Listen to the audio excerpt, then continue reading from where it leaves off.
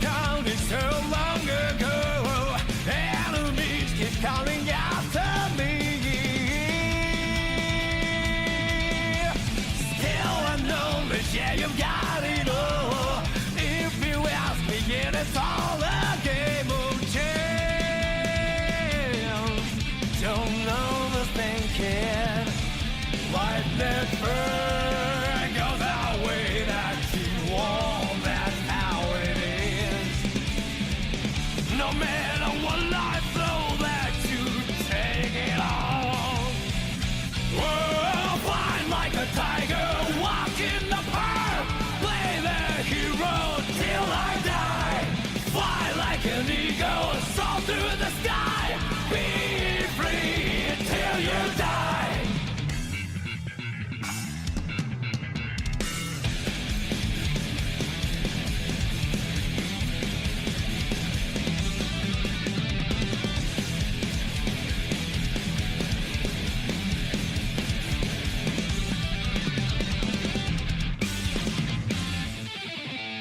I don't believe in any miracles. I risk a lot any day. Gambling's only for fools. Take nothing for granted. If you don't seize the chance, it's over for you. Life never goes the way you want. That's how it is.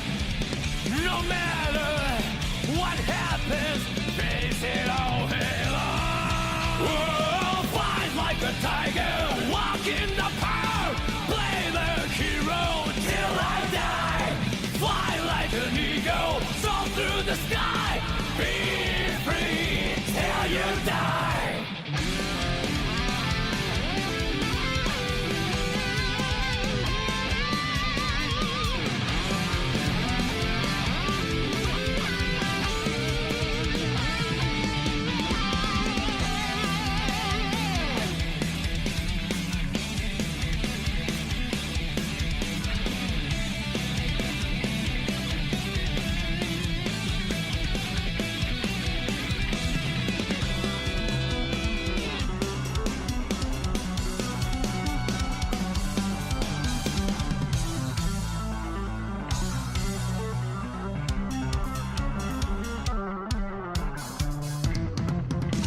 Life is a cloud, swimming against the harshest wave.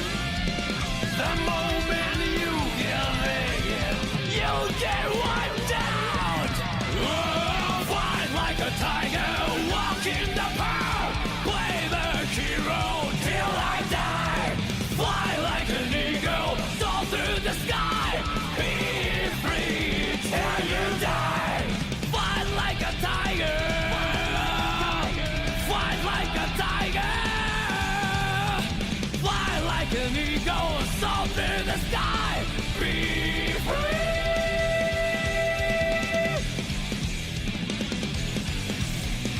till I die.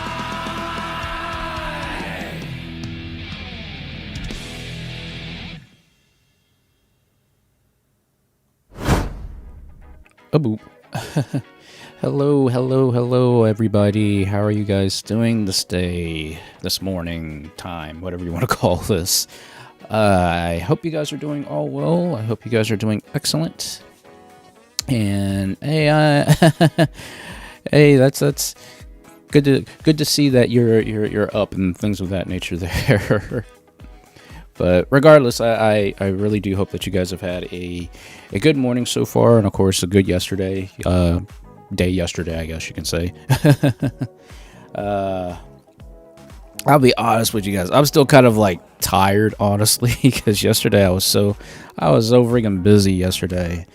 Like when I got done with the stream on Sunday, I fell asleep because I had to get up, early to go, do stuff for my mom and stuff like that. And then I wake up. One time, I actually had the alarm set for 5:30 in the morning. Woke up one time, alarm woke me up and everything like that, and I immediately went back to sleep for about an hour. My body was just like, you can't get up, you can't do this. So I was like, okay. I said, I think it was about maybe 6:30 is when I actually got up and like, oh, I gotta get all this stuff done and gotta do X, Y, and Z and things of that nature, and then managed to, get everything done that I had to do and stuff like that. And then like I was chilling and everything after I got back home, got a little bit more rest and stuff, and then the job basically calls and says I have to go in early because things started kind of happening quicker than expected. So I knew we were going to have to do extra work and things of that nature, but I just wasn't expecting it to be that same day. So yeah, after work I got home and I was wiped out, completely wiped out. So, and I'm still feeling the effects from yesterday, to be honest with you. But outside of that, I'm fine. It's just, it's just tiredness, It's like once you do X, Y, and Z, and then do a lot of other things and stuff like that. Because I think right before I went into work, I think I went and got my mom sick. She needed some, her medications and stuff like that, and a couple other things. So I did all that too. So yeah, I was busy. I was absolutely busy yesterday. So I was like, okay, you know what? Today, I think what I'm going to do today is just play some random video games just to kind of like, take a chill and stuff like that. Just to kind of like, okay, you know what? Let's actually just, take a step back from getting my butt handed to me and stuff like that. Actually, let's enjoy some like good old classic video games today. Just to say, we can reset and kind of get back into the groove of things and such. Because I can't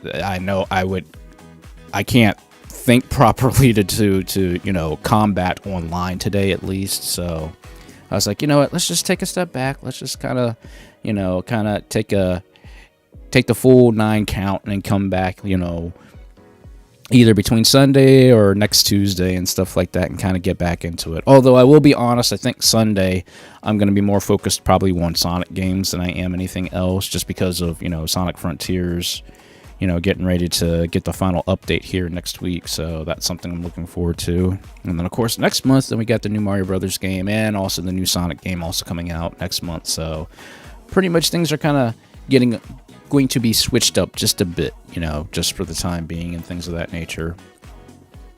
But probably like offline, I'll probably be doing practicing and stuff like that offline as far as, fighting games and stuff like that goes. So yeah, I was like, you know what?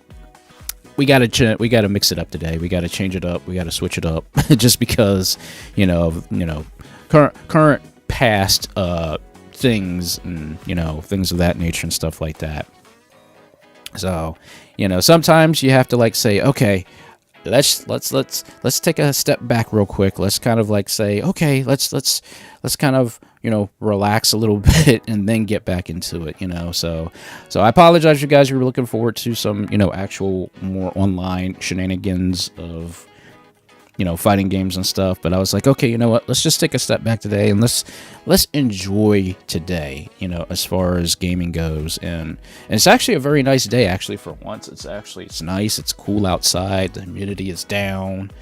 It's like only right now it's like 73 degrees in my room right now. So it's a nice cool day. No fans having to be ran. The air conditioning doesn't have to be run. Everything is just, it's a chill day. So you know what?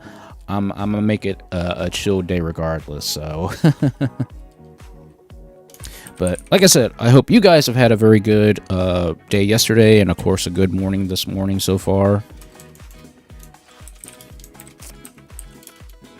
And sorry, just messaging people on Discord as usual.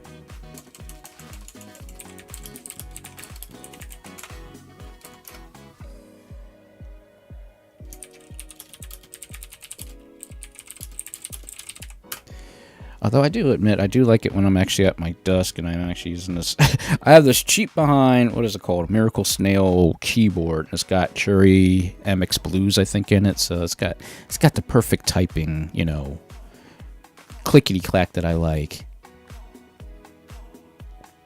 So that's actually another thing I'm going to be doing very soon, honestly, guys. Outside of, with the new house, we're still waiting for the the real estate agent to get back to us and stuff like that. But I'm gonna completely like redo my room setup and everything like that. In fact, I've already looked at getting some new equipment for basically getting a keyboard changed. I'm actually looking at going old school with the keyboard design and stuff like that, providing they still have it, because I really like that old school design keyboard. So I'm thinking about doing something like that, and then of course getting a brand new desk set up and all that other stuff. So there's a lot of different things I want to start contemplating on here in the near future, as far as my setup goes and stuff like that. Not to mention also trying to upgrade and get a better avatar and stuff like that. I mean, again, I'm using what I basically can work with, as far as like the Second Life avatar and all that stuff, which I don't mind doing this, but I know it's going to be time for an upgrade very, very soon. So but thankfully, for at least for the time being, at least with this particular program that I use, it at least allows me to do what I do now. So it's not the greatest thing, but in the regardless sense of it all, I'm just thankful that I'm able to do what I do for right now. But regardless, I am happy to know that you guys, all of you guys are so amazing and such like that. I've a lot of you guys were talking to me after the live stream on Sunday and again yesterday and stuff like that. And I really truly appreciate all you guys so much for support, and just because it's a mental thing sometimes, especially for me, and the way I grew up and things of that nature. So I tend to be very hard on myself, which I know I shouldn't be hard on myself, but I really am. I'm when it comes to certain things, or most things I should say. But it's one of those things where like I have to basically make sure I'm trying to balance things between my fun and my entertainment, but making sure I don't go overboard, indulging into one area and going to another area and stuff like that. So, but it's one step at a time, and I always have to do this thing where it's like it's just one step at a time, and that's about it, really. Actually, what else? There was something else that I had to take care of, I think, in the next couple of days too, concerning the new house and things of that nature. Because like I said, right now we're currently also in the process of just waiting for the real estate agent to get back to us. So that's the one thing I'm like, okay, what's gonna happen next? What's the next step and things of that nature? But we still got a bunch of stuff to do yet. But I've already started. I've literally start packing and stuff like that, because we don't know when things are going to start, and we just have to make sure. I think the next step, I think we actually have to get a storage unit. I think that's going to be the next step for us as far as the new house is concerned. Outside of that, I don't know if there's anything else major coming up, but I think once the check is cut for us to get our furniture and stuff like that, then we'll be doing furniture shopping next, which is probably going to be next month. I mean, I would love to see the house, here between, the last, week in November. That would be awesome if we can get the house in before winter sets in and we have a brand new house for, Christmas. That would be an amazing thing. But, right now, anything is up in the air right now. So nothing is currently set in stone, but we are already in the works of everything because we have our deposit in. So we're just currently waiting for stuff to basically just start, taking fold and things of that nature. So, but of course, whenever we do get the new house, I will be definitely, taking pictures, showing you guys what the new house is going to look like and all that stuff. And, all I could say is just, I'm excited and I'm ready for it. And I think really once we get the new house, I think my current mental state will probably improve very greatly, because this is an old house. It's an old house, but it's lived up to its name very much so. Like, a lot of family members lived here at one point, and I'm just happy to know that we're finally we're moving out of this joint and moving into something completely nice and new. And hey, I'm doing all right just outside of being tired. I'm fine. I was just a little tired. and things of that nature. But that's perfectly fine because I'll eventually get more rest tonight. I think after the live stream, I think I might have to go do something from my mom again. I think I'm not 100% sure yet. I gotta. My schedule is all jacked up at this point right now.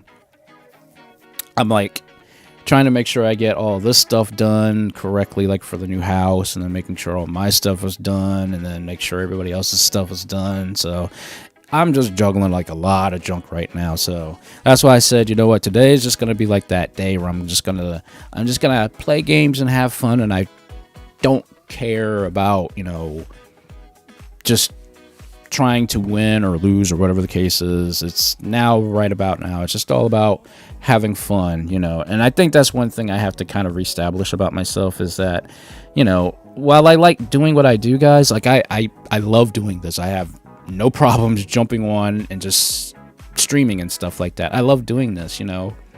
But as far as outside of the whole streaming thing, you know, I'm busy, you know, doing this and doing that for, you know, a lot of different other people and such, especially for, you know, my immediate family and things of that nature. So a lot of times I'm just kind of like spinning my wheels sometimes throughout the day because, you know, I'm like, I can't do this because I know I'm going to get called to do this. And, you know, sometimes it's just, it's very like, it's just hard sometimes, you know. So I definitely just need to start kind of like getting I gotta get my I guess not personality, but my enjoyment of things back, you know, which is why I'm glad that the arcade I've told you guys about, it's finally opening up actually this Saturday. So, and thankfully it's payday, or it's pay week, so I'll be able to actually go have some fun at the new arcade on Saturday, possibly. I also know Sam messaged me actually just yesterday. She's not here today because she's at work, but she messaged me yesterday and she said she was going to sneak up sometime and come see me, and I think we're going to probably go check out the new arcade or go do something. So it'll be nice to go just hang out with her. I mean, it'd be nice if we had the whole freaking weekend, but I can't obviously take a weekend off without, you know, proper notice for my job and things of that nature. But it'll be nice just to have her pop up, we hang out for a little bit, go do whatever, I don't know. But it'll be nice to see her in person, because I haven't seen her since, I think, what was it, last month or the month before last? I think was last time we actually got together. So yeah, that's more or less the plan, because also with this being pay week, and of course with pay week, and it's always pay week, I have a lot of stuff I have to do. So I usually go do like my errands, usually like it's either Wednesday night or Thursday morning, Friday morning sometimes, depends on how I feel. Gotta go do a lot of errand running, getting supplies, get gas, and all that other stuff that I have to usually do. And I try to do that as soon as possible, simply because of the school buses running and all that stuff. And then after that, then I actually can, you know, chill and relax, because mostly I do everything that I can. That way on Saturday and Sunday, I don't have to worry about anything. So I'm the type of person that likes to get up early and get stuff done and get things out of the way. That way I've got the rest of the day to chill and relax, and I don't have to worry about, oh, I got to go do this later on. So I'm the kind of person that gets up and does the early bird thing. That's how I've always been when it comes to, you know, life in general. So I'm like, you know, the fact that I get paid on a Wednesday, sometimes Thursday, and it's direct deposit, so all I do is just like, okay, let's go do what I gotta go do, and then I can actually go and chill and have fun and stuff like that after I get all the busy work and stuff like that done. So, but I also know I'm going to be super busy also, because I have a commission I've got to finish up. I still got to get the ASMR video done, which I do, again, apologize it's taken so long, but because of how busy I've been lately, it's been so, like, it's been one of those hair-pulling experiences where you want to get stuff done, but then you have to contend with the weather, and then, of course, you know, any outstanding things you got to take care of, errands, all that stuff. It's just, sometimes it's just hard trying to balance everything. But in the regardless sense of it all, you know, I'm thankful that you guys are being so patient with me with this stuff, because I also want to work on offline content too. But it, again, just being busy and stuff like that, and you know, trying to get things done within a certain amount of time frames, because you know, from the time I wake up, I'm like, okay, I gotta get this done, and then before I know it, it's time to go do lunch, and so I gotta go get lunch for everybody, and then after I get done with lunch and I get back home, then I can try to work on something that's personal, and then I gotta go to work, and then when I get home from work, I'm usually like, okay, I just want to chill and I want to relax and detox for the day. And before I know it, I'm knocked out, because I'm the type of person that gets just like, I fall asleep, and I know this has happened, I don't know how many times to, if you guys are ever talking to me and I just fall asleep in the middle of a conversation, that's because my body just breaks down and just says, that's it, you're knocked out, you need sleep. And that's how my body works. Like, if I'm that tired, my body just breaks down to the point where I don't even realize I've fallen asleep, you know. And that's probably one thing that irritates me the most about my body, is because like I'm so active and I'm so busy that when it's time for me to sleep, I don't get a choice. My body just goes to sleep. I don't realize that I've fallen asleep until I wake up the next day and like, oh crap, I cannot believe I fell asleep in the middle of the conversation, because that's happened to me I don't know how many times, guys. So if that ever does happen, I do apologize for that, because it's just something I can't help. My body just naturally does that. And of course, I'm the kind of person that when I'm knocked out, I am out cold. I don't wake up unless I am woken up for something like crazy or something wild's going on or something like that. But I'm just that type of person that's just, I'm like, not trying to speak anything over myself, but I literally am like dead to the world when I fall asleep. Like, nothing wakes me up. And like I said, unless I'm like you know, actually physically like shaken or something like that to like be woken up. I'm really like that type of person. It's just like, when I'm out cold. And I usually don't take naps throughout the day. I'm not a nap person. I really am not. Like, the only time I actually really nap is like if I know, like, I know yesterday I took a nap, and I usually don't do that, but that's because of just how tired I was yesterday. And I'm like, oh my gosh, and that irritates me too. When I take a nap, I'm like, man, that could be time for something else. I could be doing, you know, something else more, you know, important, or something that's more, you know, I guess it's just like, for me, I don't like wasting time when it comes to certain things. And I know when you fall asleep, you could waste so much time when you fall asleep and not realize it. But then my body also knows you need sleep. If you don't get sleep, you're not going to be able to do X, Y, and Z. So I don't know. My body is just weird, just being a weird muscle tiger in front of you that can do all kinds of crazy, weird things. And, you know, I'm just here just to, you know what, be entertaining and just have fun, you know, especially today. Today it's all about just having fun and just kind of like getting back into the set of like, why does gaming make me happy, you know? Instead of being this thing of like, it's like that like banging head sort of thing. Like, no, I'm here to have fun with gaming. Gaming has always been fun for me. It's always been something that I can have fun with, be entertaining with, and, you know, that's why I play a lot of old school games. You know, like, I do, like, you know, obviously I play, you know, a lot of new school games and stuff like that, but there's just something about going back to the old school days of gaming and enjoying those days back in old school, you know, old school times, you know.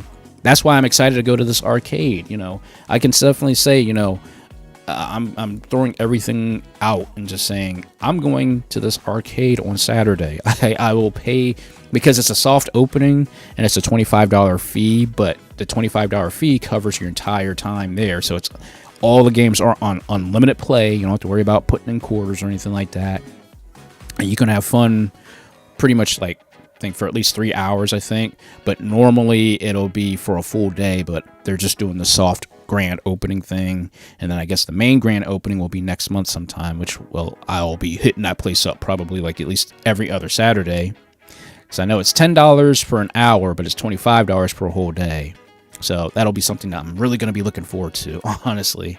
And I will also be taking pictures of the arcade just to show you guys, you know, this is where I go or where I used to go at, because they moved. They actually moved from another building, so I'm really excited to see a lot of the old school arcade games that they're going to have hooked up again and things of that nature. So yeah, I'm excited. I'm really looking forward to this.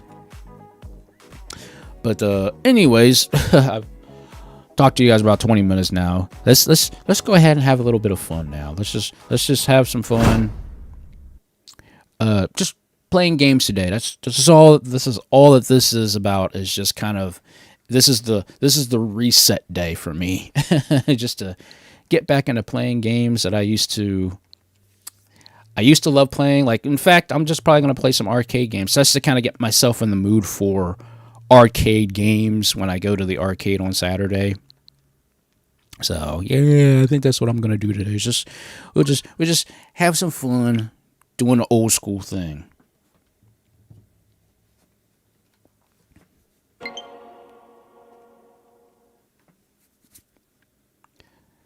And I have a ton of games. That's why I brought up the Switch, because I was like, okay, because the Switch is basically my old school retro system, honestly.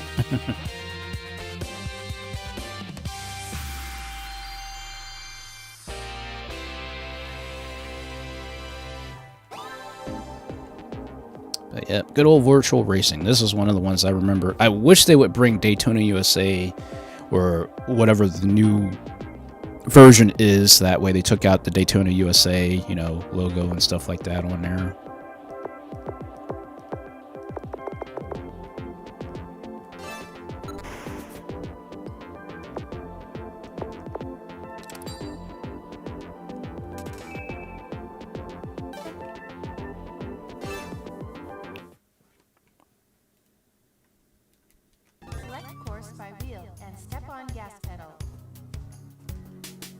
Alright, let's see how good I can do today.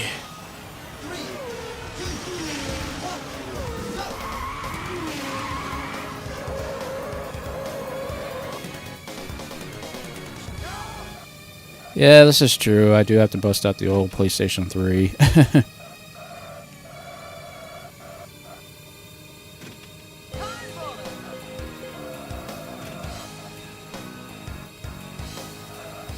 Of course, I do remember with virtual racing, more or less, it's a rarity for me to ever hit the brake. So, like, I'm usually just coming off the gas rather than just braking.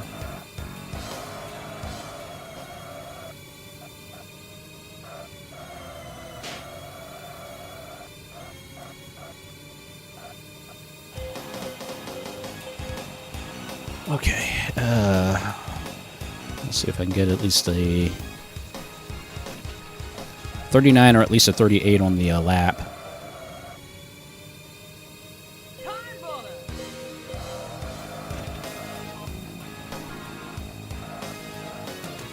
And it's pretty crazy to just remember how this game was, like, before Daytona USA. This was, Sega's first attempt at a racing game in 3D, which was pretty crazy back then.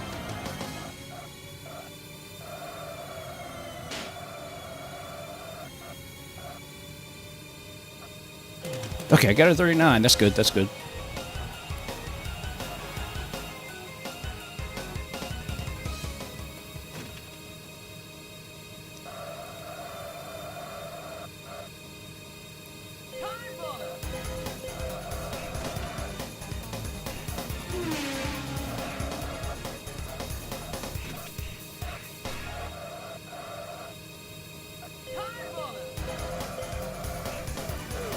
Dang. Holy crap. I passed both second and first place all at once. That was pretty cool.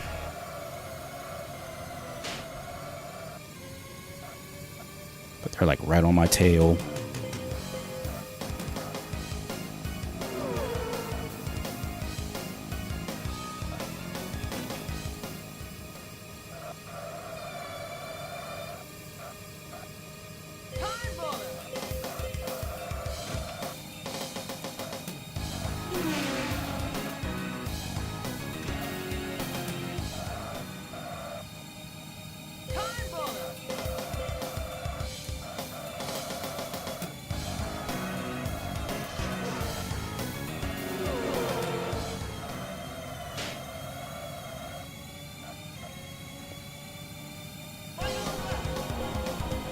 Yeah, another 39. I'll take it. I'll take it.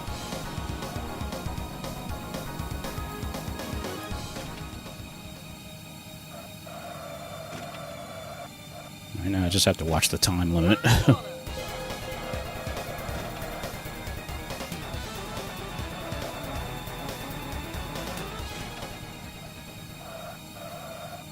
Alright, last checkpoint.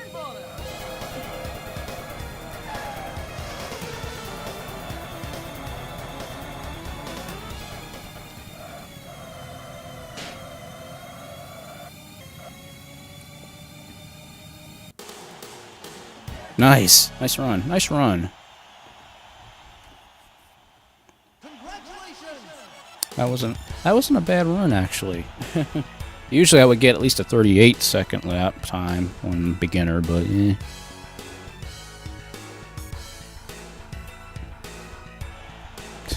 You gotta love how the old school polygon characters were back then.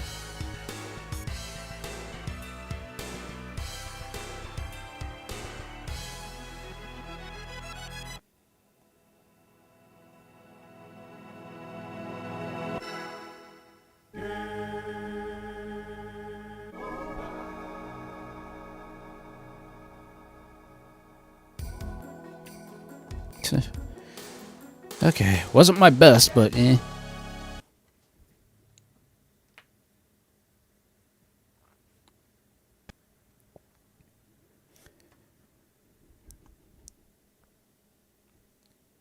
Yeah, 316 will be my my next my next time to try to beat, man. At least on beginner, but anyway, like I said, all I'm doing right now is I'm just going to be playing random games just to kind of like do warm-ups and stuff like that, so. But let's play some Space Harrier now. It's been a while. This has been a while since I've actually played this. I just recently got back into playing it just a little bit.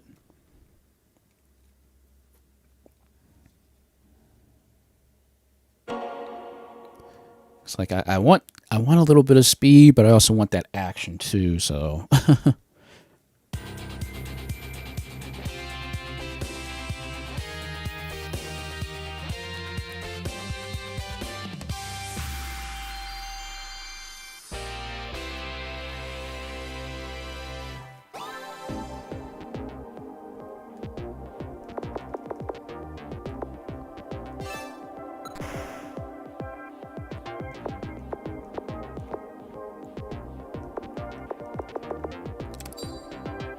Oh, that's right, because I have the one setting.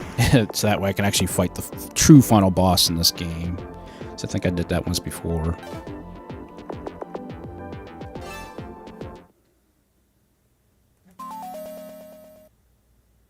Welcome to the family. Get ready.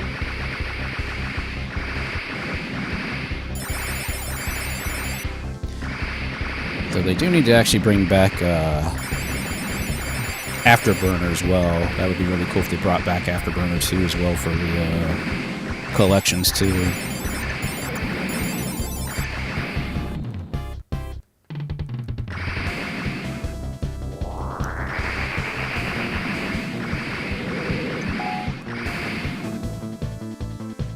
But I remember also when this came out for the Dreamcast, part of the Shenmue game, where it had both Hang On and Space Harrier. I was playing Space Harrier constantly once I bought it through the shop.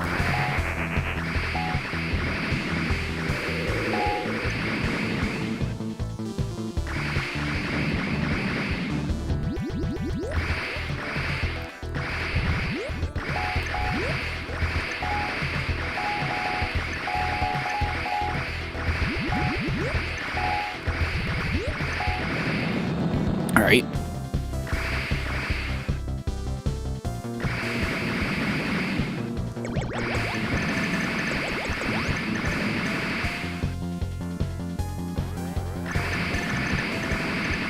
It was crazy back then when you were playing Space Harrier. You actually had to use that arcade joystick for it, so you could never center yourself correctly.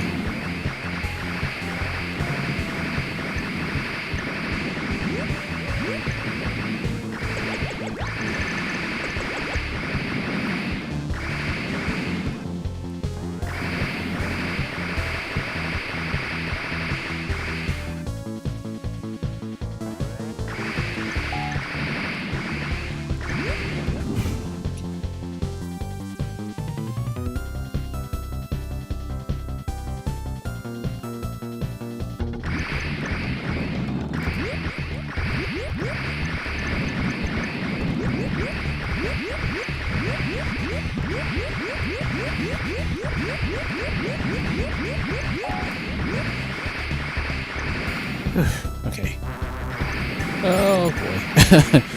It's just gonna start speeding up. Every stage it slowly speeds up.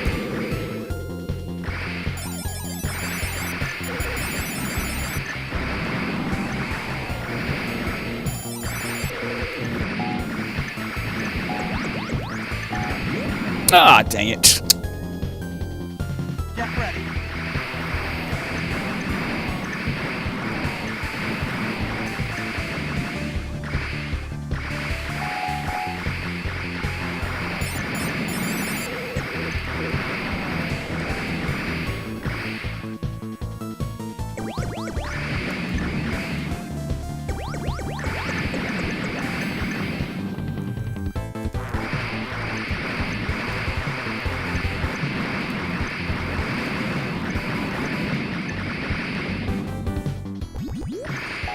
The two-headed one.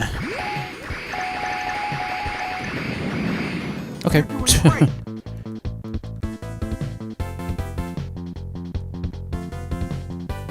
Oh yeah, the stupid polygon looking things.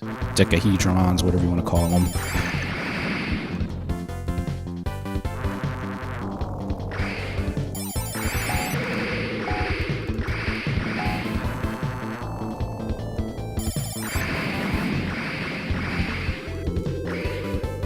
And then I think the robots.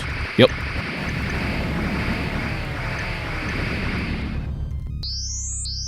You're doing great. Alright, bonus stage. Alright. Time to kill some trees, some plants, and everything else.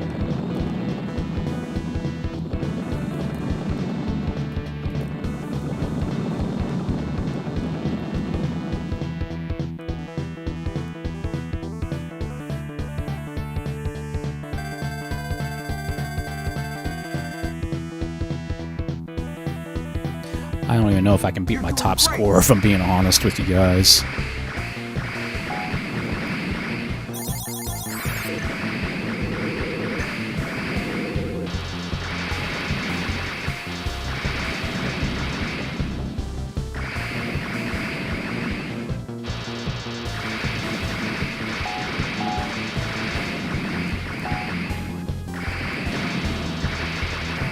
Ah, shoot, dang it. Oh, did not see that shot coming at me.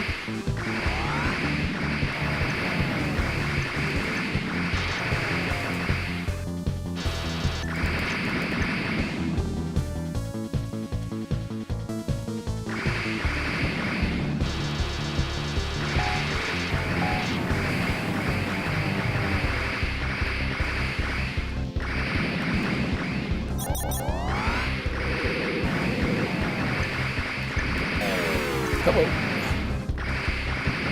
Forgot about those different color ones. Oh boy. Oh jeez. You're doing great. I totally forgot about those different color robots or hyper robots, so they go faster and crazier than the others.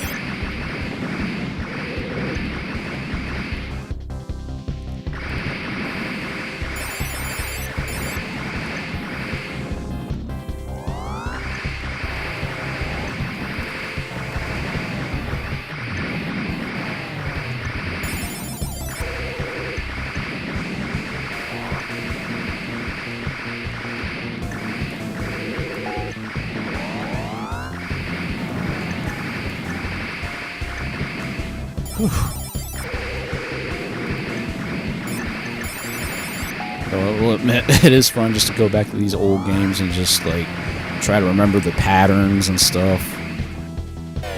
Hello. Dang it. Get ready.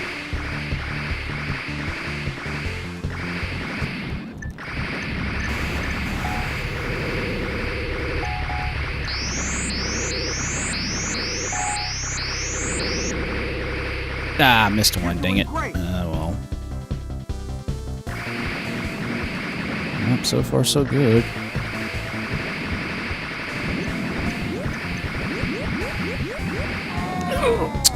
Really? The tree got me, of all things.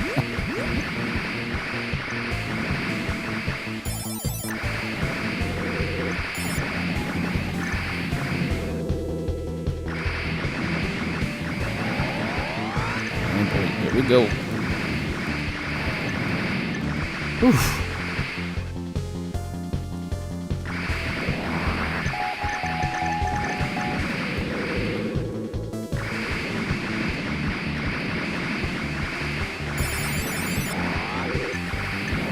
Jeez.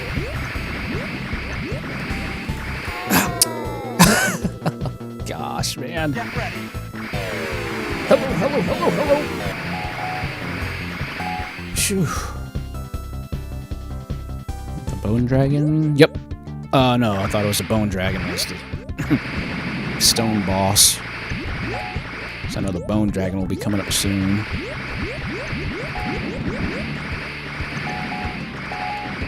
You're doing great. Okay. There we go again.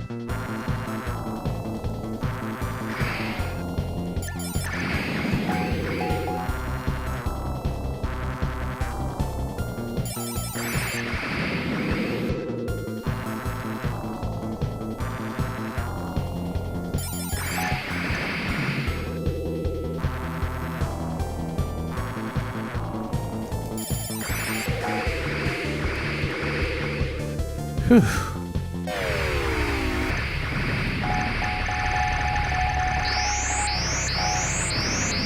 Oh, jeez. You're doing great.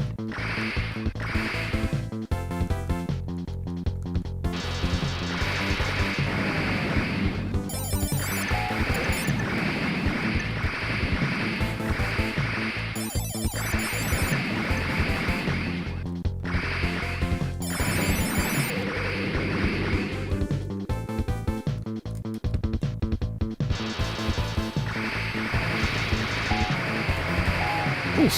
Oh, that was close.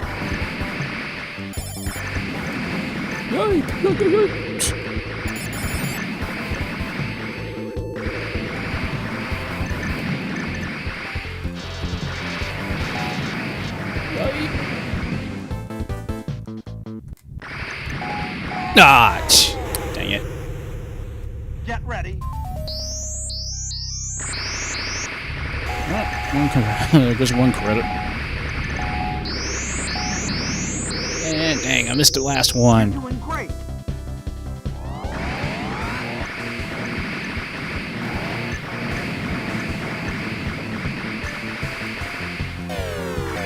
Yep.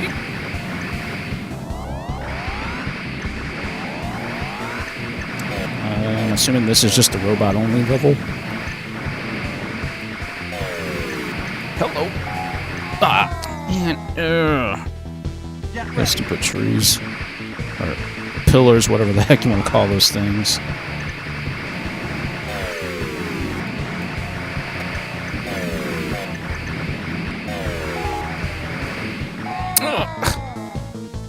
Dodge everything and I get hit with a rock. Yeah, that's perfect. Yipe.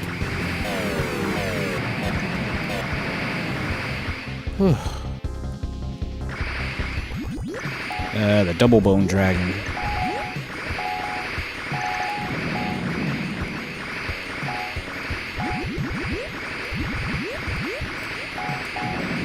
You're doing great.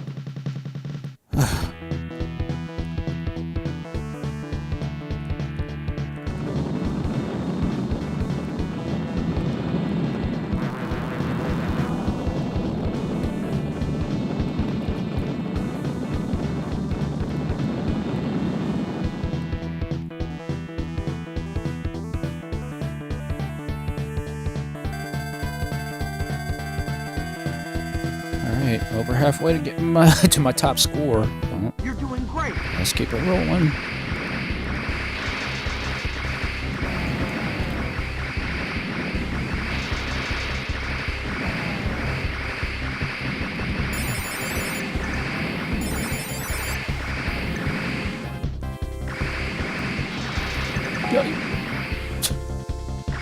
I'm like doing this thing where I'm like dodging at the same time in my seat.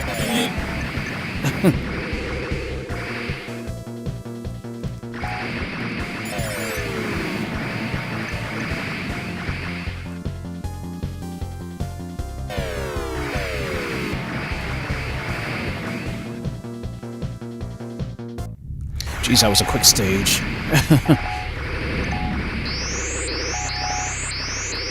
Dang, missed it again. Always missing that last boss. Oh boy. This is gonna get crazy fast now.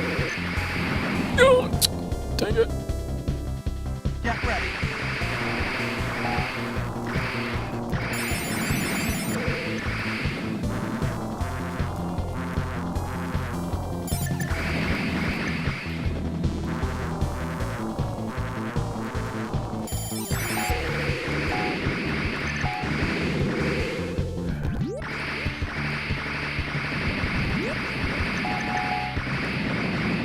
You're doing great. It's like I was literally holding my breath there for a second through that stage.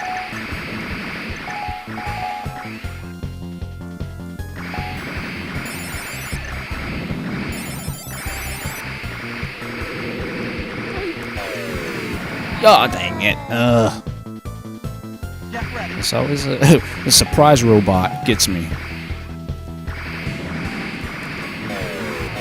See?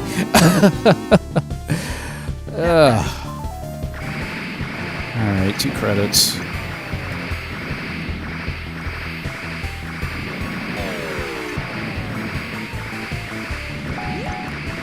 Oh! Don't ask me how he still got tagged by that thing. Oh, come on! Really?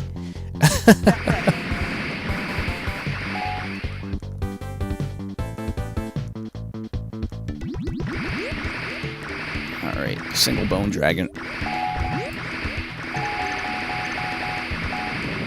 Okay.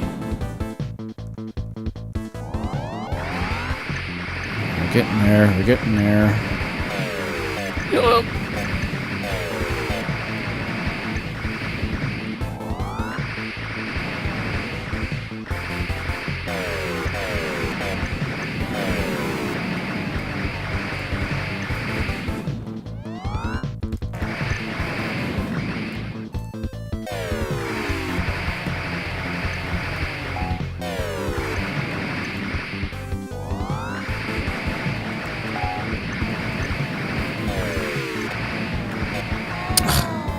Jeez.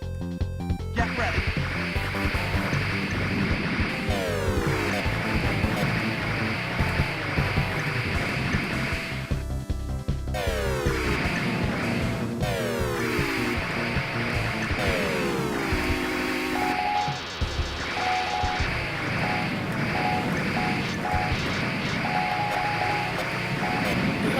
Holy crap.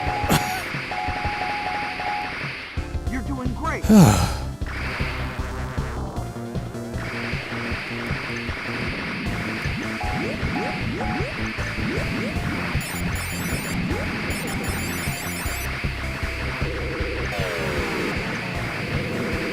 the game has basically stopped pulling punches now. Get ready.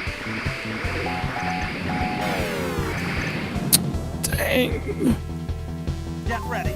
It's alright, I'm still good, still good, still good.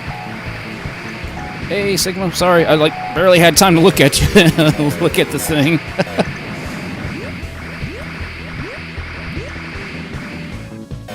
Hello.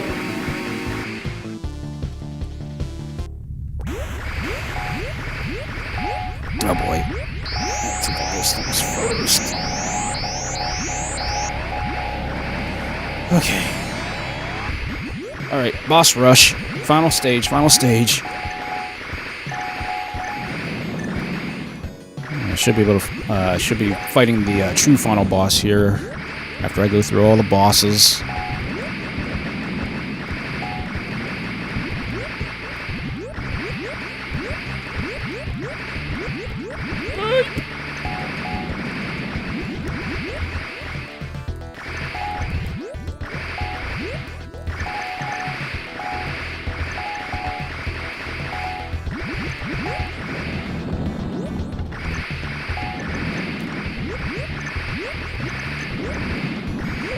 Jeez.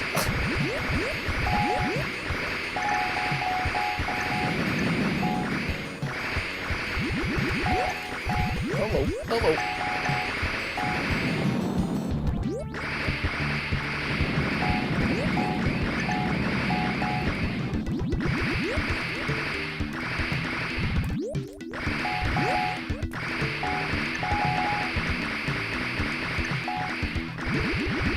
That's understandable, buddy.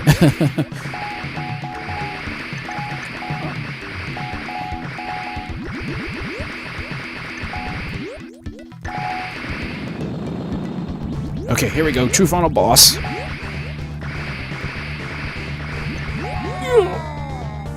Yeah, this is gonna get crazy. If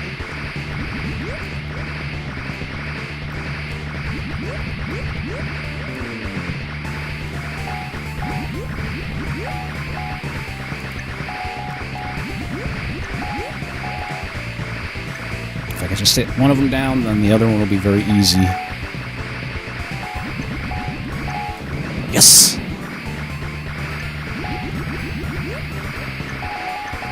Yes! Oh, wow, that was quick.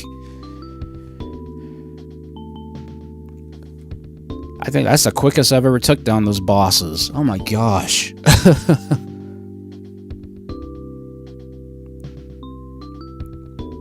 And nope, I wasn't close enough to my old high score, dang it.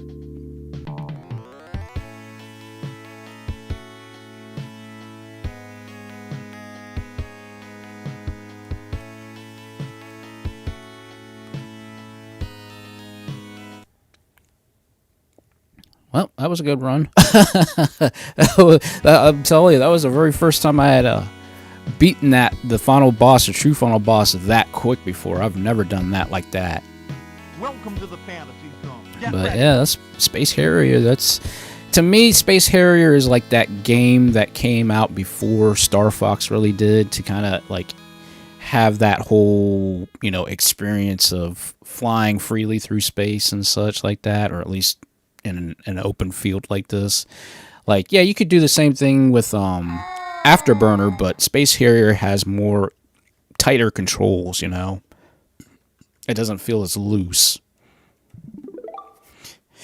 But since I didn't get the high score, I wanted to go for see if I could beat my old high score, but obviously that was not going to happen.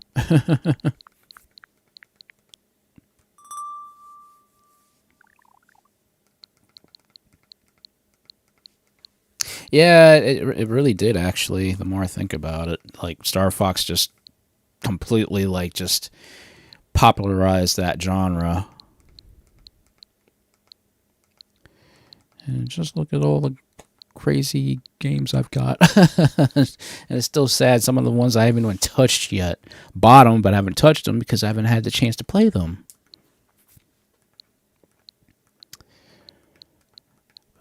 Let's see.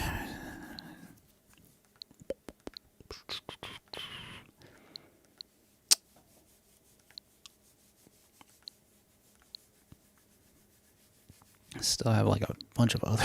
It's like, this is ridiculous how many freaking games I really have. But I said we were doing arcade games, so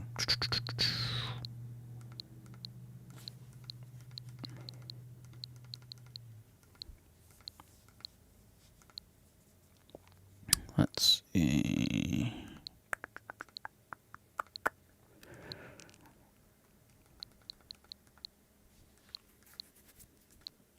Ouch.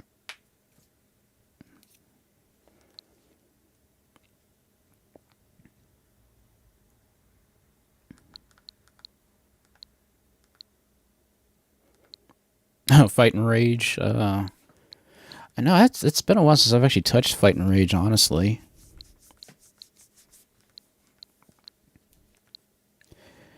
Might have to play. I might do that for a specific stream because I feel like I definitely know I need to practice a little bit because I have to remember some of the moves. Because I always used Gal. Gal was always my favorite. And like I have to like remember her two special inputs. But yeah, I definitely might do that like on a later. I might do that maybe next Tuesday, maybe.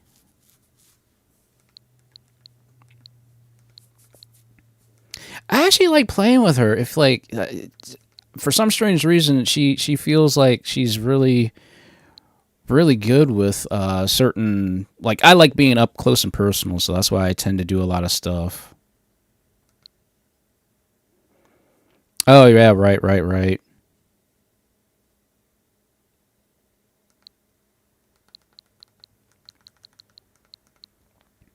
Oh, yeah, that I didn't know. I didn't actually did not know that.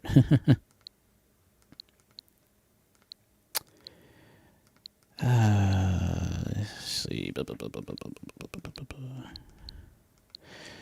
You know what? I think I'm going to. Let me see. I think there was that one game I wanted to play this one game and hadn't had a chance to play it in like quite some time. Because then, like, I know with a lot of these old school arcade games, you guys might end up getting bored with some of them, but like those were my childhood, you know, playing these old games and stuff like that. But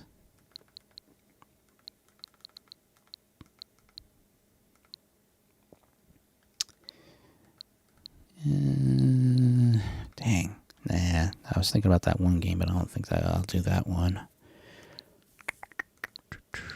There was one game. There was another game I was thinking of too, but I can't quite remember what I wanted to do with that one. But you know what? Let's go to the Namco Museum. That hurt. I hit my hand against a freaking desk.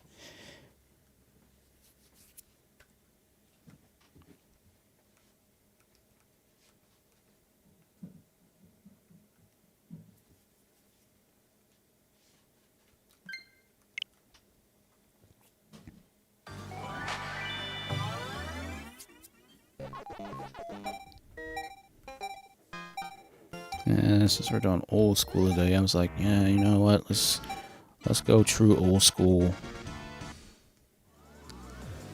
And yeah, you know what? Let's do Rolling Thunder 2. Because why not? I know I played Rolling Thunder 3 and didn't finish it for obvious reasons, but I will definitely be coming back to that.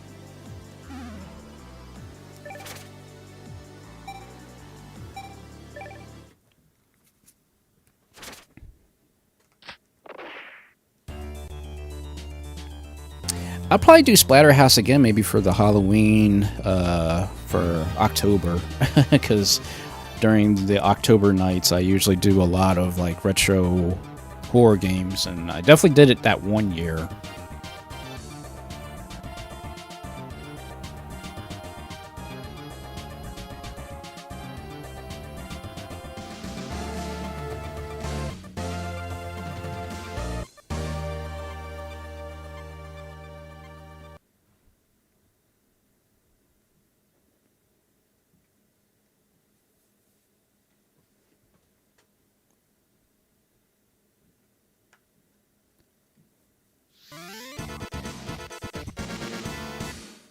Shoot, that's right. I gotta change the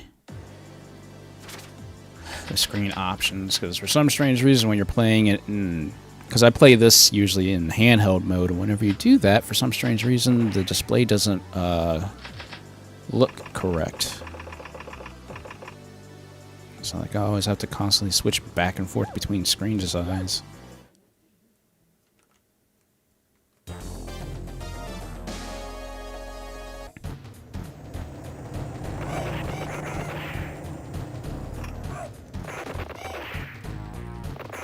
Although I do one thing about Rolling Thunder is I have to keep an eye on my ammo count, because unlike you know, Contra and other games, you have an ammo count.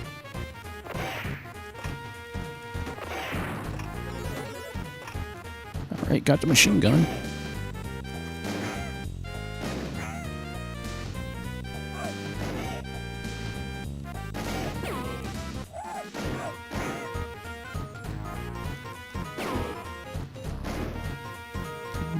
I saw you.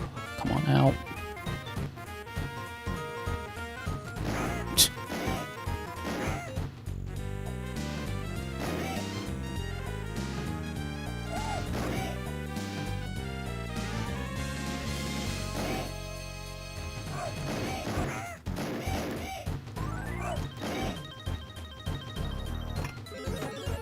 Alright, got some standard bullets.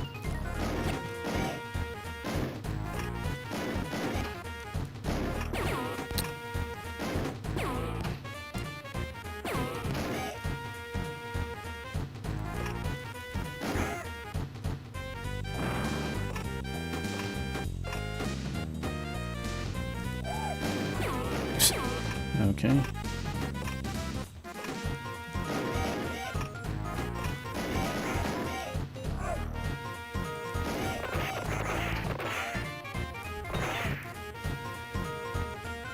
Jeez.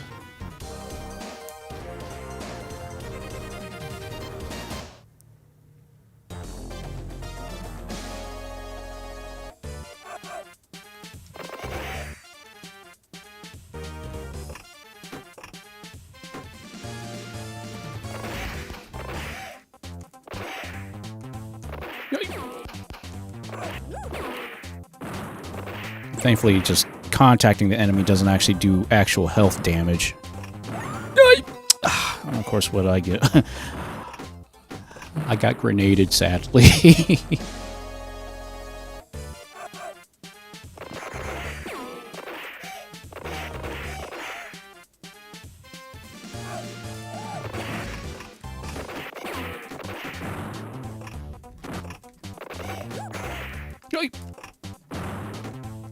Yeah, grenades, when they fall out of the enemy's hands, they'll go anywhere.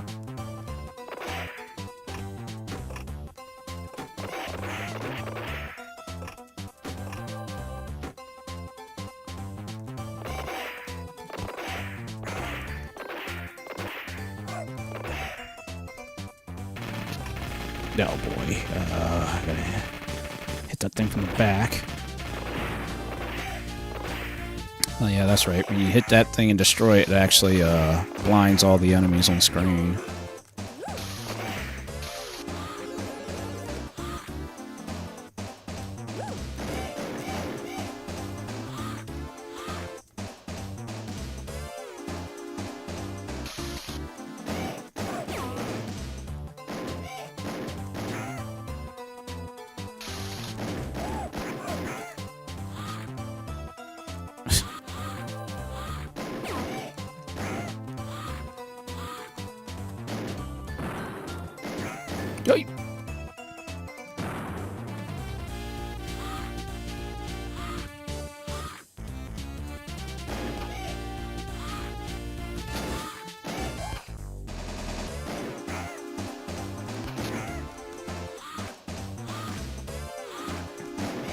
See, sometimes you might get lucky going in one door, and you might get either extra life or an extra bar of health.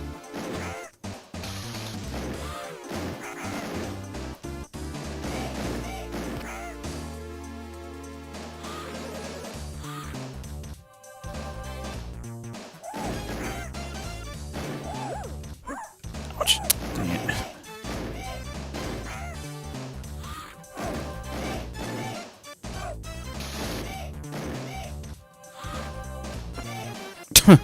Okay, moron, go ahead and blow up your own enemy. Or your your teammate, or whatever you want to call him.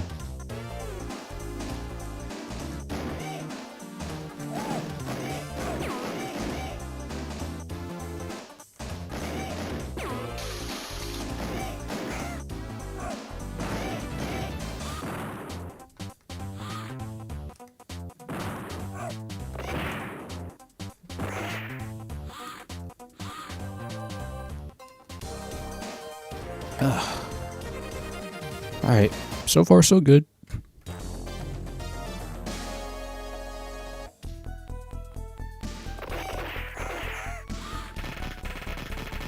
Oh, that thing's back.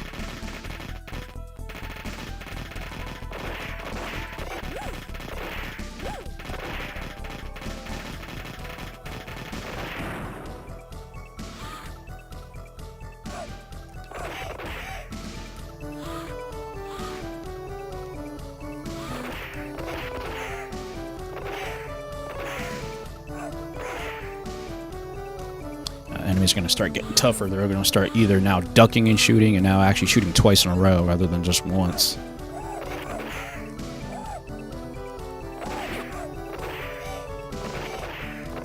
Yep, just like that.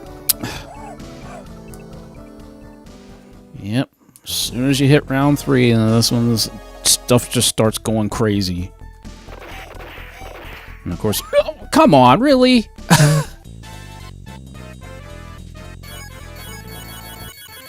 Just give me 10 credits, please.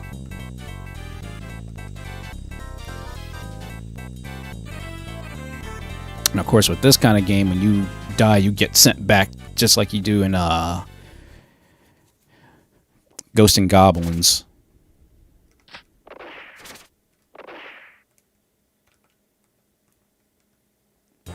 Oh shoot, that's right. Oh, I totally forgot too. In this game, if you do lose all of your credits too, it'll actually send you all the way back to the beginning of the game.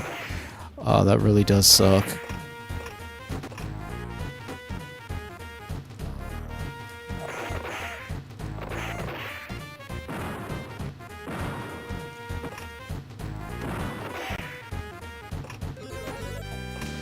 So, like, you literally have to play, like, super smart with this game.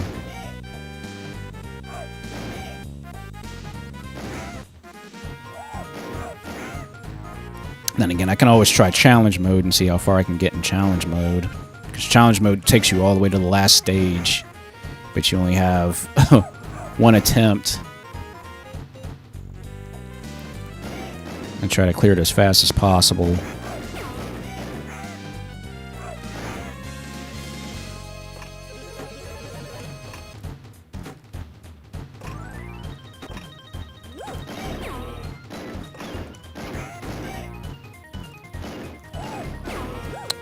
Dang it.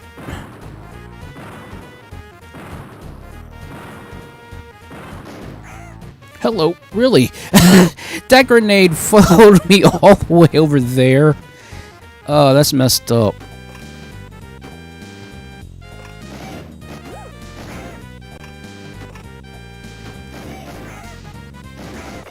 Oh crap, I gotta...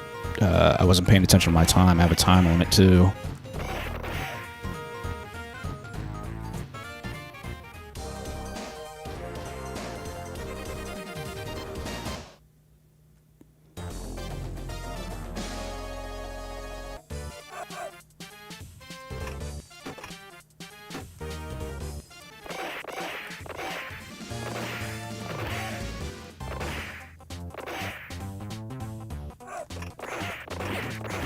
No, you don't.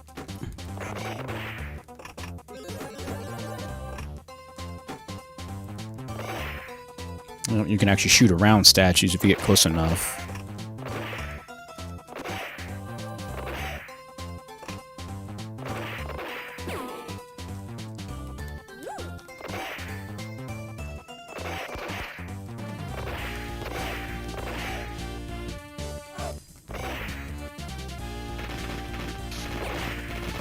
Yes.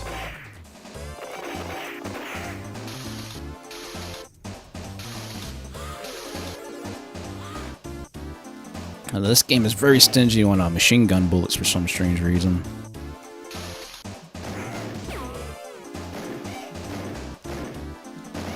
Hello. That grenade went nuts.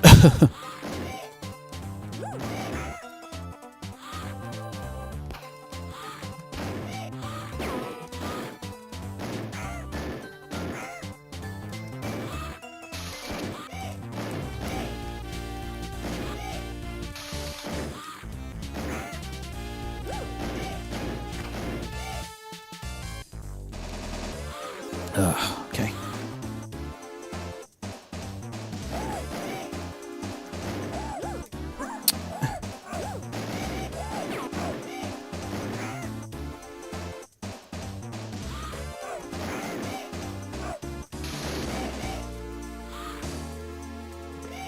Thank you.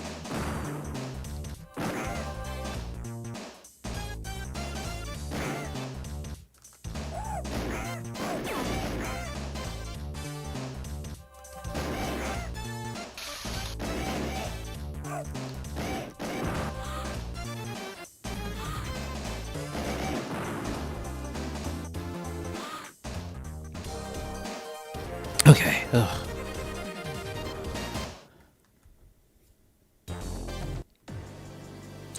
Okay. You know what?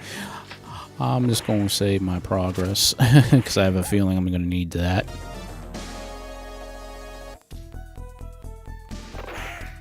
And it just sucks you lose your... you lose all your bullets and everything like that when you go to a new stage. That's like the only thing that sucks about this game. But then again, this is an arcade game. This was meant to take your quarters.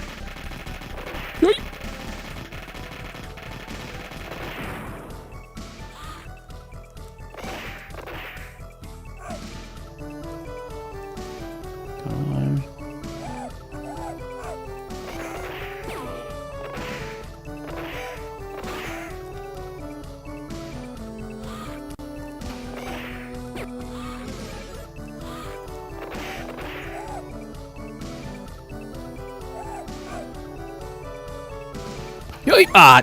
I knew that was gonna happen. Pop out and start shooting. Like, as soon as they come on screen, they'll start doing that every single time.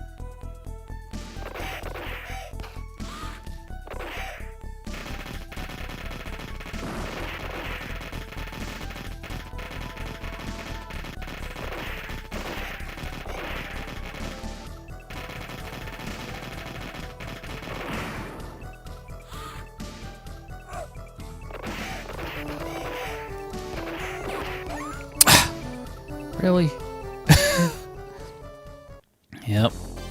Always. Stage 3 always does this.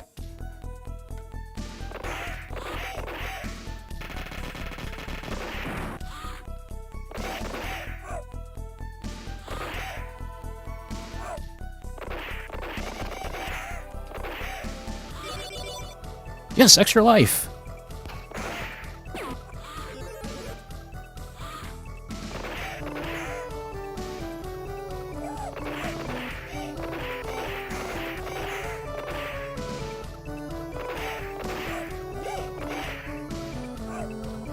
Let's say I really could use a machine gun right now. Very generous, 100 machine gun bullets.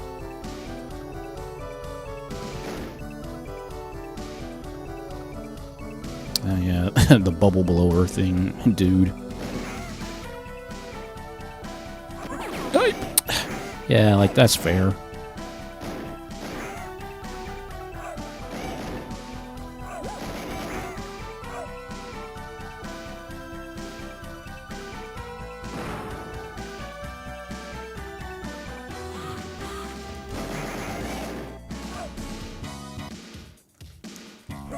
Oh, really? I was trying to go up into the door and wouldn't let me open the door. Oh, that's great. Well, at least let's put me back right there where the machine gun was, so that's good.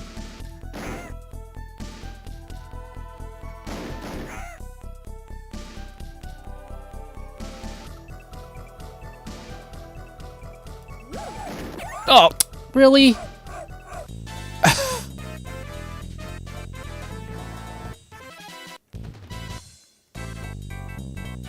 Yeah, that's really fair.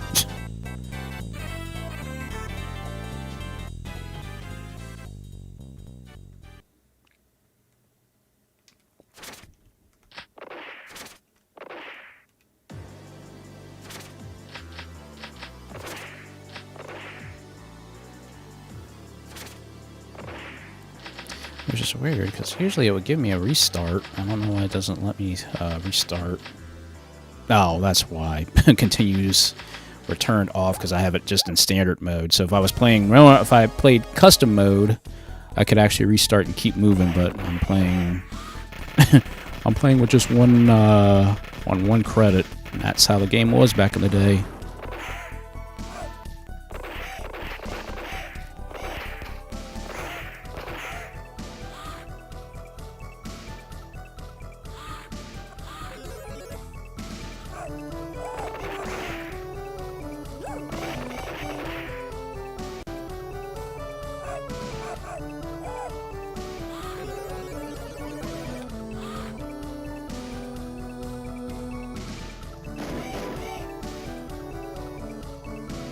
I think with these stupid maskers, they don't turn around very quickly.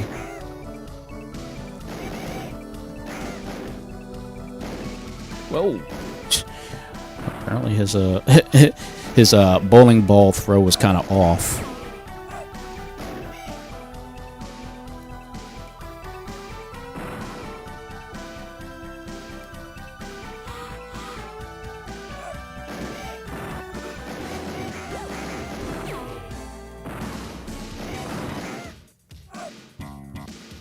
Yeah, that's weird. They won't. Those doors won't open. That's very weird. Extra life, thank you.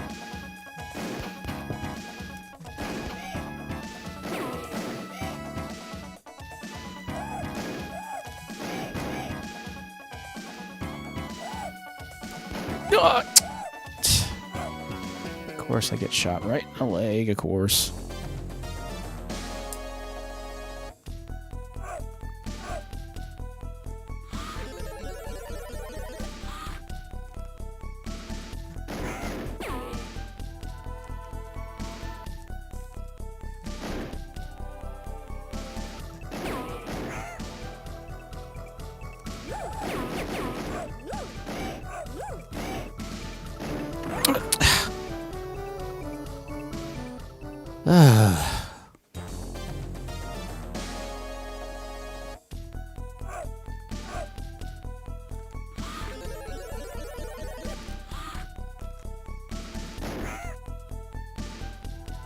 And it sucks you can't jump and shoot at the same time. That's the one thing that does suck about this version of Rolling Thunder.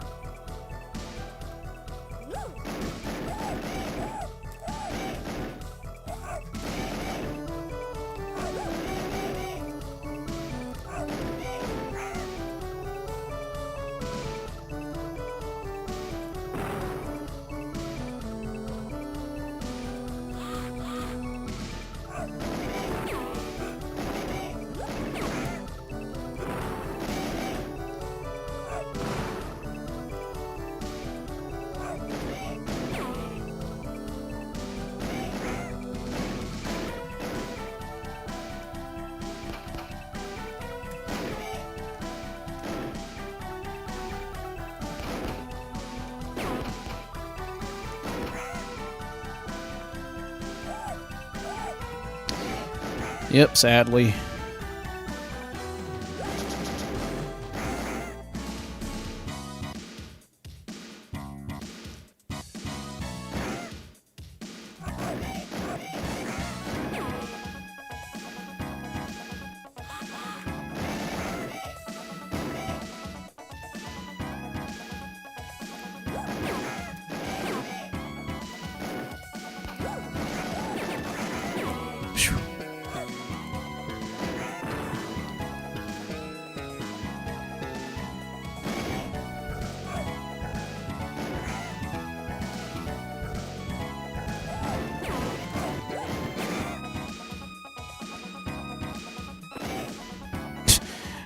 Thank you for killing your teammate again.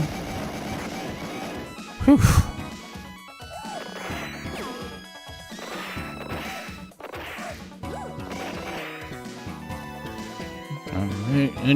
Any bullets at this point is going to help me.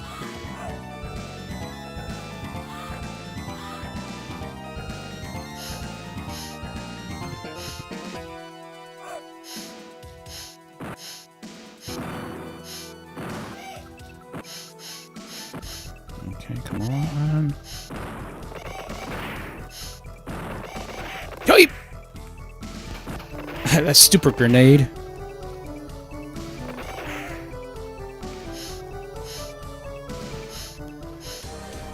All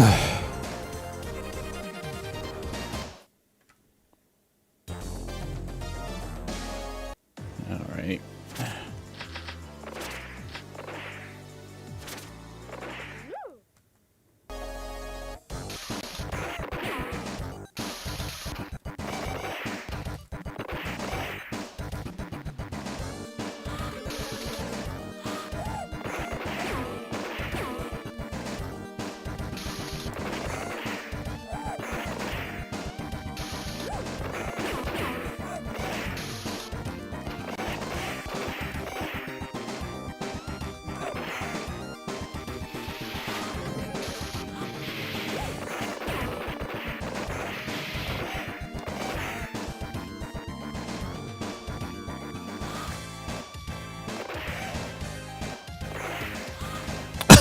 Yeah, right, exactly.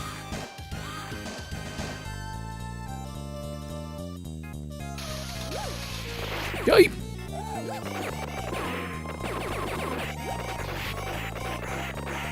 Whew.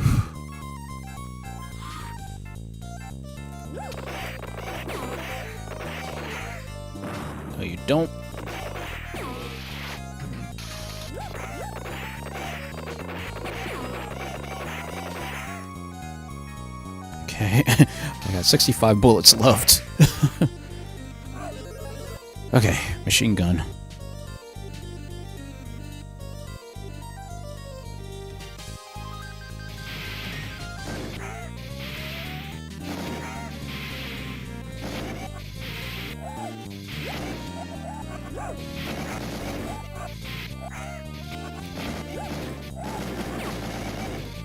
Sheesh. Okay, basically this section I just need to keep moving because they're just going to keep generating.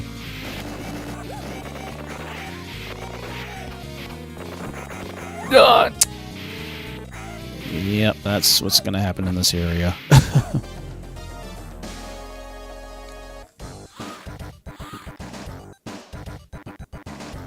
Made it to the checkpoint at least.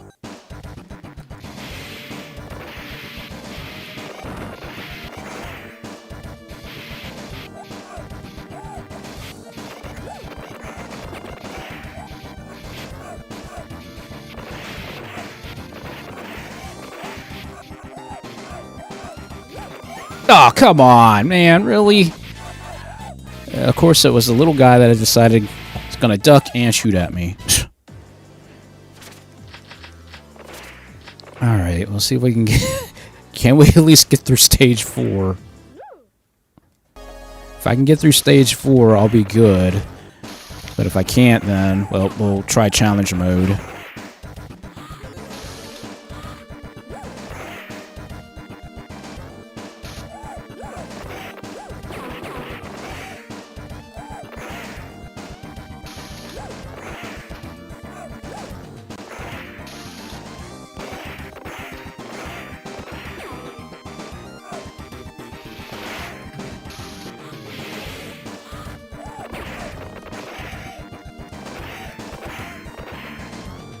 Probably the best rule of thumb about this game is you don't have to kill every single enemy to progress on. You literally can skip enemies.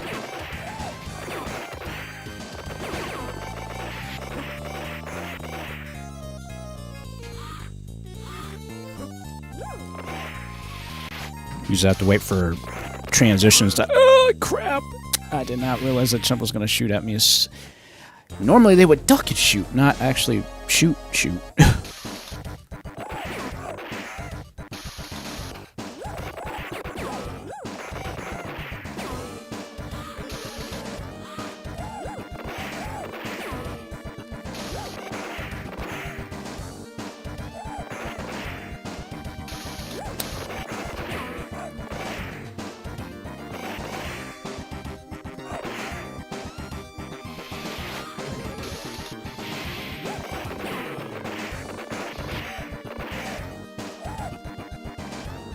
See, that's the only reason why you don't have to really focus on trying to kill every single enemy, because sometimes they'll just walk right off screen.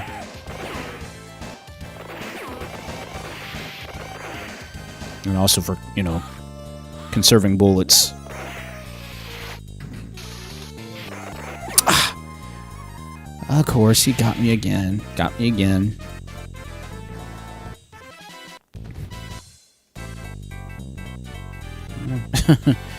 I guess I'll beat my old high score. I guess that's something.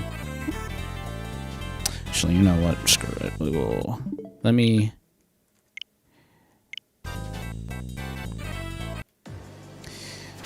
Let's go right to, Let's do challenge mode. I'd rather try challenge mode.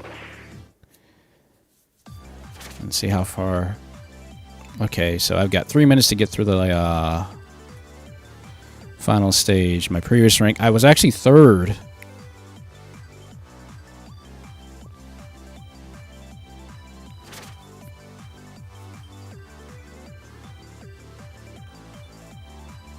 Oh, so I do have infinite lives. But the only thing is, whenever you die, you'll get sent back to the checkpoint area. But you only have 3 minutes to do this. Well, wish me luck.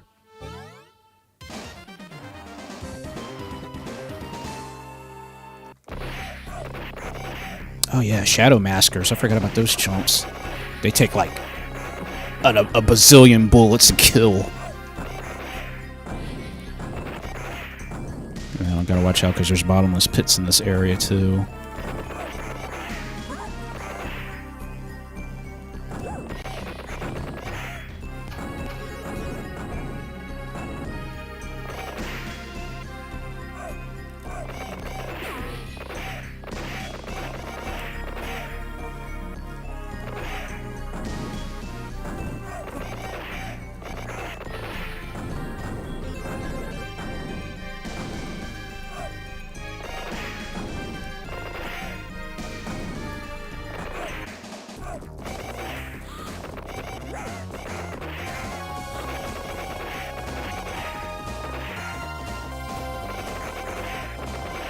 Phew.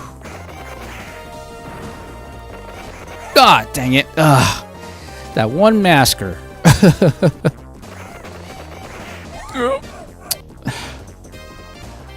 Thankfully, the game is actually very generous. Until you get to the boss. Once you get to the boss and you die at the boss, then it will send you back to the checkpoint area.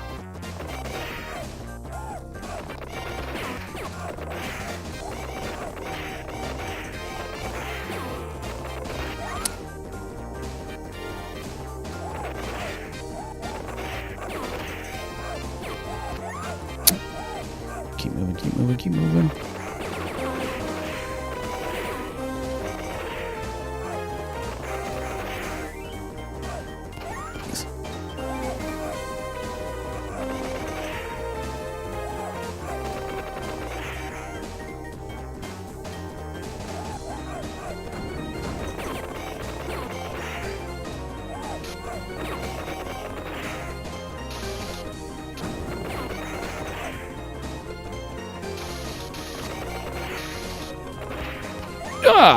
Dang it. Yep, that sends you all the way back. Once you reach that area, it'll send you all the way back.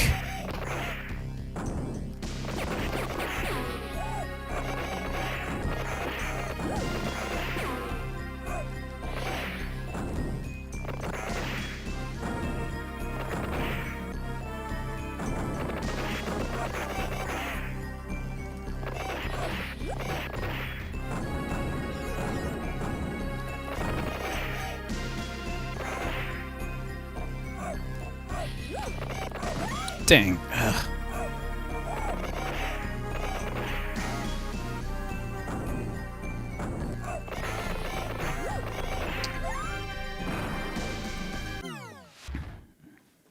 Oh.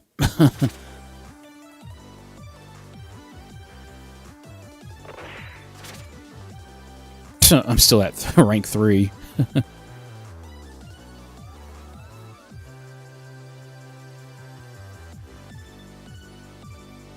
That's yeah. That makes you wonder the how the economy is going now with all the changes to like even Dollar Tree. But I'm assuming also Dollar Tree is also getting better products too, if that's the case. But then again, they might be competing with Five Below too.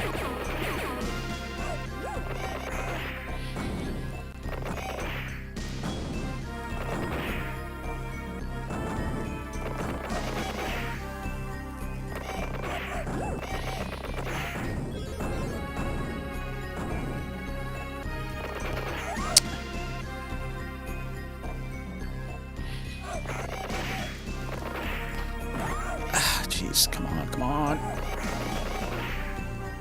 Yoy! Stupid grenades.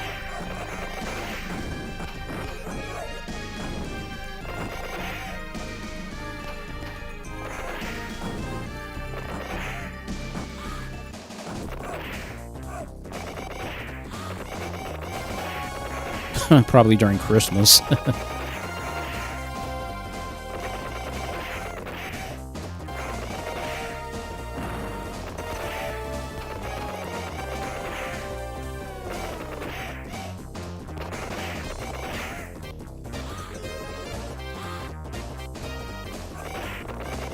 Hello, all these shadow maskers. God.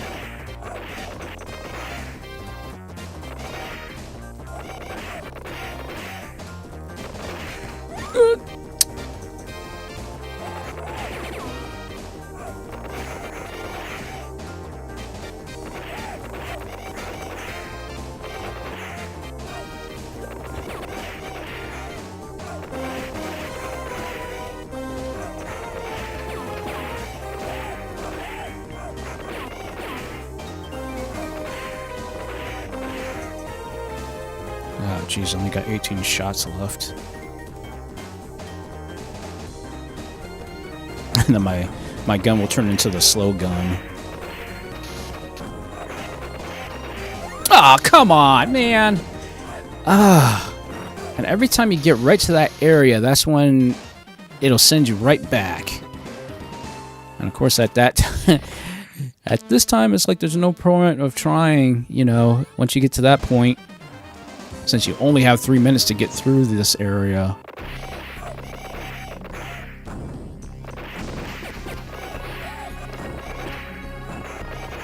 God, oh, those stupid shadow maskers! I can't stand those chumps. They basically take 10 bullets to kill.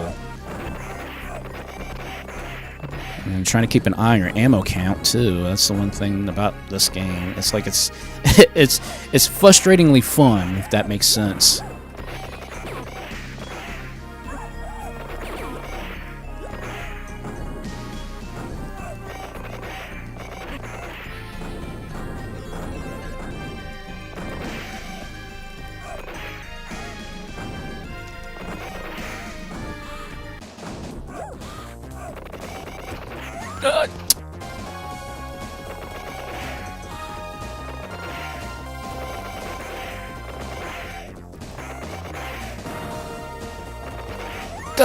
Come on. I mean, thankfully I have infinite lives, but still.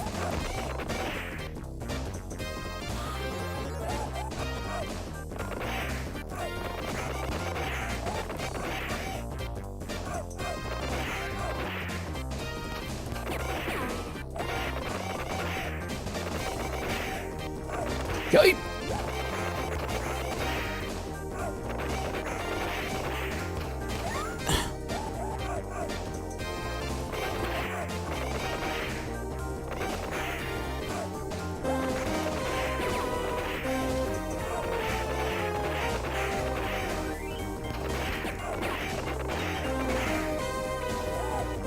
Okay.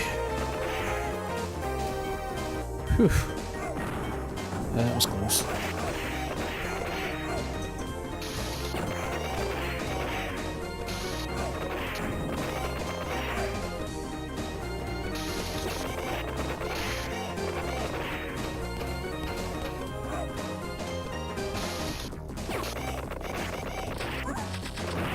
Ah, crap. Oh, I was so close. I ran out of bullets. Every time you run out of bullets, you switch to your super slow bullet gun. All right, one last shot. Give me one. Let me do one more shot. One more shot, guys. I can do this.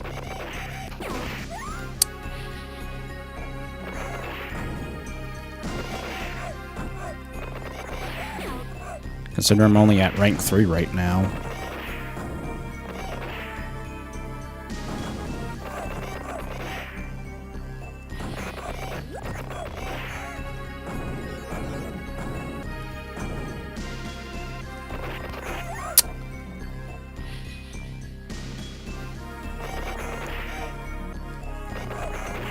It just sucks. Once you get to that part and you die, there's no way in the world you can make it back in time to kill that kill the final boss, of course.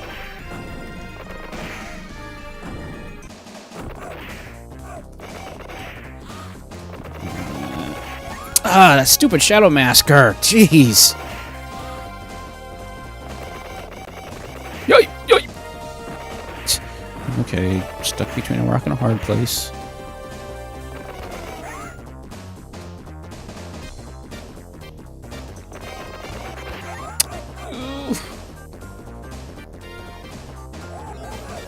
It's like at this point, like, you can make as many mistakes as you want, but then once you make it to the elevator part, then that's when you can't make a single mistake.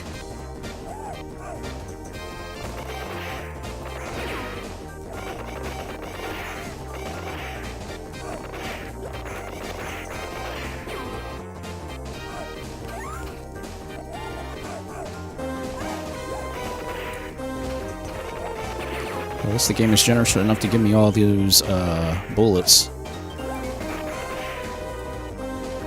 Alright, now I'll take the death now.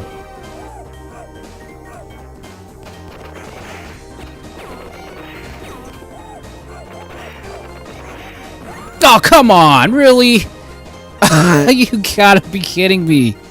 That jumped through the grenade at me as I killed him. That's perfect. Yeah, that's that's challenge mode. That's challenge mode, guys. That's wow. I do wish that they had that same features they did in Rolling Thunder 3, where you can actually use a knife, or you have a secondary weapon that you can actually use at any time you want. You're not just limited to just using your standard, pistol. You can actually either use your special weapon, or if you don't have a special weapon, you can actually use a knife, which actually does, I think, 3 times more damage than a normal weapon does. So, but yeah, that's old school gaming for you right there, guys. Like, I wanted to try my best at that, and it just didn't go as planned. But that's fine.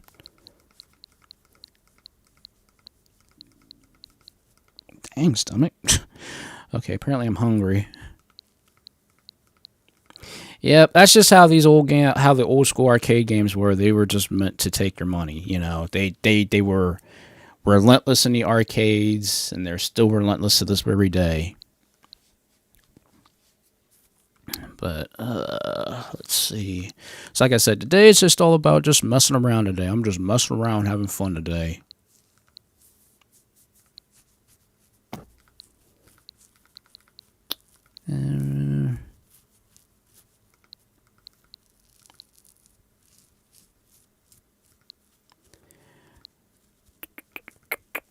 Like I said, I just have so many games. I have so many games.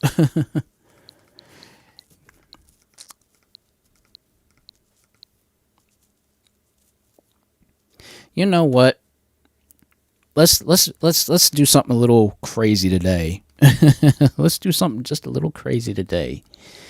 Let's play the original arcade version of Ninja Gaiden again. It's been forever, but you know what? I feel like I'm in that mood today to attempt to beat this game.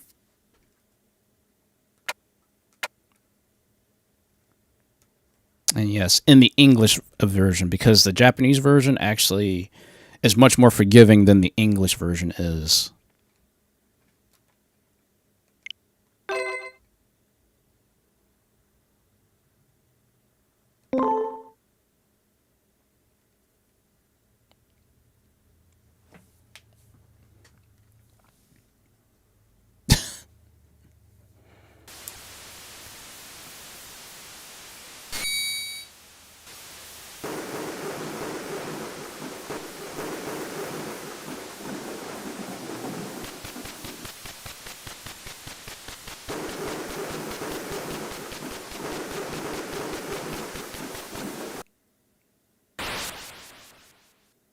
Yeah.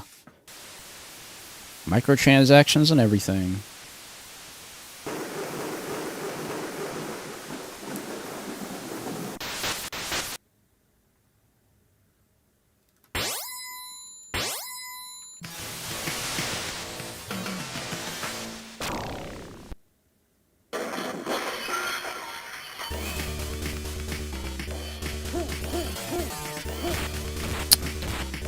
Okay, yeah.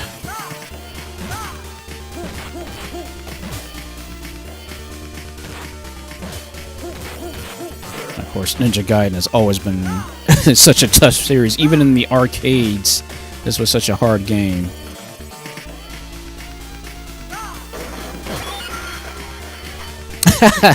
Yeah. Well, with this game in particular, you're just throwing enemies into things to get items and stuff.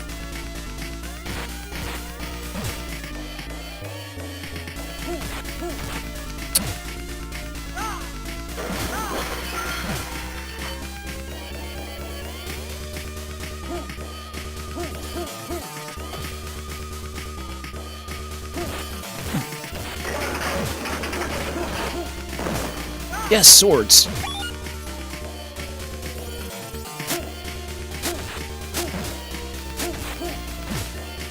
Of course, swords are on a timer, so I can't be stingy with the swords.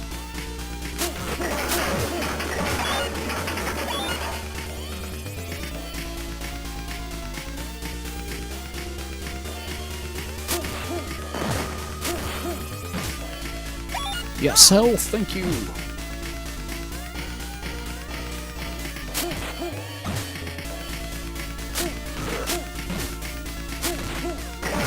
Swords again, nice.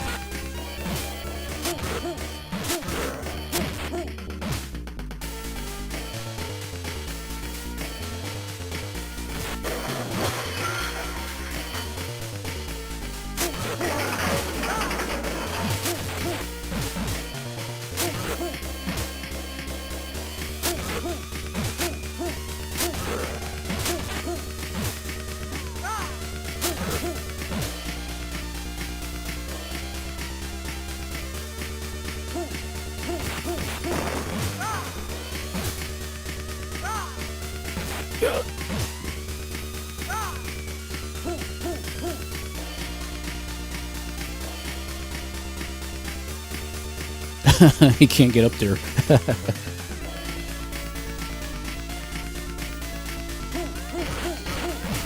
Yeah, that's how it was back. Ouch, dang it. That's how that was back in the day.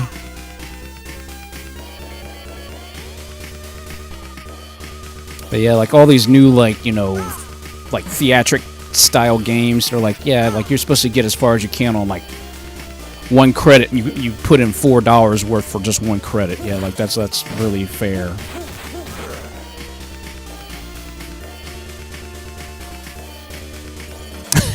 Sparks.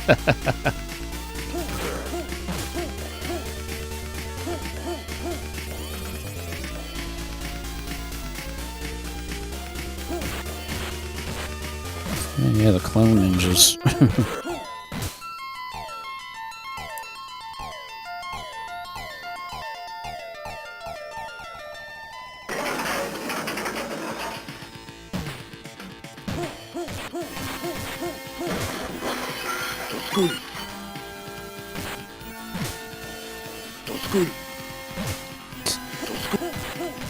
Beat up on this E-Honda wannabe.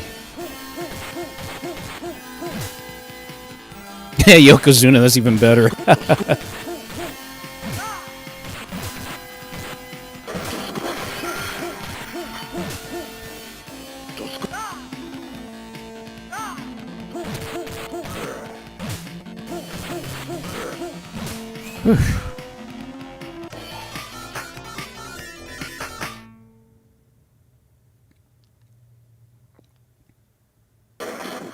I know, seriously. That's what's stupid if you think about that.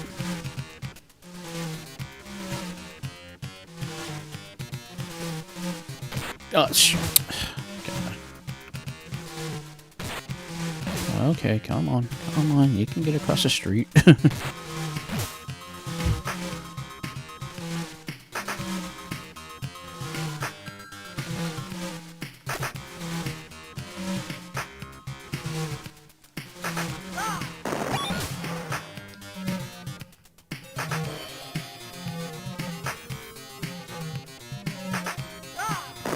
Extra life, thank you.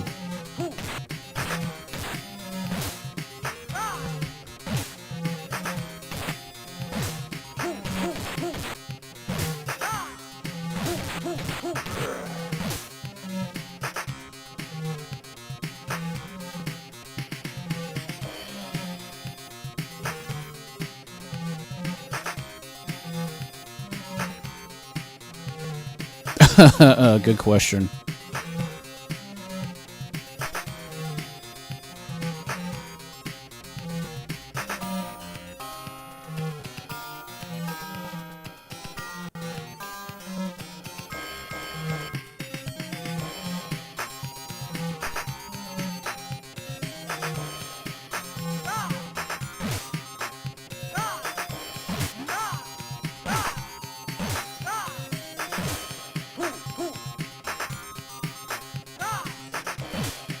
thank God for that. Flying neck throw. And then I think the motorcyclists are going to start popping out at me. Yep. Hey, thank you for blowing up these barrels.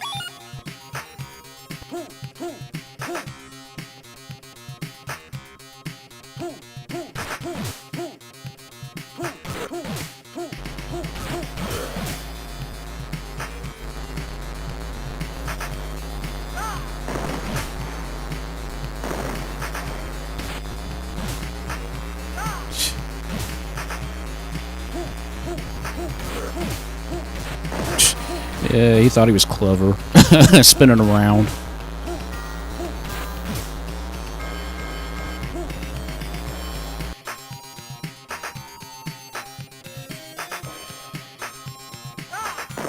Yes! At least that helped me recover 2 health.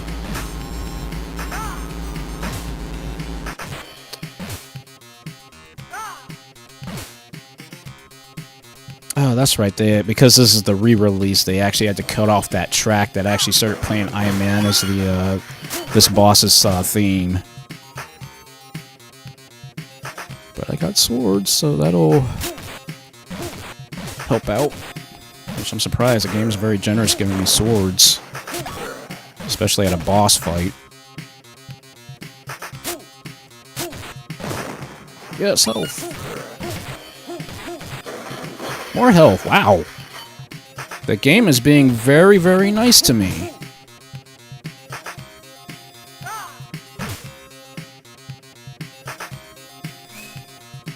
Yep. Yep, the Legion of Doom. This game had so many different, like, references back then.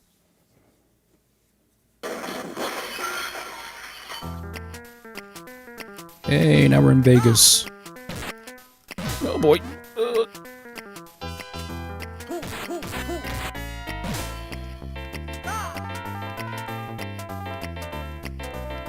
I don't want to get trapped and get thrown off the edge, because that'll happen, just like any other Ninja Gaiden game.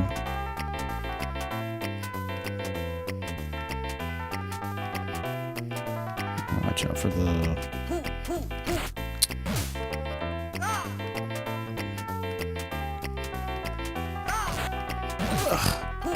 whatever those spinning things are. It's like these these obstacles that you have to get through, and it's a beat 'em up.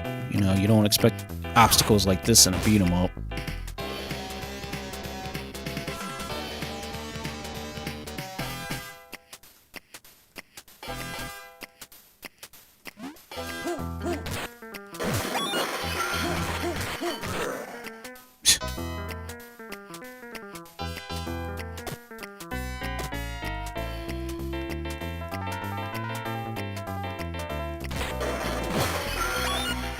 Okay, thank you for the time.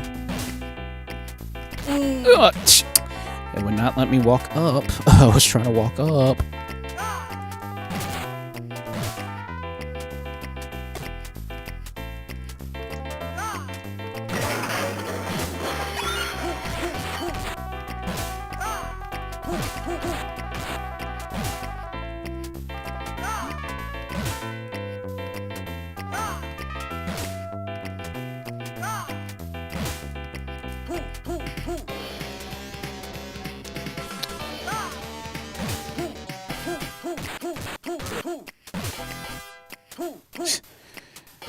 It's like, who flies around on a helicopter with a big old club trying to hit you?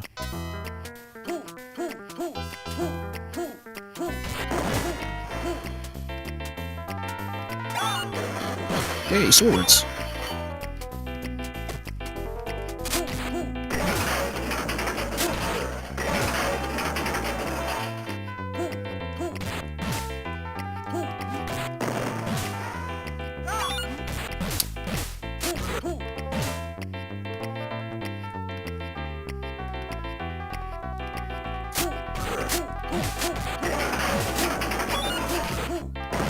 Yes, health, thank you.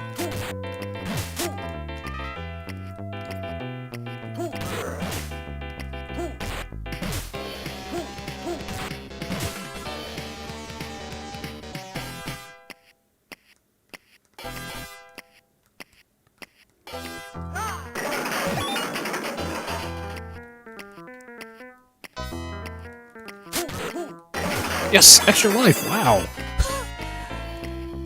I am surprised the game is being this generous.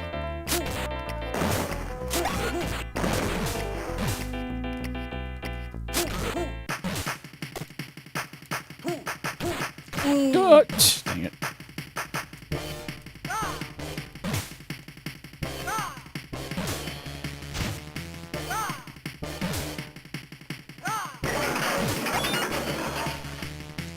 The Freddy Krueger Vega wannabes.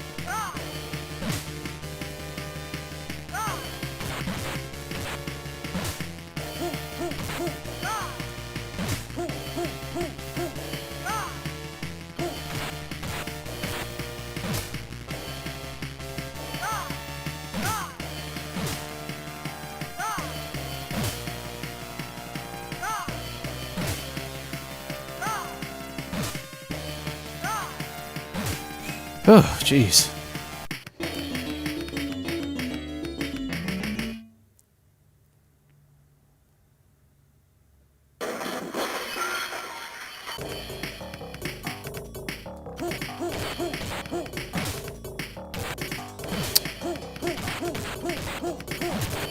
Jeez.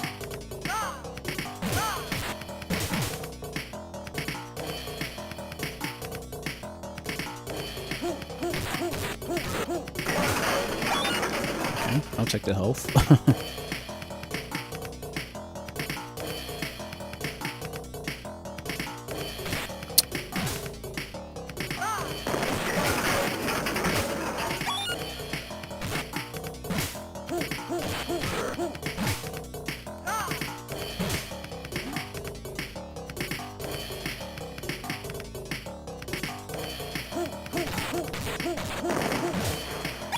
Swords again, nice.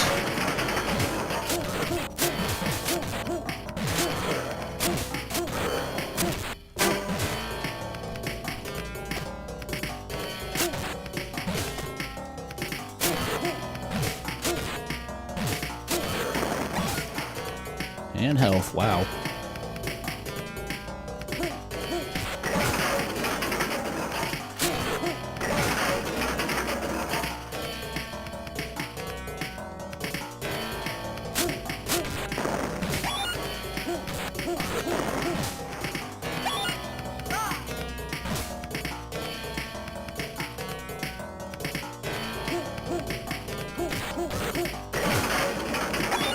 Our time, thank you.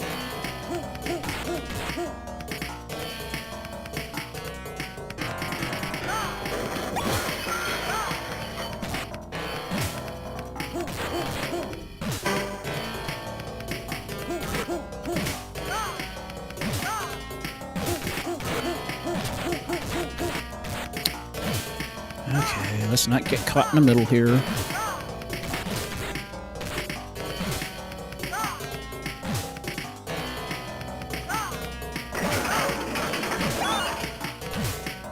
This is before defensive attacks became a thing where you got surrounded.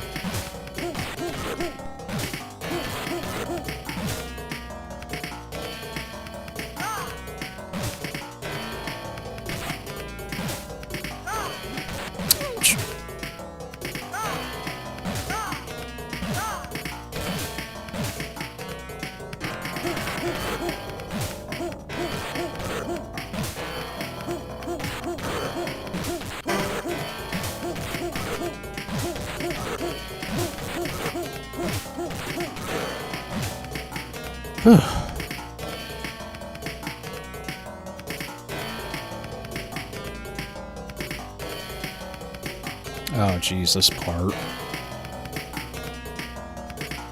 Oh, watch out for these things.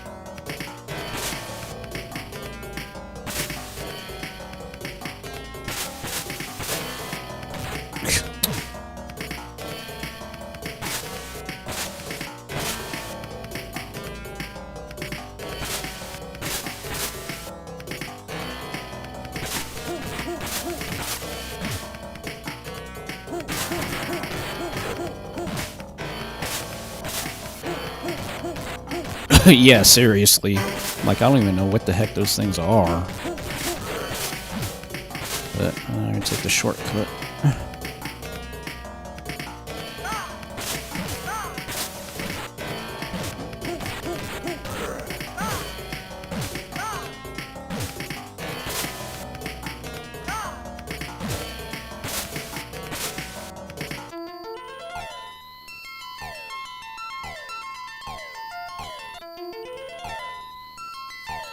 Yay, repeat bosses.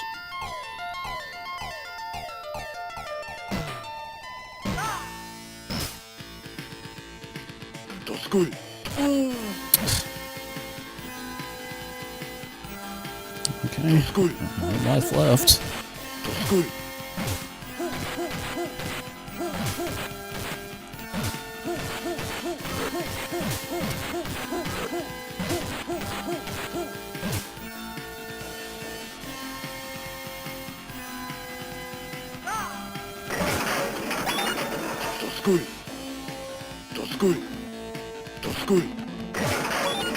Oops, once again, okay. Okay.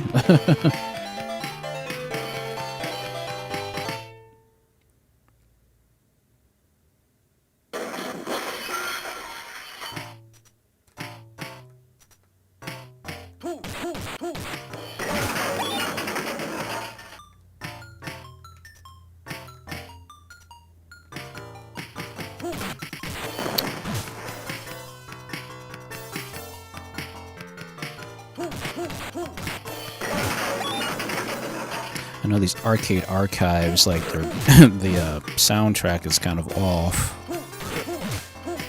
The pitch is a little bit higher than normal.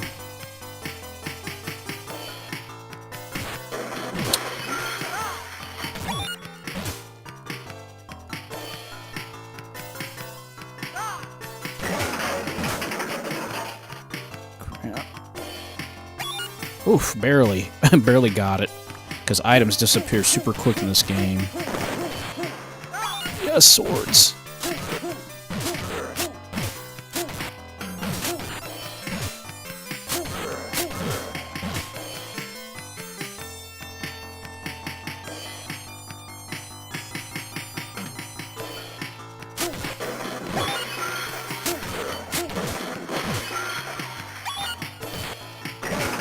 Yes, extra life. Wow.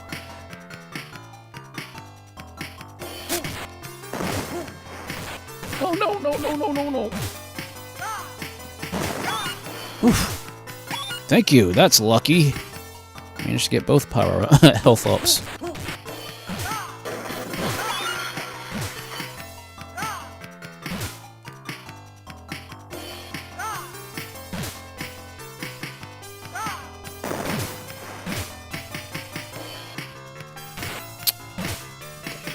Oh, really? Stupid chumps wouldn't let me get the swords.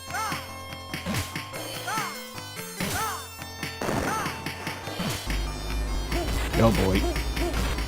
Motorcycles.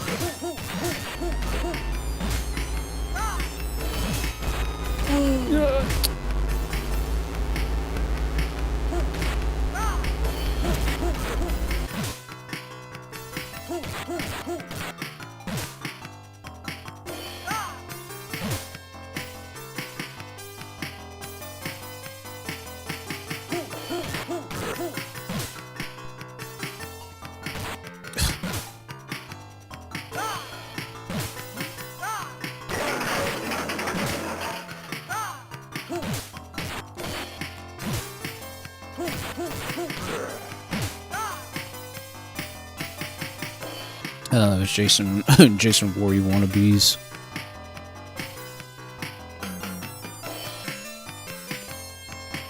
One thing I do give this game credit for is the graphics looking very nice.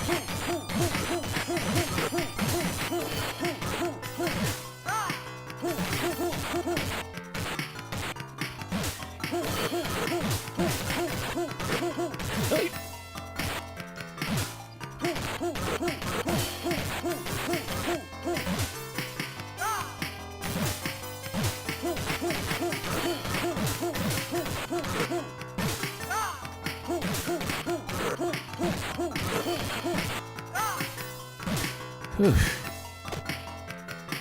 Jeez, that was rough.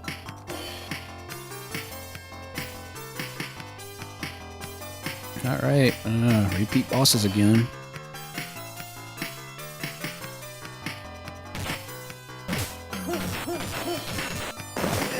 Oh no.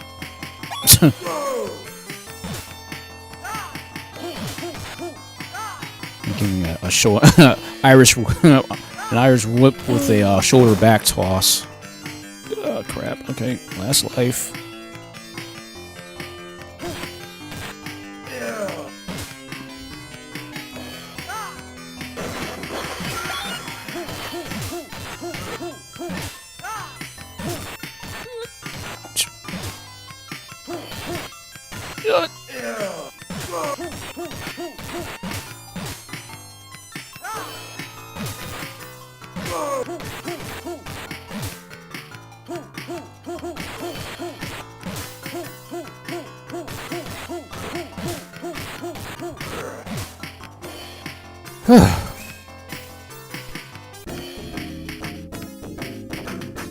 Alright, last stage, and everything is just gonna go up in difficulty.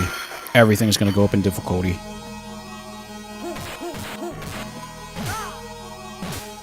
Yep. Ouch, jeez. Yep. Enemies now, like, can delete your entire health bar in a matter of seconds. The log guys do two things of health, and everybody else does one health, one hit. That's how bad the English version of this game is.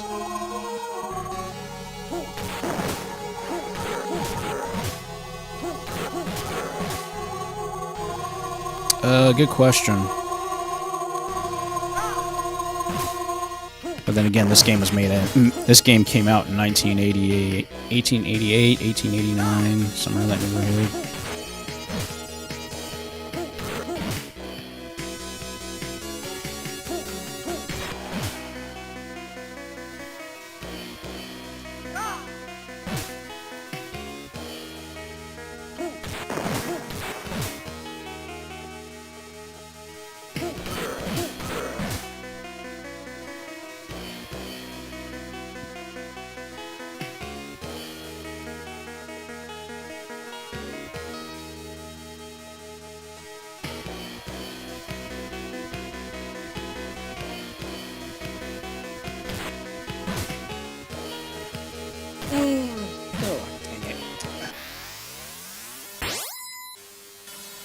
Sorry, give me a second, guys. Hmm? Yeah. I didn't drink out of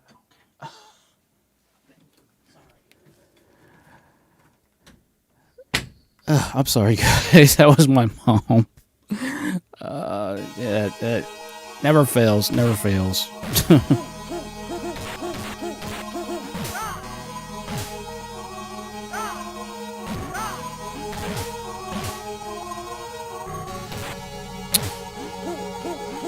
Ouch! Dang it!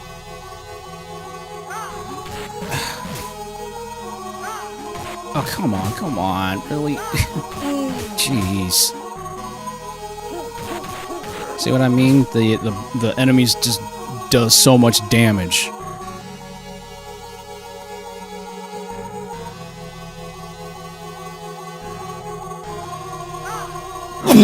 Excuse me. And of course my allergies are also here.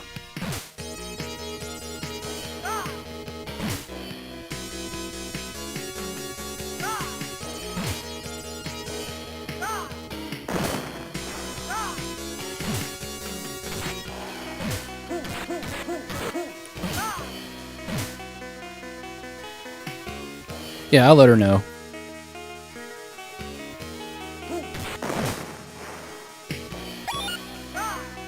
Yeah, if I was playing the Japanese version of it, this area wouldn't be so hard, but as you can tell, the enemies can just tear through you.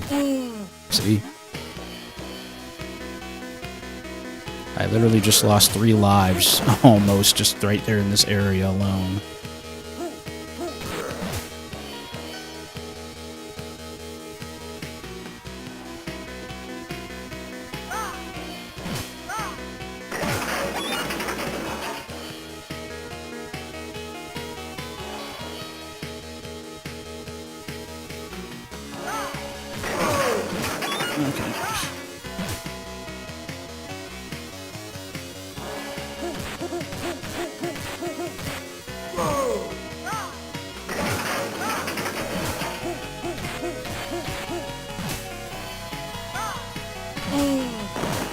Jeez.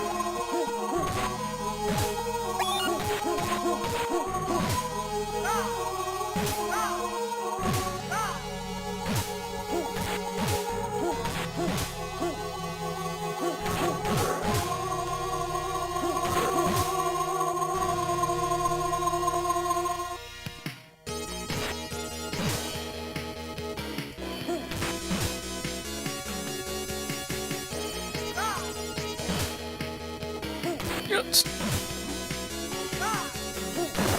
Oh, shoot. Dang it. Could have used that health up.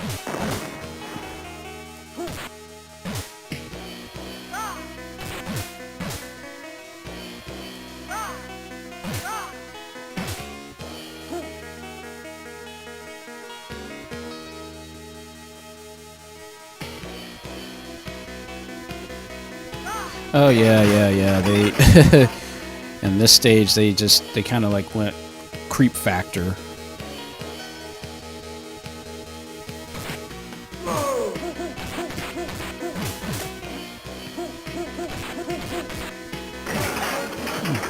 Okay, that was lucky.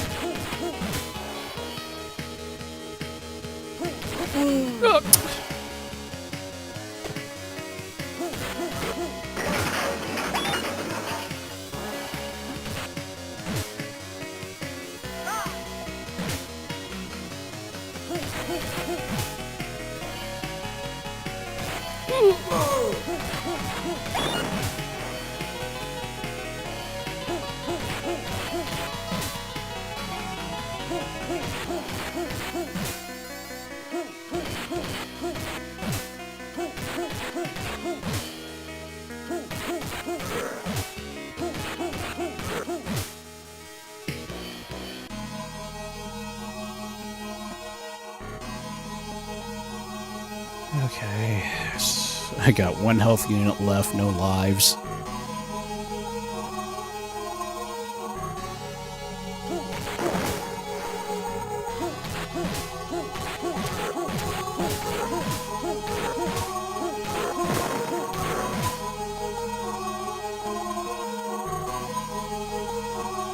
I'm just trying to make it to a checkpoint. If I can make it to a checkpoint, I'll be good.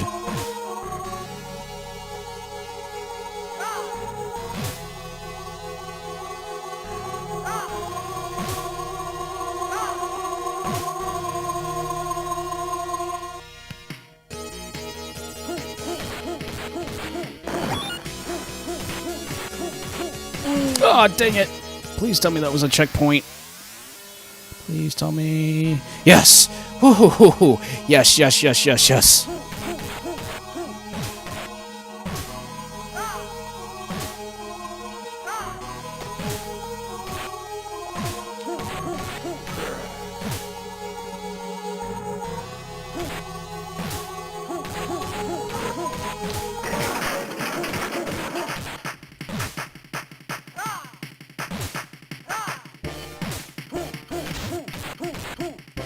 And these chumps, they take out 3 health units per hit.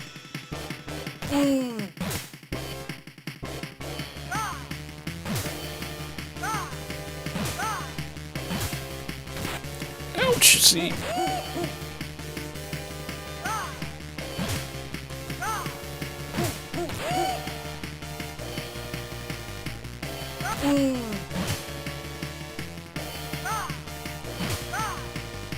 Now, of course, if I was playing with default settings, 1 hit would have killed me, because you only get 3 health units in default settings, so I mean, just to give myself just a little bit of an edge.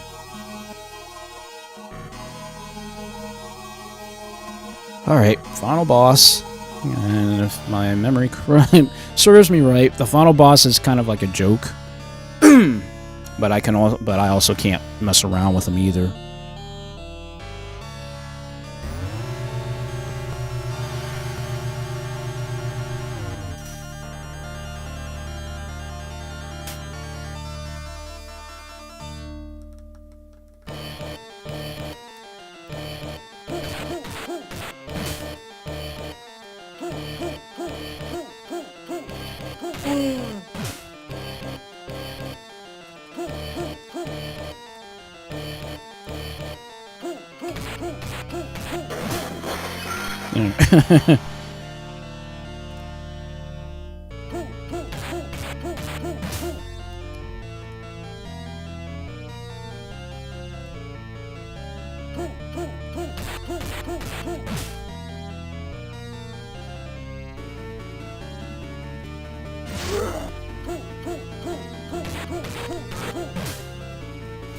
See?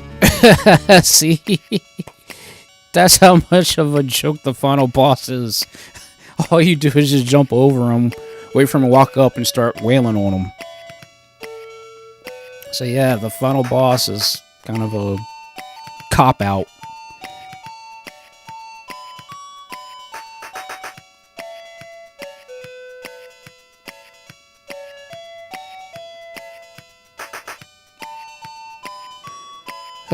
Well, at least it wasn't as crazy as it once was when I used to play this game, because it wasn't.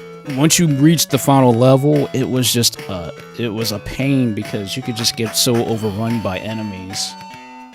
Now, granted, 2 players does make it a lot more easier.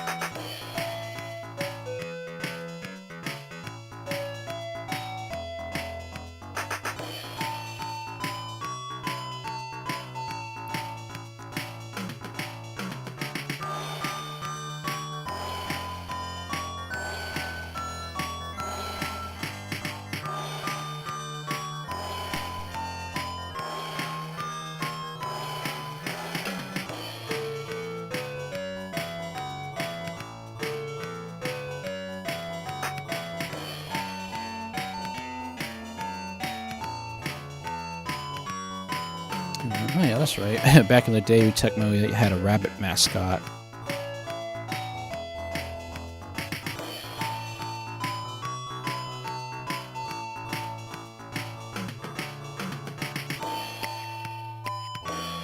Yeah, 1988 is when this came out.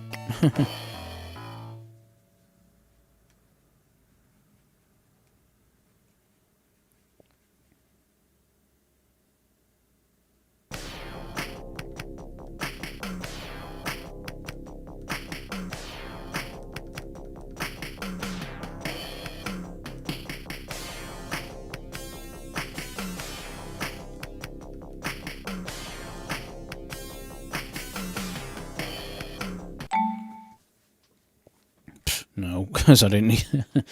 Because when you have to restart, your credit or your score restarts too. So,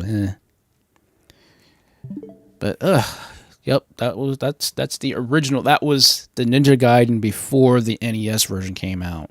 Which actually, coincidentally, there's actually a beta version of a Genesis version they were actually working on but never finished. But I think somebody actually dumped the ROM online. I think.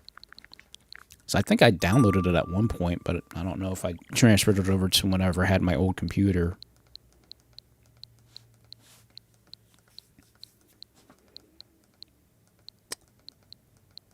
All right, you know what? Let me get a quick little drink and such like that here, guys, and a little snack, and I'll be right back in a couple minutes.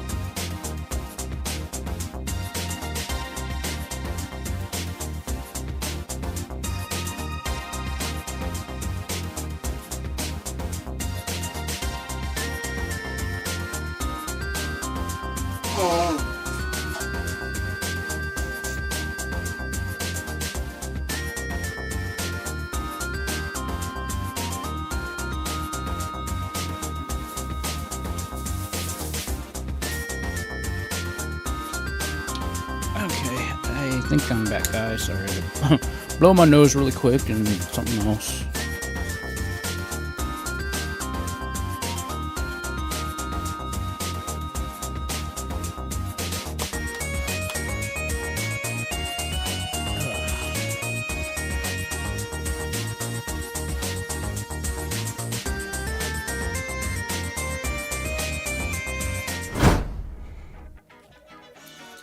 Yep. I had to get me a little snacky snacks. I got my stomach started growling at me.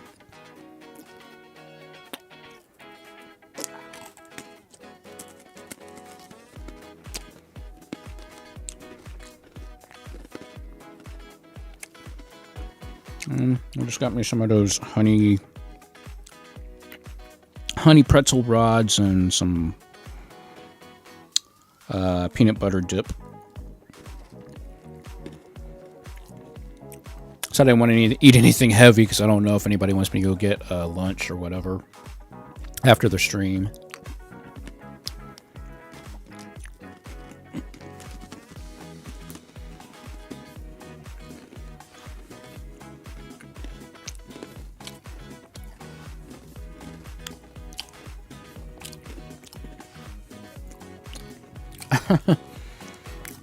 I mean, technically I could play Smash Brothers.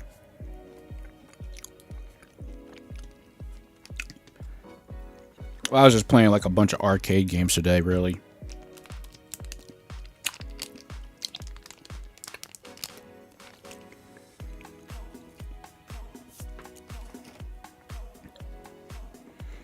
Yeah, but this is a nice little snack. I feel like I'm I feel like I'm in preschool, eating pretzels with peanut butter. But I mean, hey, it works.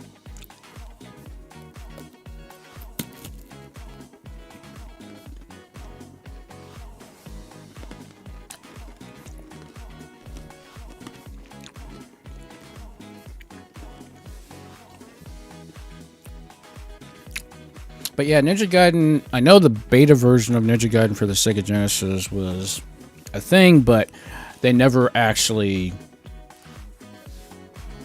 made it come out. That was always stuck in beta. Although, if I remember correctly, there was a video game magazine that actually showed like actual footage, or not footage, but you know, pictures of it. But I wonder if I can pull that up.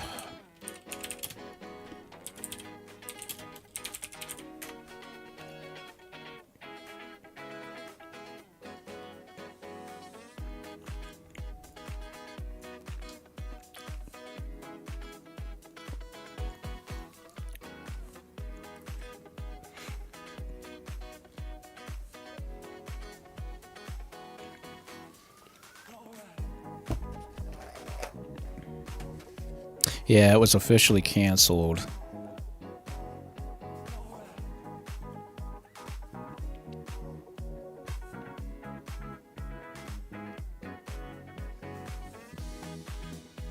Yep, Genesis Ninja Gaiden was a beat 'em up, loosely based on the arcade game. Glitches aside, it was rather lackluster overall, which is why it was canceled.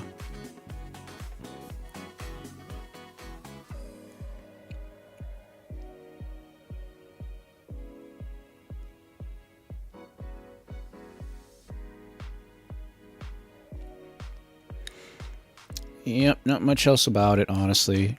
All I know is that it had that really weird glitch where, like, you would just automatically start walking up rather than walking straight.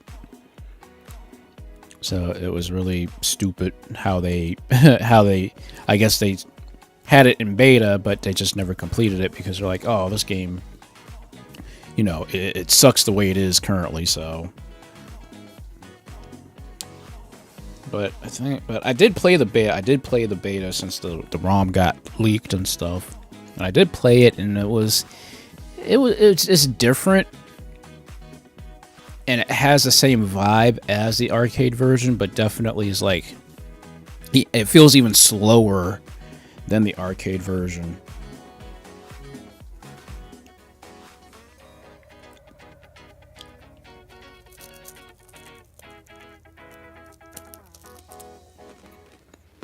So that kind of shows you the difference between the arcade versus the home port. Or the potential of being the home port anyways.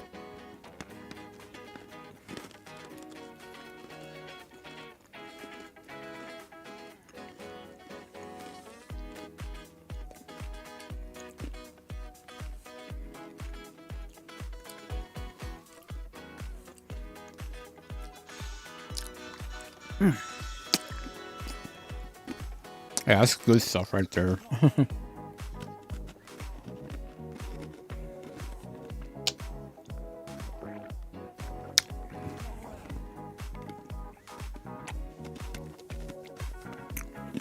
And I'm just drinking water. I decided not to drink any teas or anything like that. So I need to drink water. In fact, I only think I had 1 cup of water yesterday, and that was it. I'm like, that might be why I'm also a little bit tired. And possibly slightly dehydrated.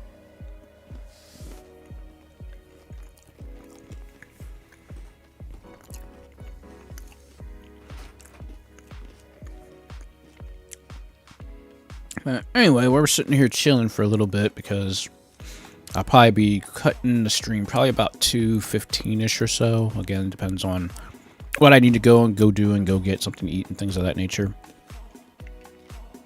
But I've been watching the new Tiny Toons cartoon. It's not bad.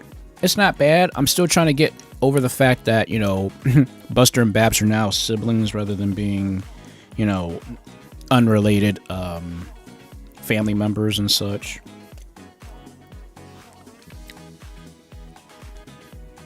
It's like, you know, that was their catchphrase, you know, like I said before. Like, Buster and Babs Bunny, no relation. It's like, come on. But I guess what they wanted to do is they really wanted to kind of push the characters to be, you know, I guess more individuals or something like that. I don't know. Yeah. That was like the one thing that kind of hit me. I was like, wait a second. If this is the direction we're going in, does that mean that everything else is like not kosher? But then again, you know, with this being a reboot rather than an actual, you know, continuation of the series, I guess the dates of when certain things were created will make a difference in terms of, you know, times and stuff like that. Oh yeah, that's the yeah, you're not whistling Dixie there.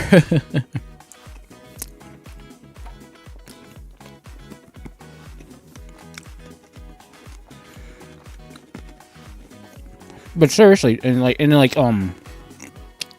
more general sense, you know, I am enjoying the cartoon. It really brings me back to those old 90s, you know, days. You know, you jump off the school bus, run inside, you get to see all the cartoons that come on. It really brought me back to that time period in life, you know.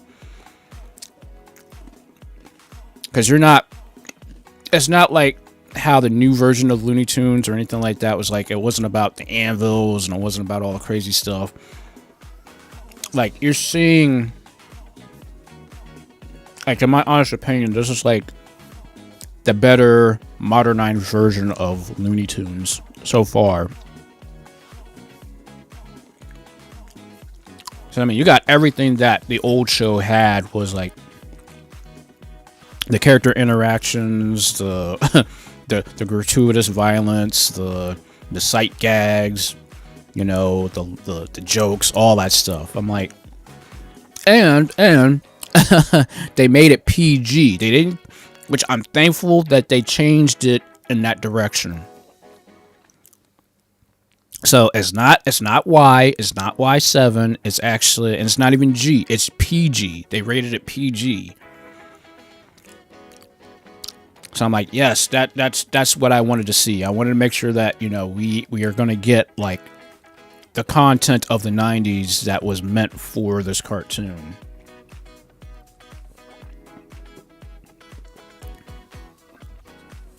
So I'm happy to see what else they're going to be coming up with here in the next episode, which is they're now doing episodes on Saturdays now. So yeah.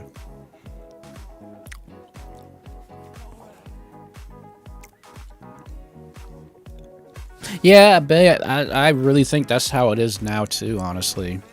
that a lot of the old school stuff is now PG rather than because back in the day it was either like Y7, I think it was. But now it's PG, which I'm cool with, you know. Because, like, look, not every single cartoon has to be distinctively for kids, in my honest opinion, you know, especially with us who grew up in that era of you know, cartoon violence and everything like that. You know, back when like shows like X-Men and, you know, Justice League and all the other like cartoons were like playing and stuff like that, you know. They had violence in them, and they had, like, you know, sort of adult situations within the actual shows and such. But those weren't clearly meant for, like, you know, like, kids younger than 7 years old and stuff like that. Although, I'm sure they still watched it. But content-wise, you know, some jokes and some things, you know, you won't get until, like, you're older. Which is why I have a better appreciation for, you know, the 90s cartoons and everything like that. Just because of, you know, the jokes that you didn't get when you were a kid, and now you get it as an adult. And I'm like, that's kind of funny the way you think about it. So, like, you don't get it as an adult, but it was like meant for like how cartoons were meant for both kids and adults. The jokes adults would get, the kids wouldn't get, you know. And now that you're an adult, I'm like, oh, now this makes sense. So that's why I have a better appreciation for, like, you know, cartoons that were in the 90s, the early, you know, 80s, or the 80s, the 90s, and all that stuff. And then, yeah, the Prince joke from Animaniacs. Yeah, that's a perfect example of like the jokes you don't get that got under radar and stuff like that.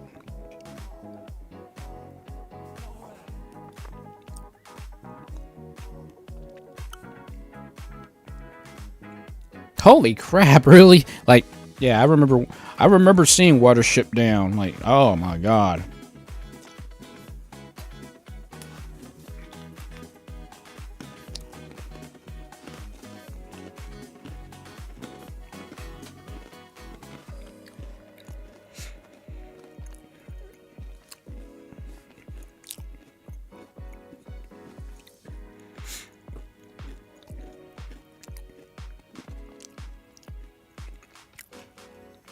Oh yeah. Rocco and Ren and Stimpy, definitely.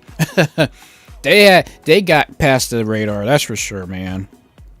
Jeez, that really brings me back. Cause like those jokes you didn't get until you were an adult.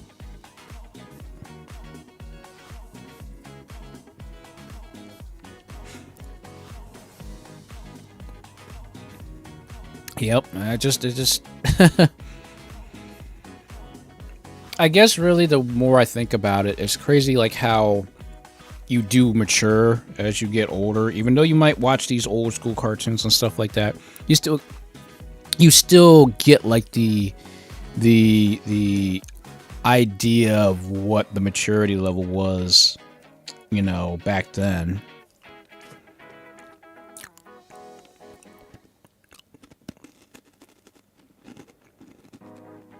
I was like,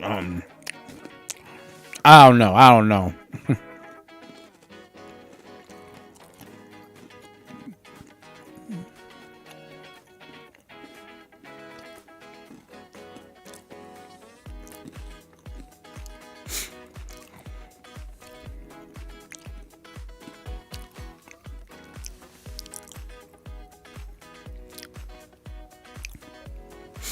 Yeah, that's how it was, you know, that's how people thought back then, you know. Oh, cartoons for kids. You're like, no,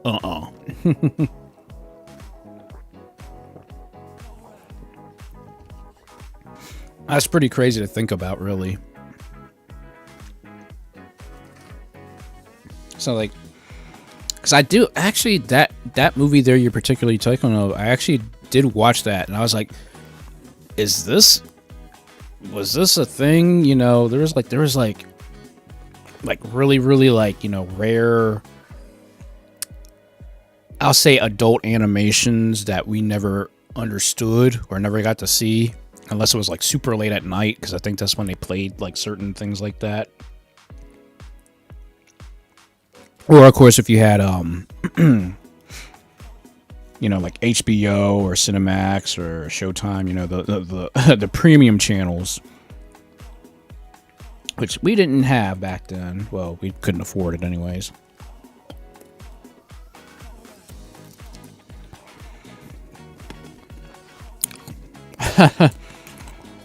Yep. Anime completely flipped the script. Completely flipped the script.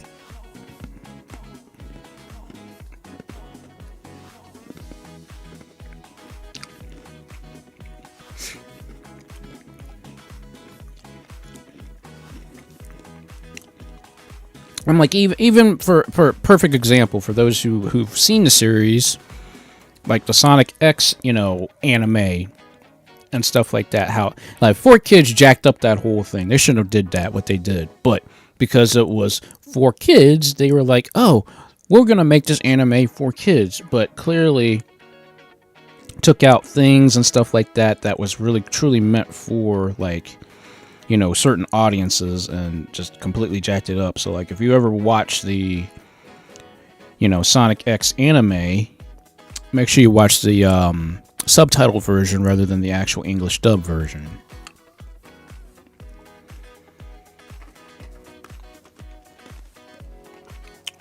But I'll be honest, I really was really super excited for Sonic X when it came out. But as I got older and understood more and more about, you know, the content within the anime and stuff like that, it really like changed my vision on, you know, what they were trying to, you know, show in the anime versus the dub and the subtitle version, you know. So I was like, okay, you know what? I want to see the subtitle version. The subtitle version gets so much more right than the English dub version, obviously.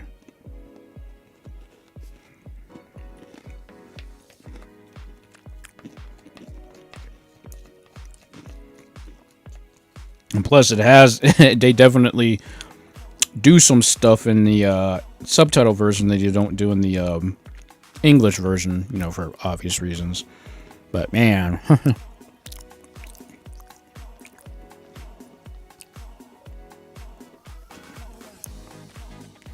Holy crap, wow. Man. Don't know what they were thinking that that if that happened to you over there. Oh my gosh.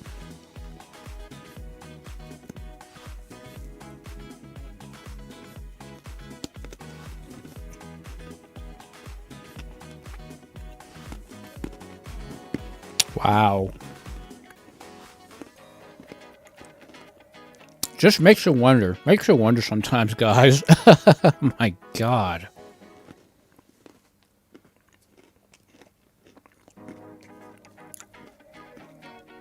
All right, stomach, I'm eating. Stop growling at me.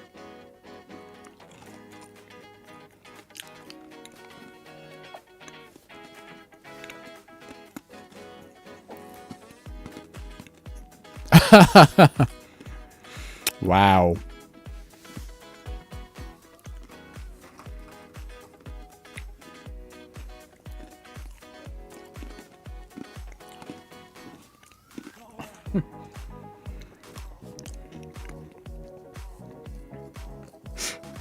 Like,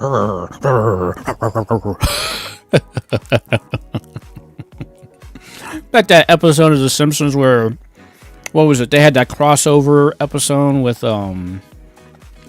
the critic, and Homer and Sherman were sitting there at the table eating, and their stomachs started growling at each other and stuff like that. I remember that distinctively.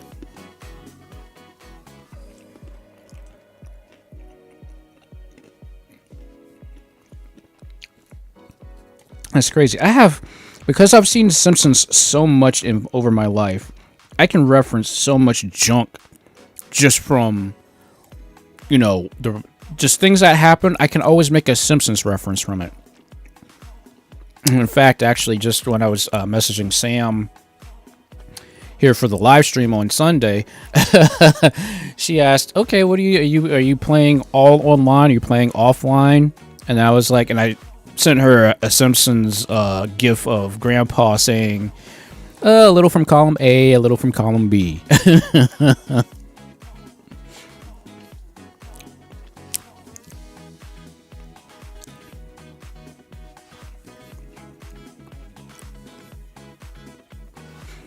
Yeah, because the new versions of The Simpsons are it's not good. I'd rather sit there and look at the original, like at least up to like I'd say season maybe 14, I think. That's like my cutoff point.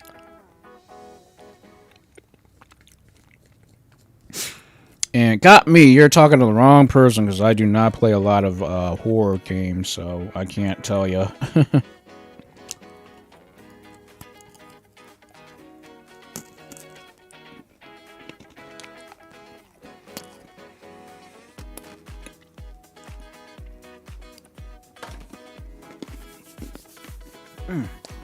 Okay.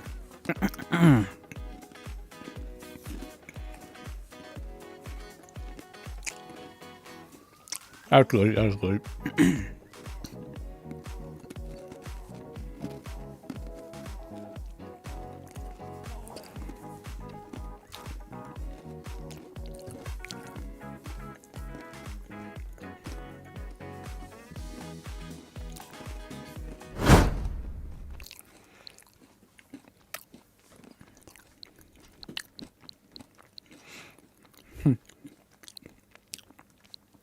Yep. Yet again, you're talking to somebody who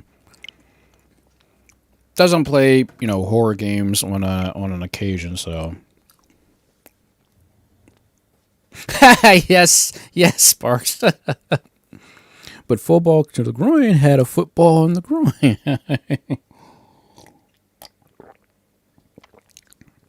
Yes, that episode. Although I think they should bring back The Critic. The Critic was actually a very good show. The Critic was hilarious. I'm so glad they had that crossover episode.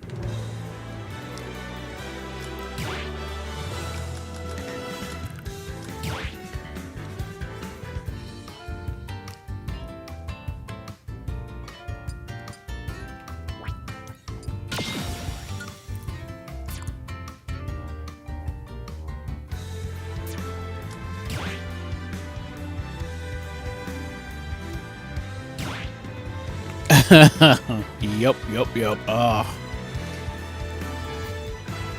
It's probably one of the reasons I'm happy we have Disney Plus. So I know my brother was actually collecting the DVD collections way back in the day. But now that we have Disney Plus, now we have access to watching every single episode anytime you want.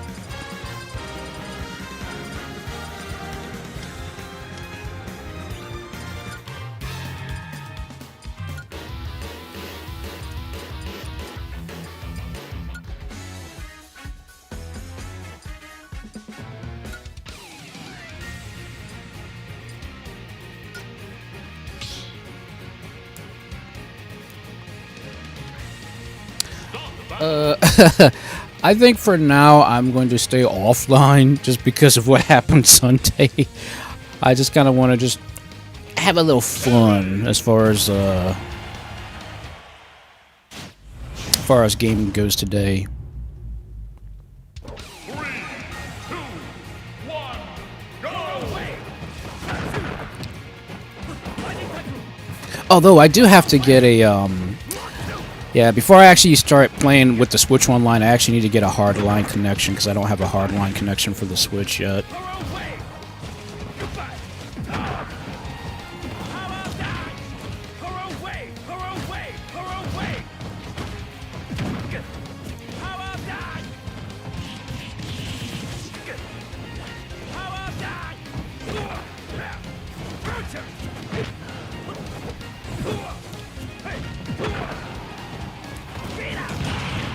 Oh, I thought that was a spike, but I still got him, though.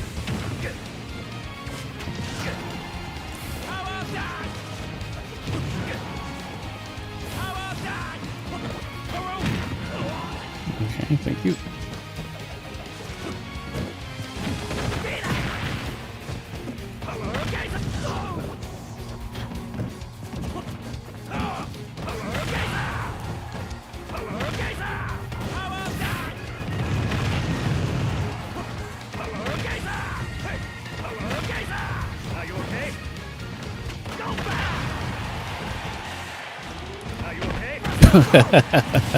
Don't let me get 100% damage, because I will abuse this.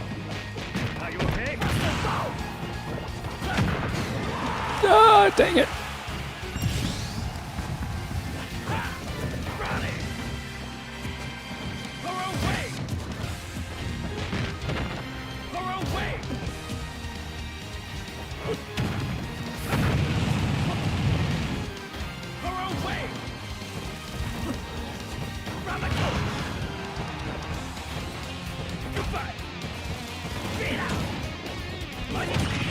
Oh, really? You gotta be kidding me with that.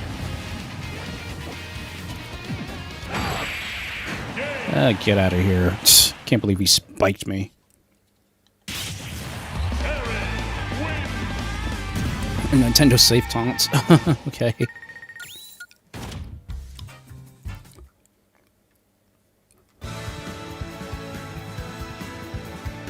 Oh yeah, that's right. I didn't download F-Zero 99. I gotta download that and play that.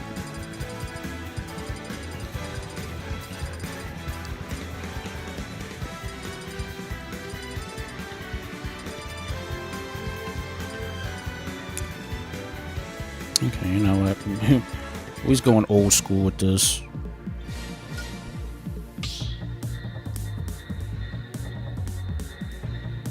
Oh, hey, as long as you're having fun here, Lionor, that's all that matters to me, buddy. Ouch. Ugh. Elbow's been kind of wonky lately. 3, 2, 1, go!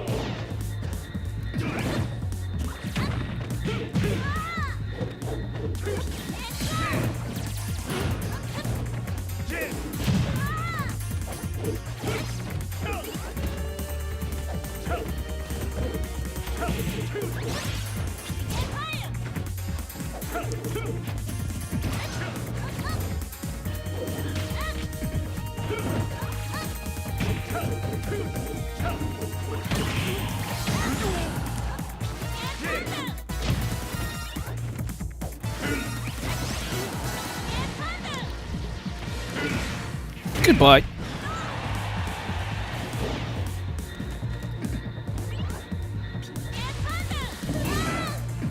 Oh, couldn't make it. Of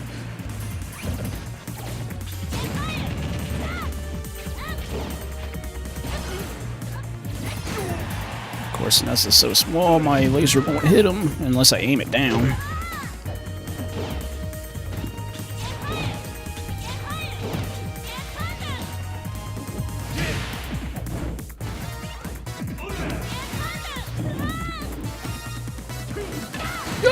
Dang it.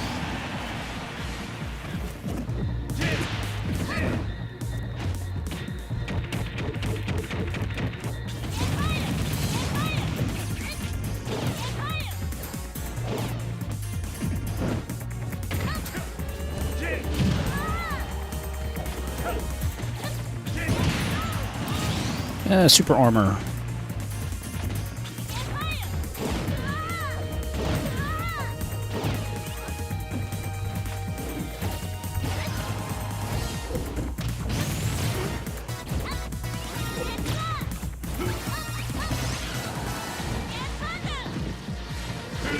Goodbye. Oh, man. Yep. I suicide on him. He actually shook me off, but he was still going down anyways. Kazuya Mishima wins.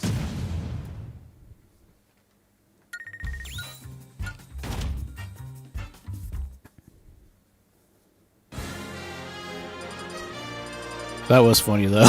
I was like, I still can't believe he actually somehow shaked off the grab, but somehow I was able to get that, because he couldn't recover. There would have been no way he could have recovered even with that, so he...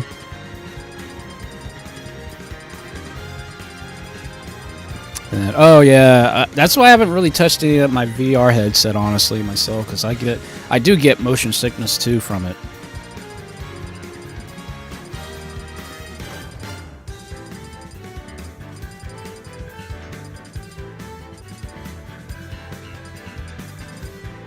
Yeah, I'll be honest, I'm not a drinker myself, honestly.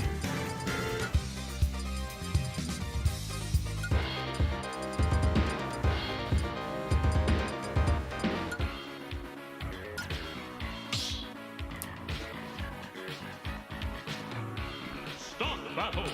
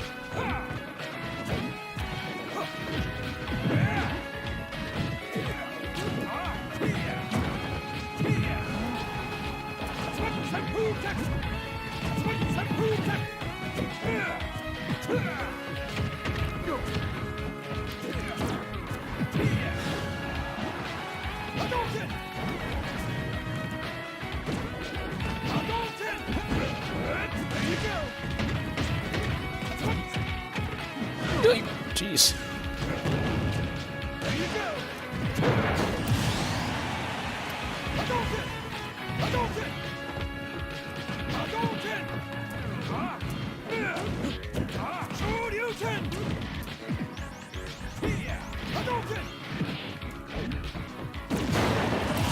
Dang it.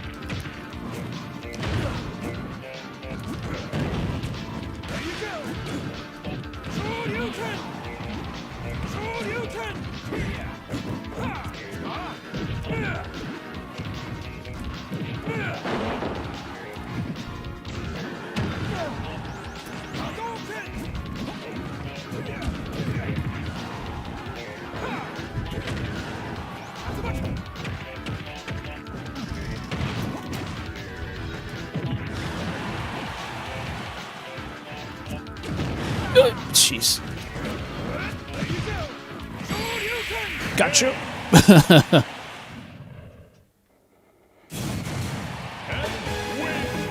did it!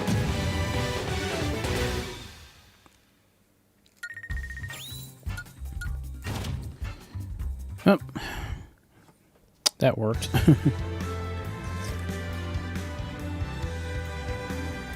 I've actually never had ginger beer, so I can't say much. Start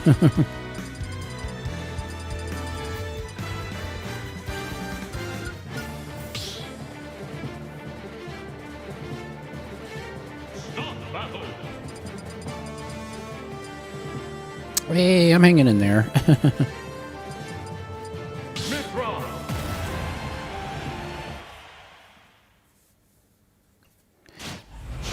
Just after being so busy yesterday, it's nice to be able to just sit and just have fun playing.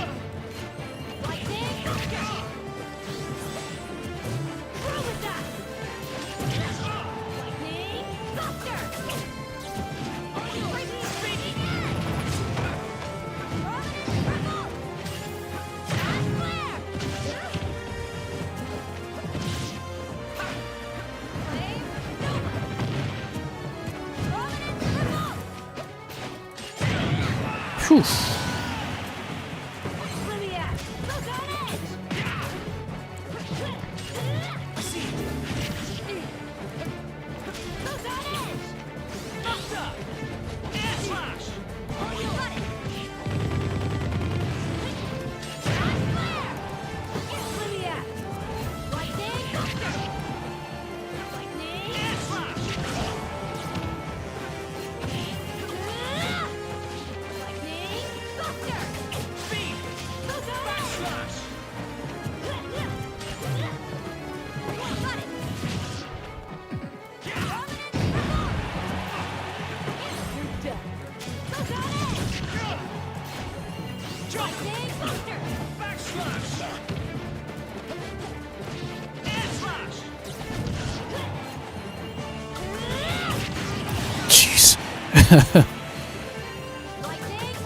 Even our lightning buster just does so much damage.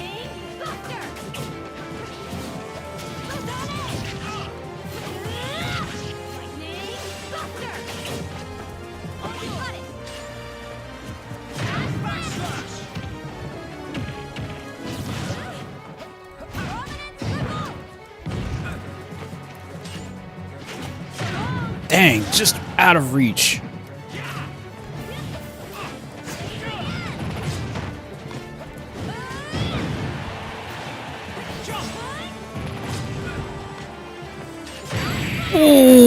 Ooh, denied at the edge.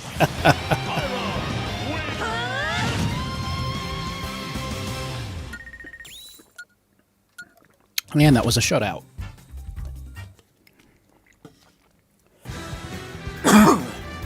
But I do like Pyra and Mithra. They are very, very fun.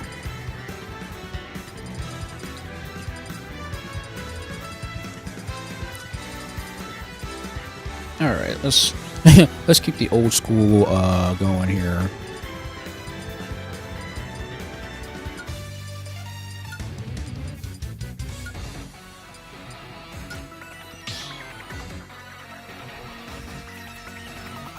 Stop the battle.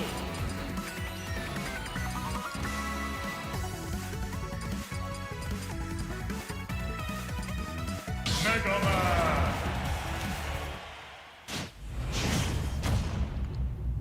Olimar, of course. 3, 2, 1, go!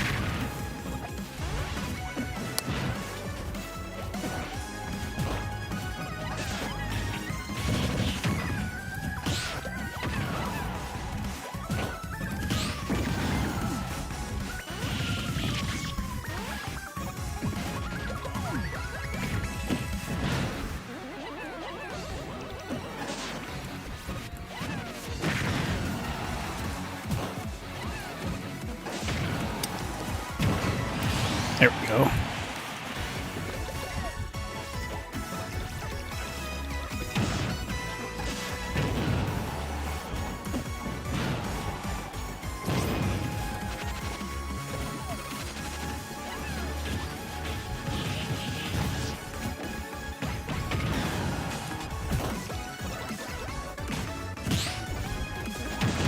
Shoot, that was a nice nice parry there.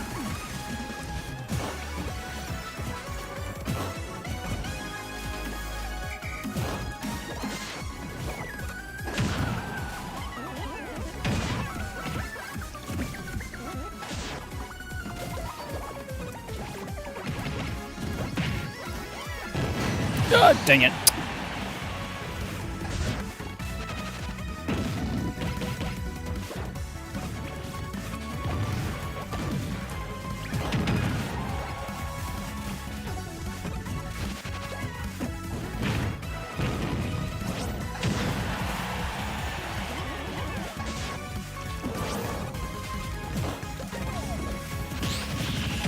No, you don't.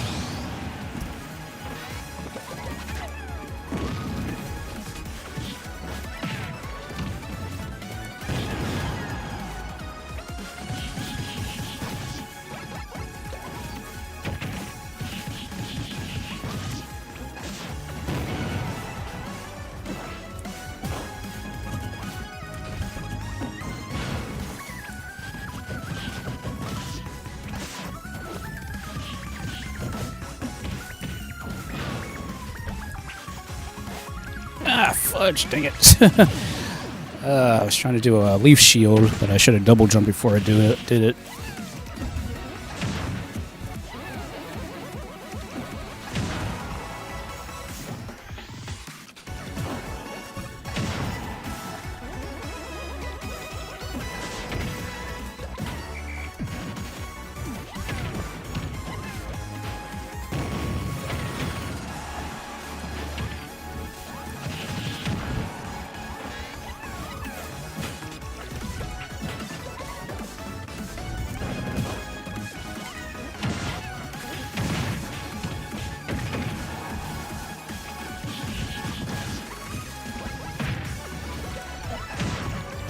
Nice! Ooh, the mega upper. It's like, don't jump! Don't jump! I'm gonna do it!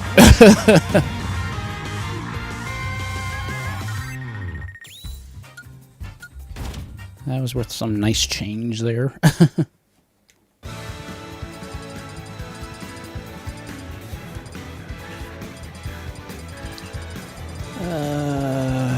Let's see. Yeah, you know what? Let's go to Sonic's stage. Why not? We'll play with the hedgehog a little bit.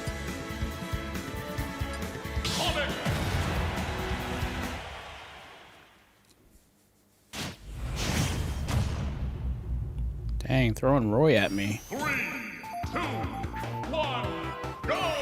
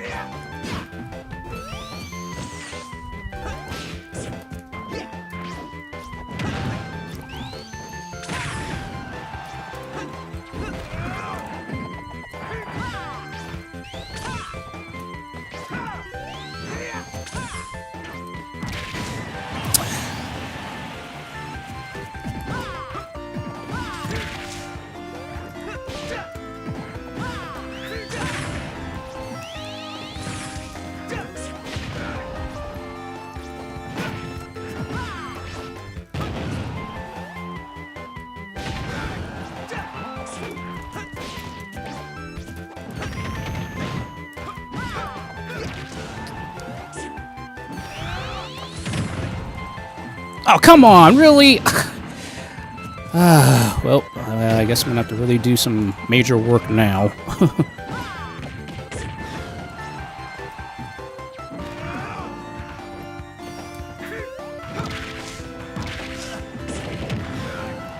Oh, I cannot believe I screwed up like that. I cannot believe I screwed up like that. I cannot believe I messed up like that.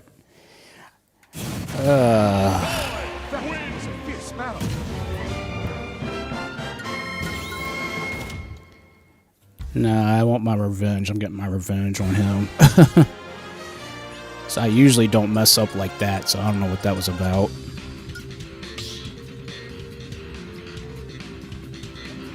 Stop the battle! Coming!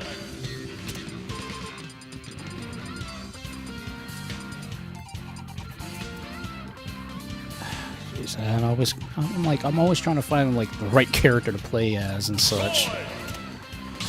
But other times I'm like, let's just play something random. Although if you really want to be like chaotic, all character, everybody plays random.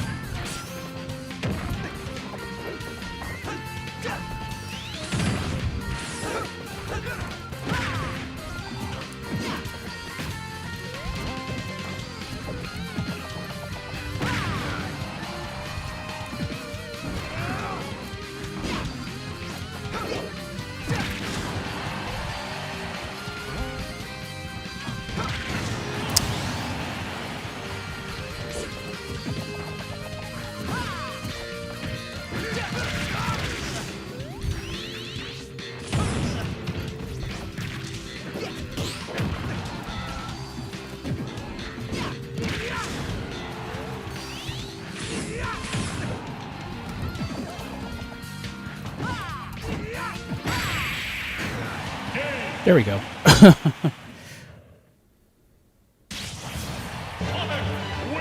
Piece of cake.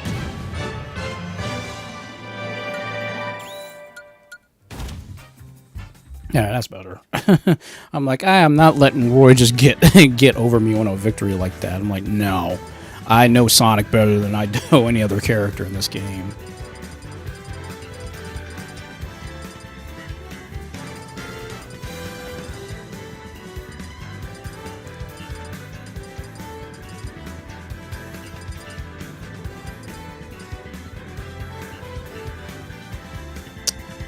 Why not?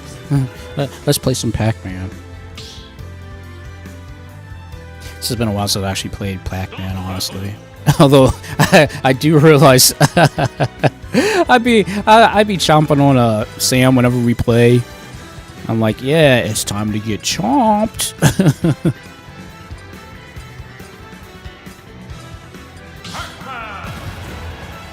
It's chomping time. 3, 2, 1, go!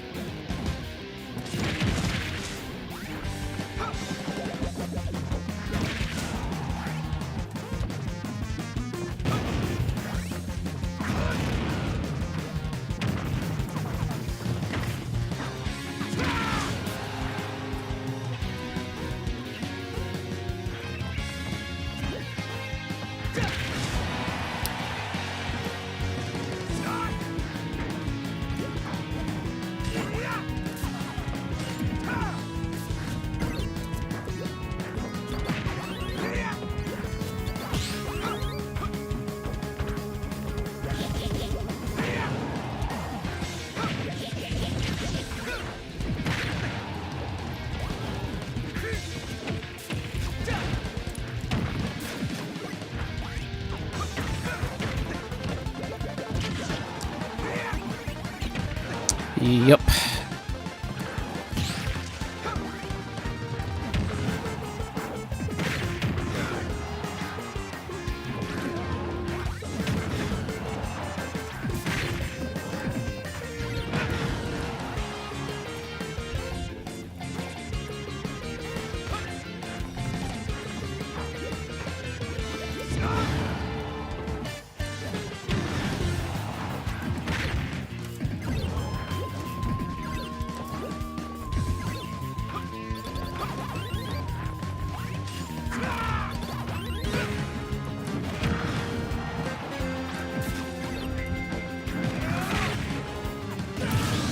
Okay, that worked.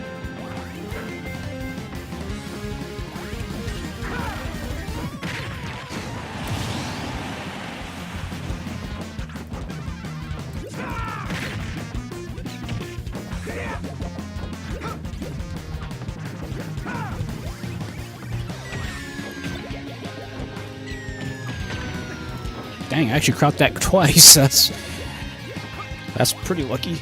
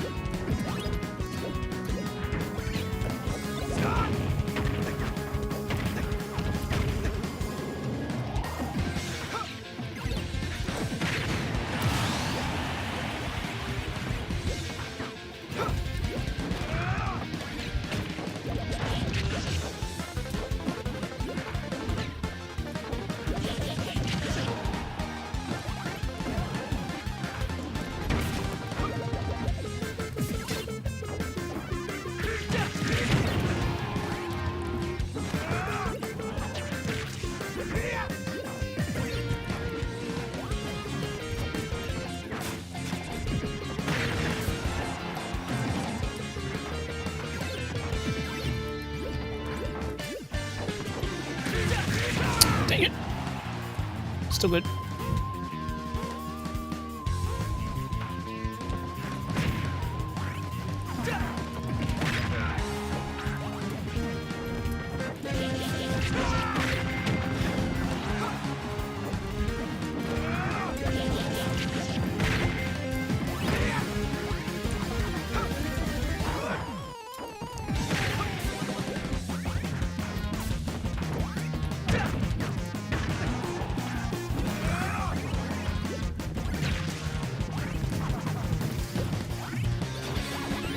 Nice.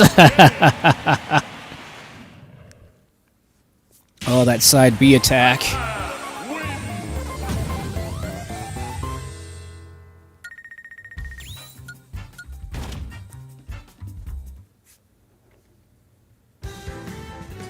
That felt pretty good.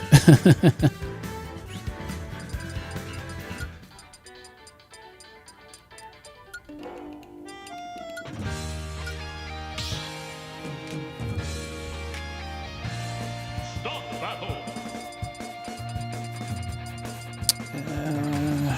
Let's see.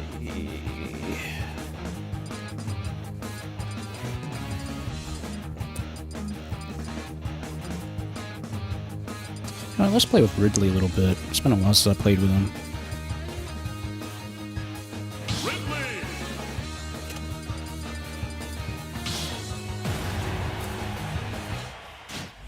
Like, Ridley's like the only like boss monster I actually ever play with in Smash. 2, 1, go.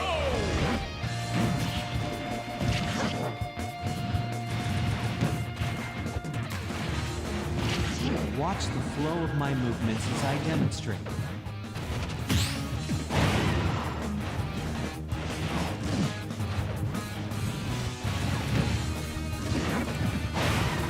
While exhaling, bend forward and touch your toes with both hands.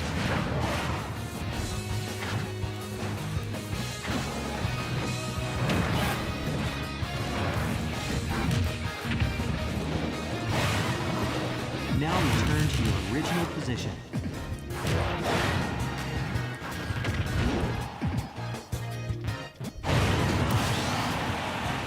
That's funny, he has Bison's head press move too. Watch the flow of my movements as I demonstrate.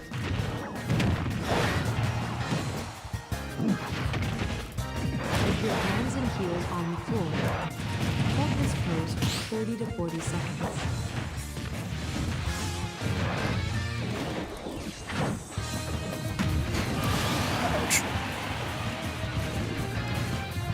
Now, return to your original position.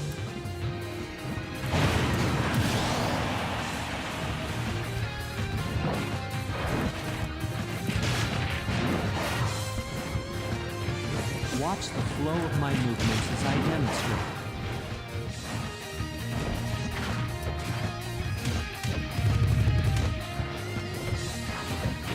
Feel the stretch in your side.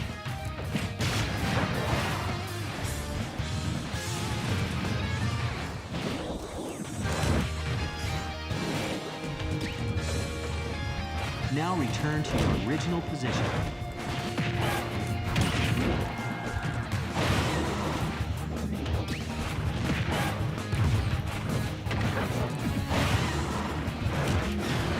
Watch the flow of my movements as I demonstrate.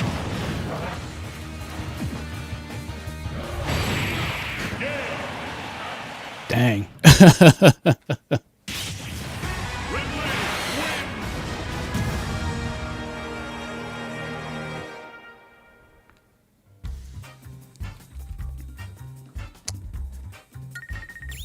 Good question. Yeah, the tail poke maneuver, that's something I've always tried pulling off, but I never could get it just right.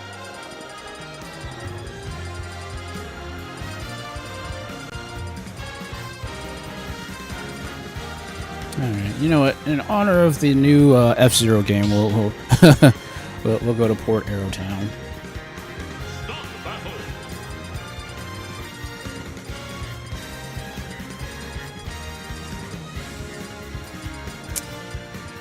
But you know what? I actually think I'm going to play as Ganondorf this time.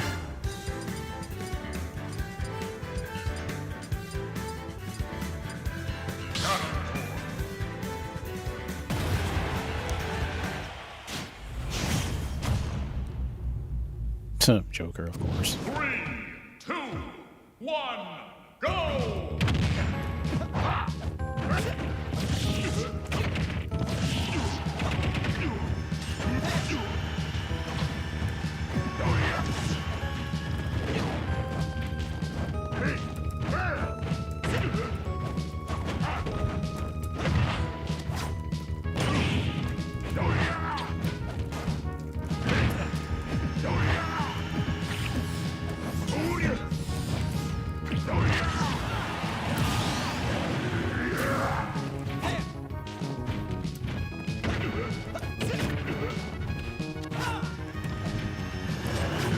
Kaboom!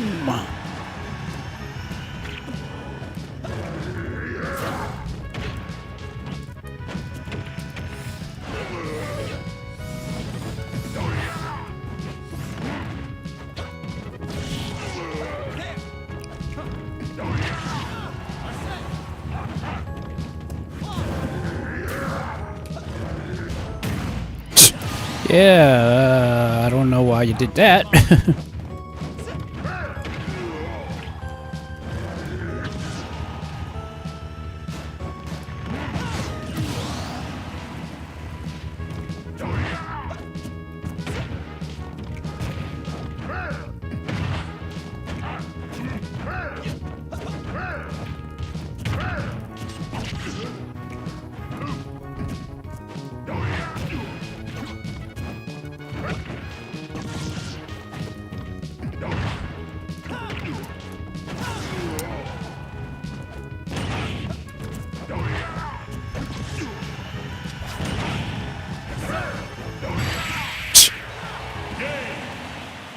That actually had enough.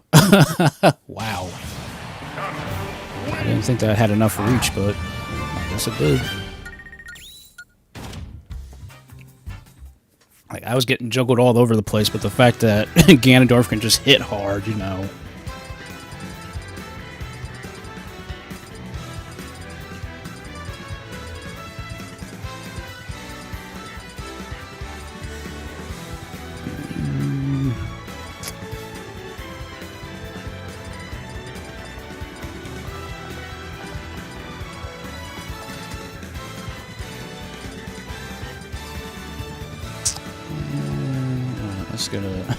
Let's go to classic. Start battle!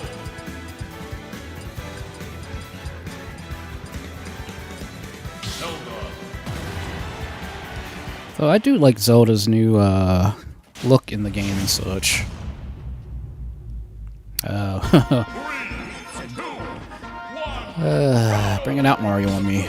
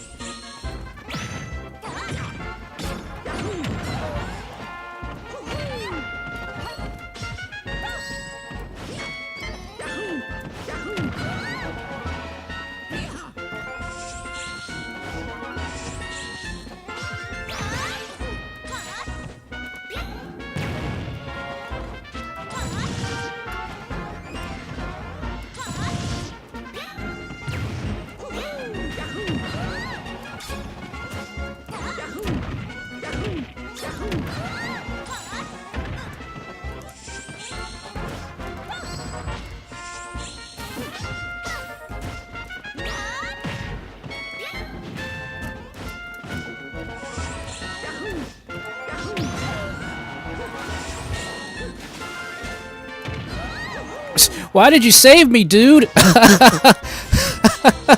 Why did he save me?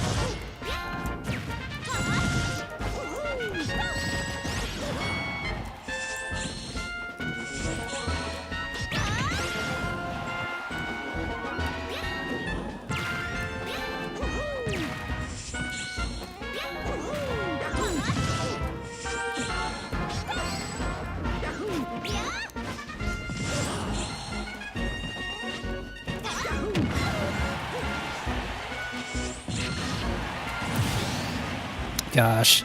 I love Zelda's teleport move.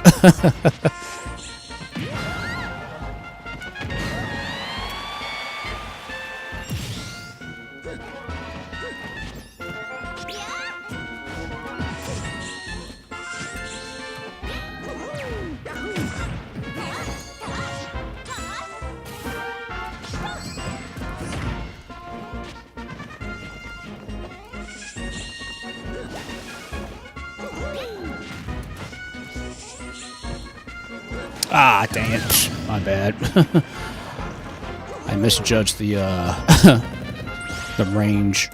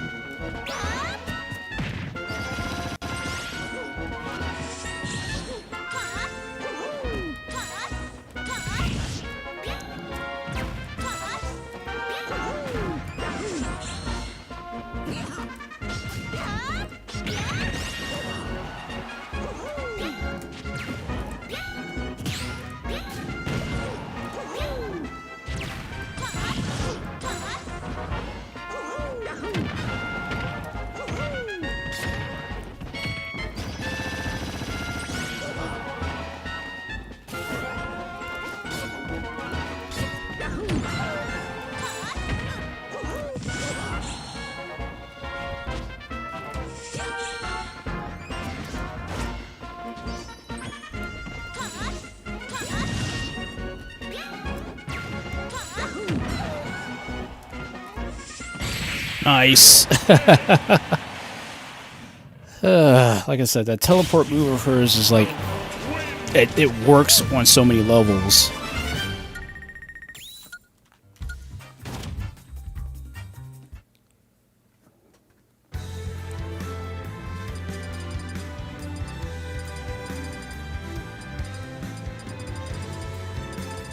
Alright, I got time for one more because I didn't realize it was...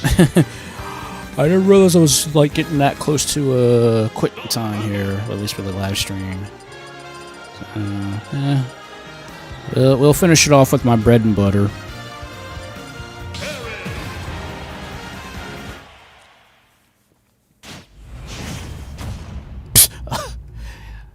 Of course, it's the puff.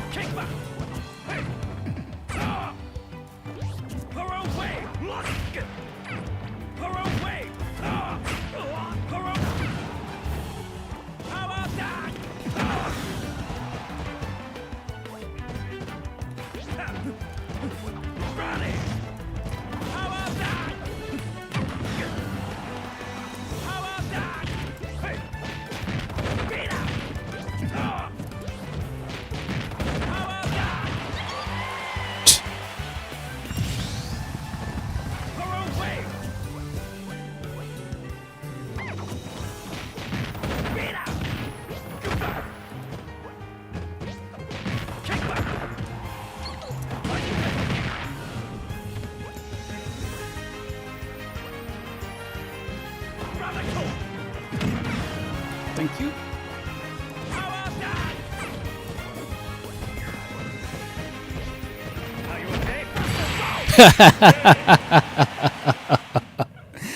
Oh, but I was just waiting. I was just waiting. I kind of feel a little bad about that. And oh, geez, really? Dang. Wow. Well, I'm sure they're going to be playing that movie come Halloween constantly in his remembrance.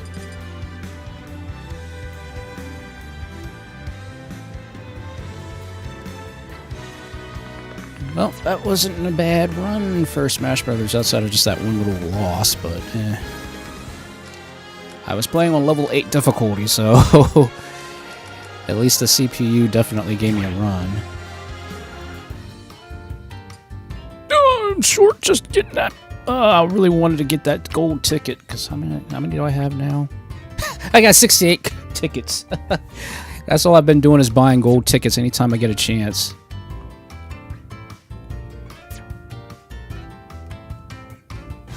But that's not bad. That doesn't remind me of my records.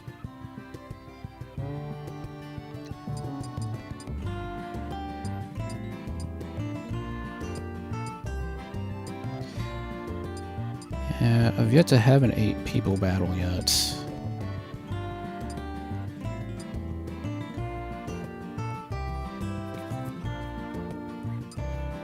Jeez, that's a lot.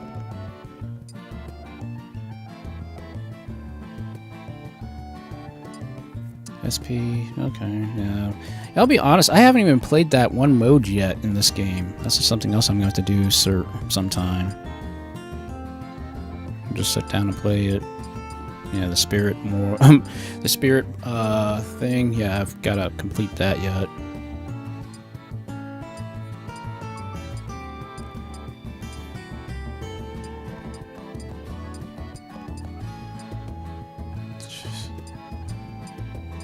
I've only played 13 hours online. I've done nothing else but play arena battles. That's how bad it is me playing online. And you could tell you could tell how much I've mained Terry.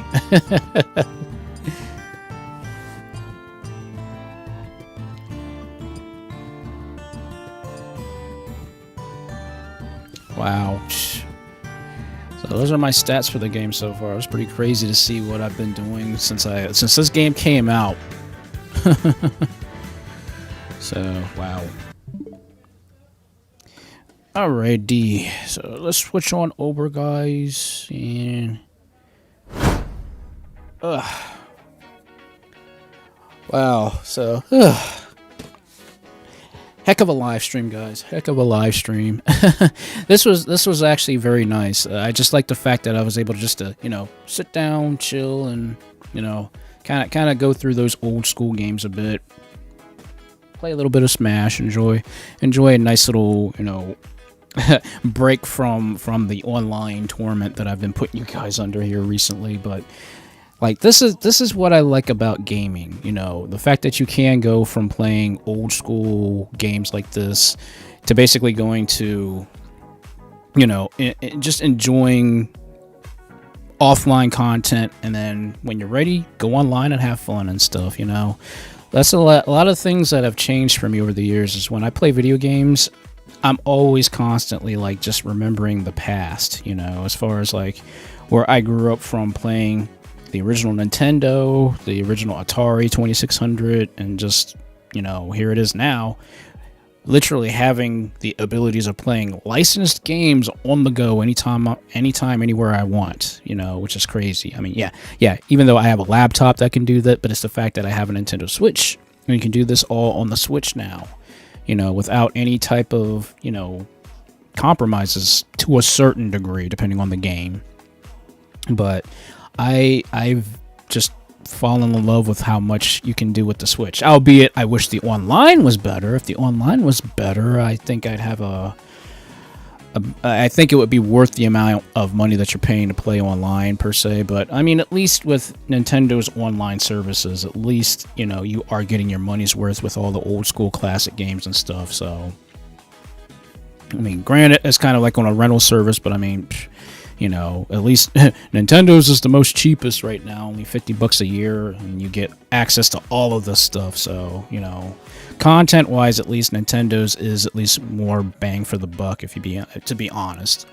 Although we could go PC Master Race and just play games right online on PC, because at least you don't have to worry about any, additional funds and stuff. But then I'm like, do I really want to go to that, direction as far as playing online constantly just on PC? It's like, yeah, I could do it. Obviously, I have the PC that can do it. But then I'm like, I miss having the console, you know, exclusives and stuff like that. Because look, I know everybody's still salty about what PlayStation has done with their online, you know, prices and stuff like that. But thankfully, when I looked at the information about it and such like that, like, yeah, it now costs what, $80 now a year to play online and stuff. But then thankfully they didn't change the prices on the month and the 3-month, you know, options. So at least you have, like, yeah, it's still more expensive if you go that route. But like, you know, you may not have like $80 just to drop right there and then for a whole year's of service. And then who knows where you're going to be at another year down the road, you know, are you going to have that money to pay $80 to play online and stuff like that. So at least the 3-month option and the 1-month option is still there. Just, you know, if you can't afford, you know, $80 right there and then, you know. But I mean, obviously there's nothing we can do about it. We've complained, but you know, Sony has been very strong on their stance and such. And, you know, I feel bad for those who have, you know, bought those, you know, year passes and stuff, and now whenever the next year comes through, $80 has got to be thrown down. And I still say it's kind of stupid what they did. You know, if they would have had something like new come in or some kind of like new incentive as far as like, you know, the games that they're offering for online. Because I'll be honest with you, I think what Sony really should do is they need to come up with a 4th tier and have it just for those who they've already had previous games, and those previous games are part of that collection, and then opt out on all the newer games that are coming out. Because obviously, I mean, even I don't play a lot of the newer released PS Plus games because they've not been very like eye-catching to me. So my thing was like, okay, you know what? I don't really play a lot of like brand new PS5 games, PS4 games, or something like that. Just other than just being, you know, the ones that are currently that are on my radar, like, you know, obviously the new Mario game and the new Sonic game, but more or less the new Sonic game is going to be pretty much be played on the Switch and possibly PC as well. And then also the same thing goes for the new Mario game. Obviously that's only exclusive on Nintendo, so I'm kind of like, well, what's kind of the point of like, you know, getting all this new stuff and like, but you're offering games that have no real value to certain gamers. I mean, yeah, they might appeal to some, but, you know, I mean, obviously the kick in the teeth was the whole thing with Saints Row when they announced that, right after they announced that they were increasing the prices. That was kind of the kick in the teeth, really, if I'm being 100% totally honest with you guys. Although a lot of times I still say Sony needs to really step up their plate if they're going to do backwards compatibility or have retro-based stuff. They need to really look at Nintendo's model and go by that, not just decide, oh, we're just going to increase the prices and we'll have future stuff ready for you to go. I'm like, that's not exactly how it works.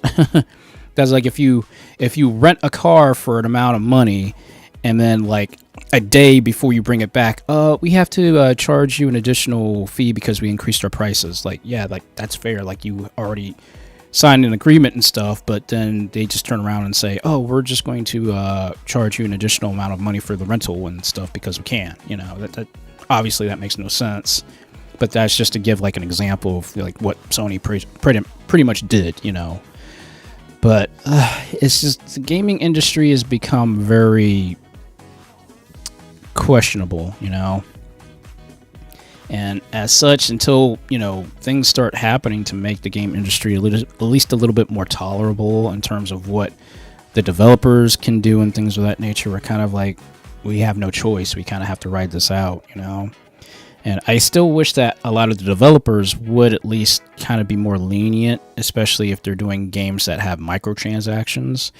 You know, I get DLC, I get microtransactions are a thing where the developers are still keeping the finances still going, simply because, you know, once you buy a game, that's it, the game is yours. And if you sell the game, obviously the actual company, they no longer have that ability of getting any more money because it's already been sold once. So that's how GameStop's model worked, where you bought the game and then you resell it, then basically GameStop gets all the profits of selling the game. company or the creators of the games, they don't get any of that money. That's 100% GameStop's property and, you know, finances, really. Like, any profit that GameStop gets from basically selling a game, they keep, you know. They don't give that to like publishers or anything like that. That's all their money. So like, that's why GameStop, like, when you literally buy a brand new game, don't like it, sell it back to GameStop, you might get, if you're lucky, $30 out of that game. Well, guess what? If you drop $60 on that game, GameStop keeps 30 of those books, you know. So that's how GameStop's business model has always been. It's about, you know, we're betting on players basically buying these games, not liking them, and selling them, and basically, you know, they've only had it for a week. They basically are just out $30. So in a way, it's like a horrible rental service in some ways, which is why I really believe that, you know, if GameStop wants to continue existing, in my honest opinion, now this is just a hot take, don't hold this to me or anything like that, but I really think that if GameStop wants to continue existing, it's not just the fact of selling the games and, you know, the collectibles and all that other stuff. I think what GameStop needs to do is they need to do some kind of rental program where, you know, if they want to stay in the game, they can allow players to basically rent a game, you know, and not basically lose out on all that money at the same token, you know. I think GameStop can make a nice business venture by like allowing them to you know, allow gamers just to rent out a game for a month, or essentially basically, like, what was that one service that started doing that? It's that, I forget the name of the service, but I did it actually at one point. They had a service, it's online only, but basically you rent any game or anything that you want for a month for like, I think 11 or 12 bucks or something like that. And it worked. And then, like, if you wanted to keep the game, you could literally buy the game once you are, you know, you want to rent a game and then you feel like you want to buy it, then you could do that, you know. So, but yeah, I mean, I would say it would be more subjective, I think, for actual companies to really start being a little bit more lenient on what they're charging for gamers or for video games and stuff like that. I mean, I look at Nintendo's business model, like, yeah, the brand new Zelda game that just came out, yes, that game is $70. I mean, there's no denying that's freaking expensive. And I'm not saying that, you know, Nintendo's like, oh, we can charge whatever we want for this game. I'm not saying that, but what I am saying is that Nintendo's business model focuses more on the whole concept of, hey, we have the best games, we have the best, you know, credibility in a company. Let's go ahead and sell these people the video game that's actually going to be more worth gamers to play and such. Because if you've noticed, they've also said, oh, we're not going to have any DLC content for this game. We basically went the full 9 yards, created the game, and we're not going to do any DLC content for the game. So that means when, say for instance, if they decide to, they're not really going to be making any additional money off of the game. Basically, you have the $10 that's already been basically included in the game of how they're probably getting their DLC price per se. But say, for instance, somebody, once again, sells the game to like GameStop. GameStop gets all the profits when they resell the game. Nintendo doesn't see a single cent of that. So it's really one of those, is this going to work sort of situations where a company can charge an additional $10 on the base model of the game and somehow still make up for that, even though the game is going to be eventually sold to GameStop or another, you know, proprietor who does, you know, used games and stuff like that. I mean, again, the gaming industry is very, very, very fickle and things of that nature. But I mean, ultimately, I really think, you know, reform more or less might have to come to at least the retail business of gaming and such like that, because, like, you know, the way the economy is right now, not a lot of people can afford, you know, $60, let alone $70, you know, on a game, and let alone $80 for, you know, online gaming and stuff like that. It's becoming more and more expensive to play games, you know, and it's kind of sad to see we're kind of going in that direction until, you know, we get out of this economy bubble right now, at least here in the US, and I'm not sure about it, how it is in other parts of the world, but it always seems like there's more negatives when it comes to gaming, especially in the, what comes out of your pockets, direction and stuff like that, So, I mean, like, I remember back in the day, like, when you would go to a game store and stuff like that, and, like, games were, like, $49.99. Now, they've literally gone up nearly basically $30 from that time period, which is kind of crazy. But even back then, games were still running $50 a pop plus tax, But now you fast forward to where today's time period is comparing to what we all have now in terms of technology and stuff like that. Yes, granted, they are putting a lot of time and effort into making these games now and giving us the best graphics. And yeah, I kind of get why the prices have increased, but then you have to think about, how much can a gamer afford? If a specific company wants you to buy their games constantly, and you might not be able to get a game for 3 months because of your budget and stuff like that, and you're starting to see losses from the game company's perspective, it's because they're losing out on money because they're not making these games affordable for the most part. And that's probably one of the things that really sucks the most. I wish that there could be a compromise with things, or, I mean, and again, this is another hot take, but, if a game was to split it up in parts, okay, yeah, maybe DLC to a certain degree, so that way it's not, 100%, buying the game right up front and stuff. But it's ridiculous how much, things have gone up in price, And I don't, honestly, I know with GTA is also part of the, the PlayStation Network thing, and also, playing online in general. I think it's more or less a thing of where things to play games online is what's really increased also for the general public now, if you look at it from that perspective. But I really think that game companies really need to start thinking more about, instead of trying to put all their eggs in one basket, they need to really start thinking more about, because think about this, and I mean really, really think about this, you see commercials on TV all the time related to video games, right? Kids want the latest, greatest, best game. I mean, if you watch Nickelodeon, if you watch Cartoon Network, if you watch Disney, you watch all these channels that have all these games, right? Well, the games are basically geared towards kids, right? But then the kids can't really afford these games that are coming out that are $50 and $60 a pop, And it's a thing of well, we're obviously trying to get the kids' attention so that way they can go and tell their parents, yeah, we want to buy this game. Do you have $60 as a parent to give me to go buy this game? It's kind of ridiculous how I keep looking at how gaming has changed over the years, because it's still geared towards kids, but the thing of it is that we're still getting that whole concept of gaming that kids can afford these things when they obviously can't. Their parents are the ones that are basically having to afford the games, right? But if parents in this economy currently can't afford that, and they want the games to be launched at a specific time period, where either one is going to be during the holidays, where they know they're going to get the most out of parents buying the stuff for the kids for the holidays. But then you have games during the summer that comes out.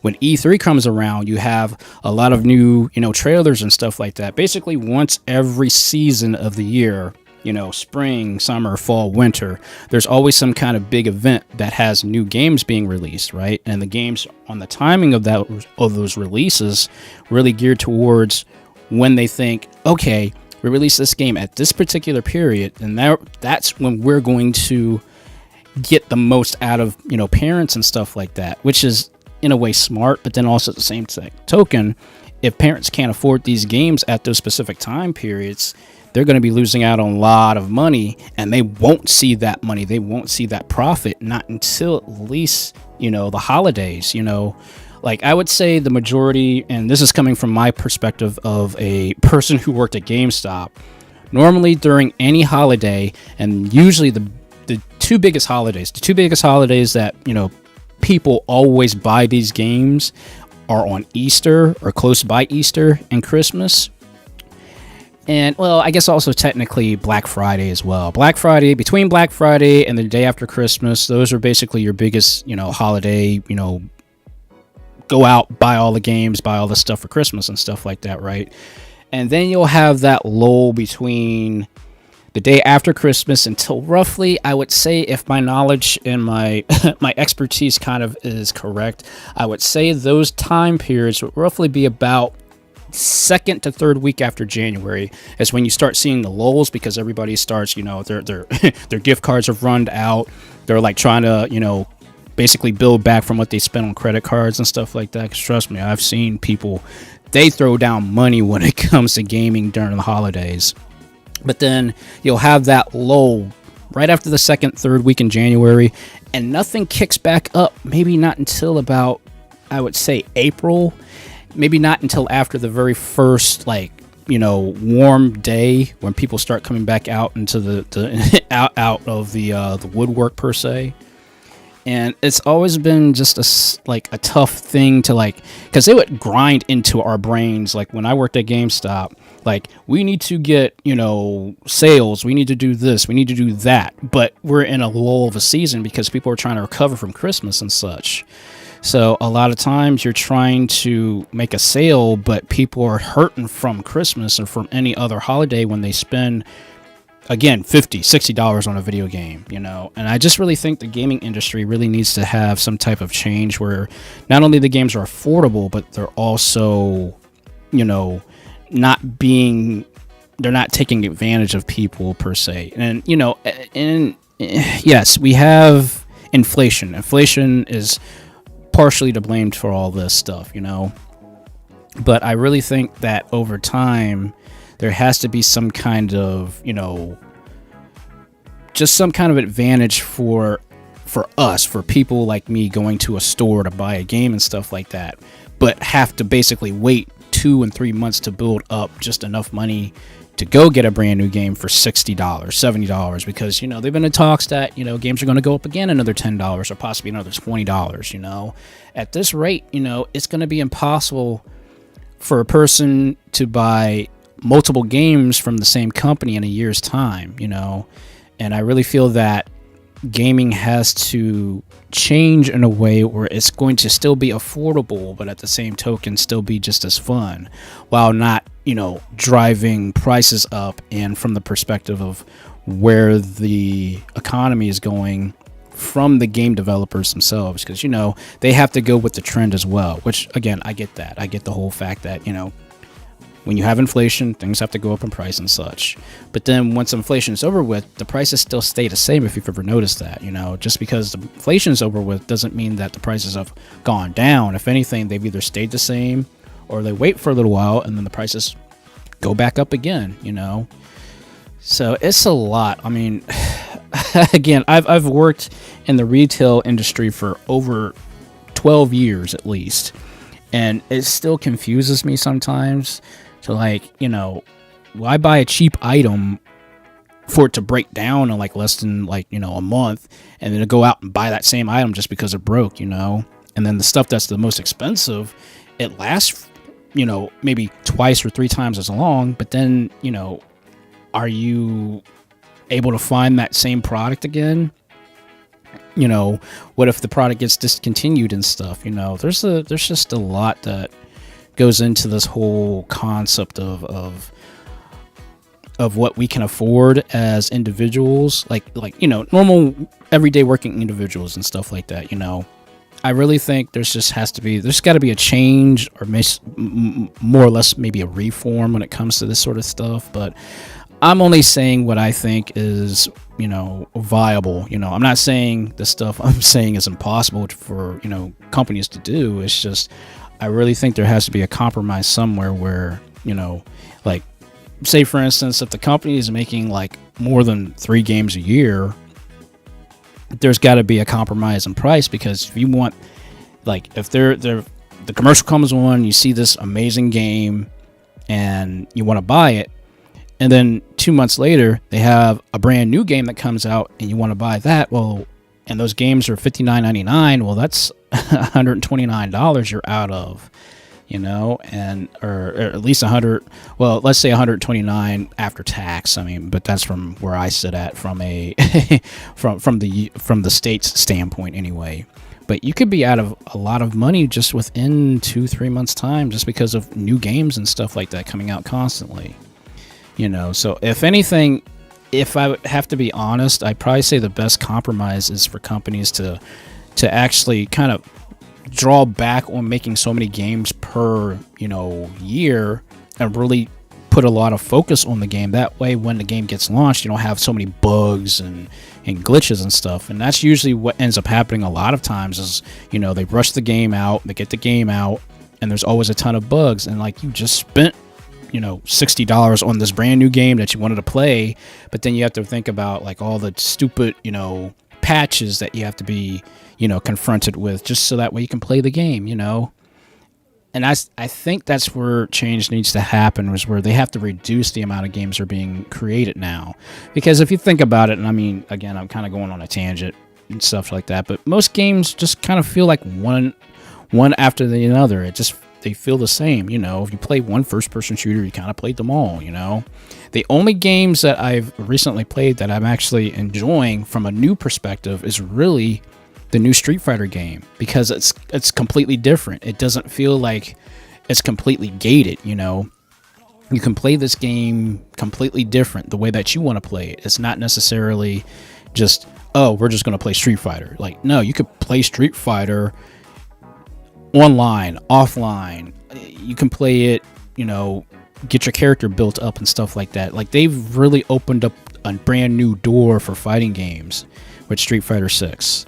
And I'm very happy with what I've seen so far from that. And that was a necessary change, for at least people who want to get into fighting games but don't know how to play fighting games. At least this game can at least teach the basics, or at least give you that, well, not necessarily a crutch, but at least something to kind of help you understand how fighting games work in terms of mechanics, button combinations, and all that stuff, Outside of that, I haven't seen much of a difference with a lot of games, Now, yeah, we'll have games like the new Super Mario Brothers game that's coming out, and the new Sonic game coming out, and those are based clearly on the old school retro-based games. And that's where it seems that a lot of the industry is going to now, is these retro-based style games, just with the new updated graphics and, stuff like that, which is okay. But I really think that just instead of focusing so much on the old school methods, something new needs to be used, but it also has to work too. Like, you just don't want to create something brand new. Like for instance, look what, Sonic Forces did. Sonic Forces had an amazing concept, but the follow-through was horrible. The characters could have been amazing, but the story follow-through was horrible, So we had a brand new concept, but it felt like it was lacking, So I really think that's why I think game companies really just need to kind of, ease back on making so many games per year, and let's focus on the actual quality of the games, I'm cool if a game company, releases one game once a year, and they focus distinctively just on that game for that time period.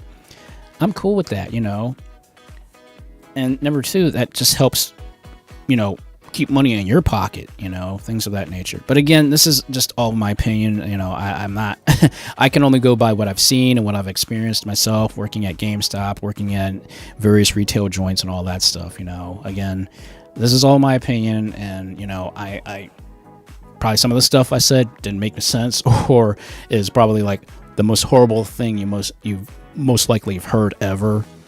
But I just really think that because it's always about finances. Finances are always going to be the key figure in terms of, is this game going to be made? Is this game going to be fun and exciting for me to drop $60, $70 on to enjoy it, And I just don't know where we're going to go at from this. I mean, yeah, people are now looking at the new Switch console coming out, all the rumors, all the stuff, that's the biggest hype. Next year, that's going to be Nintendo's year, obviously, for a brand new console and stuff.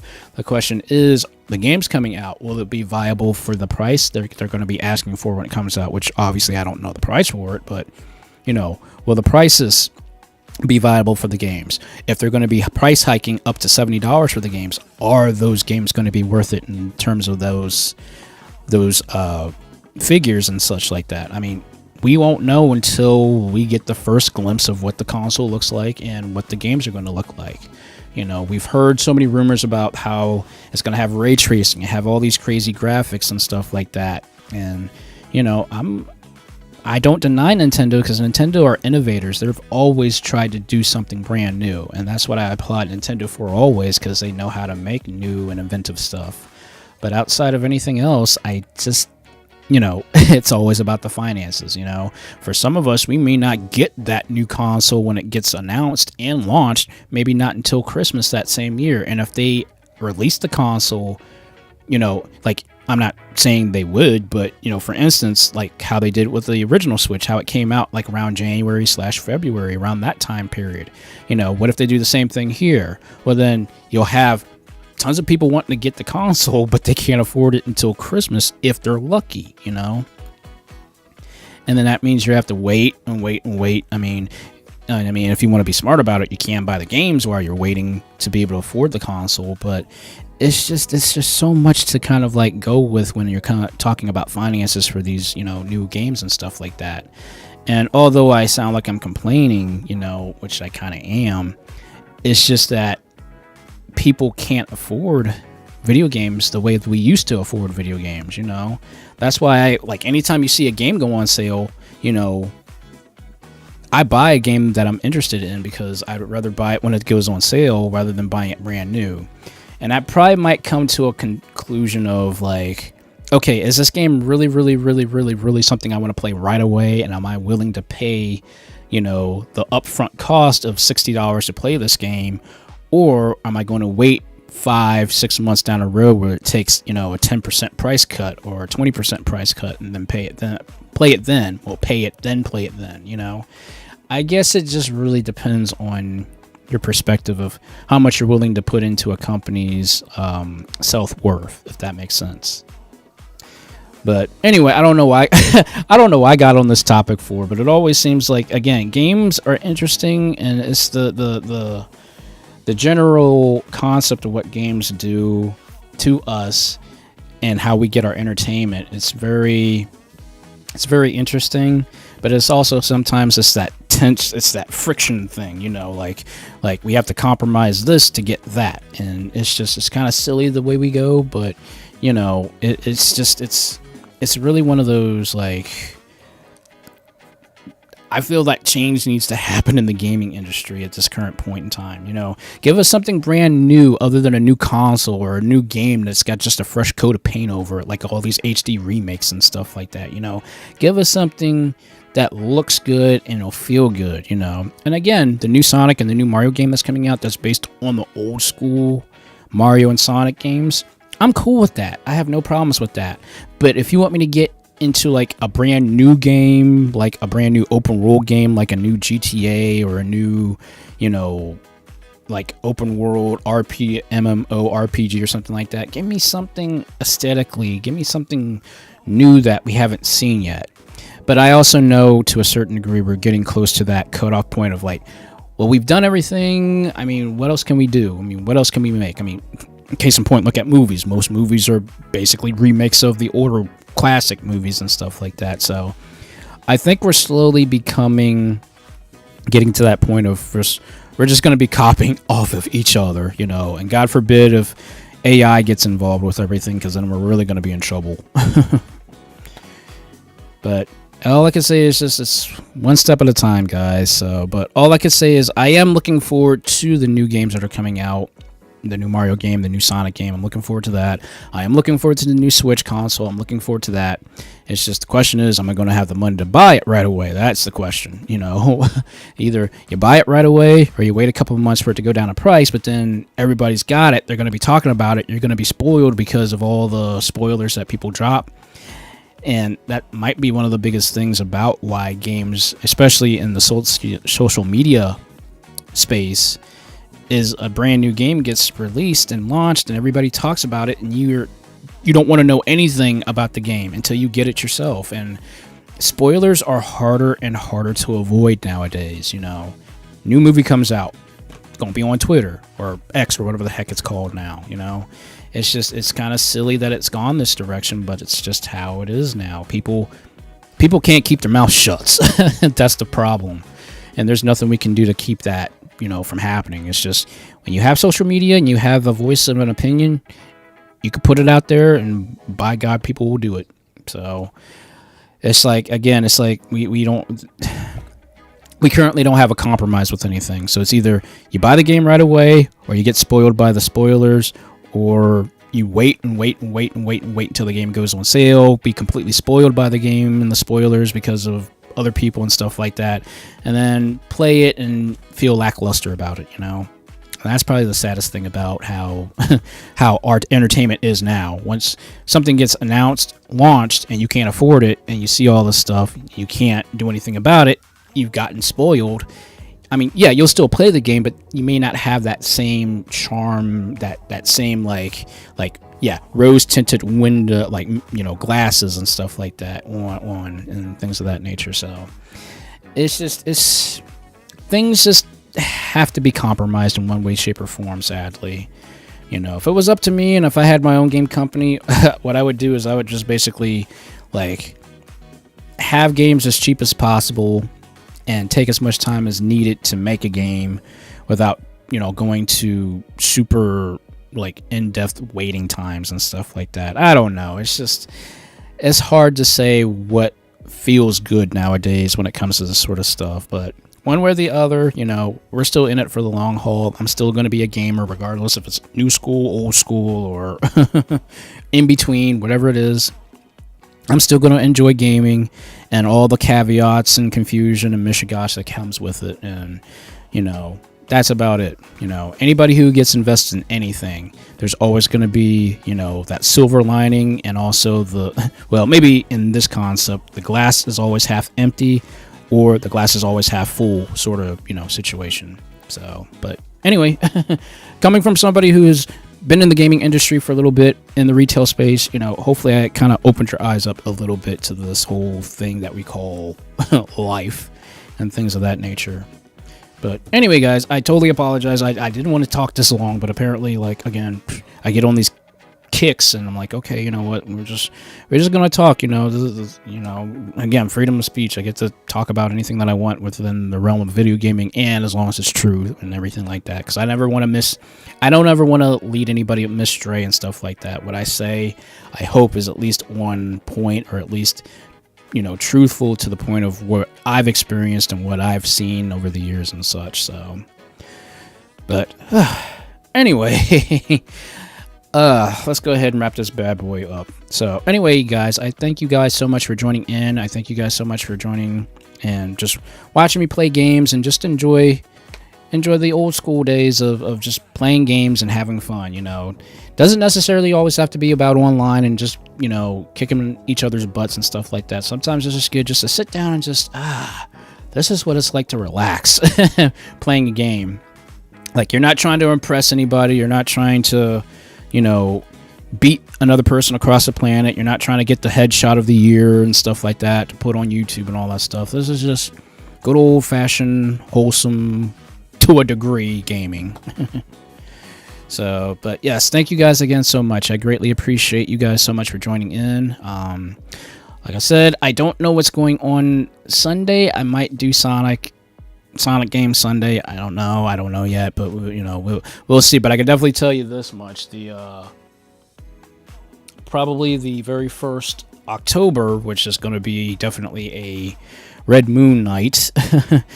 We'll probably be playing the brand new Sonic DLC on that night and such, and then try to squeeze in some spooky gaming as well. But anyway, guys, I hope to see you guys tomorrow night during the art stream. If not, I will catch you guys on Sunday, and if not, then I'll catch you guys hopefully maybe next Tuesday. All right. So outside of that, guys, I hope you all have an amazing day. I hope you guys have an amazing upcoming week if I don't see you later. And just, enjoy the time that you have off and things of that nature when you have off. All right, guys? So take it easy, and I'll catch you all on fire later.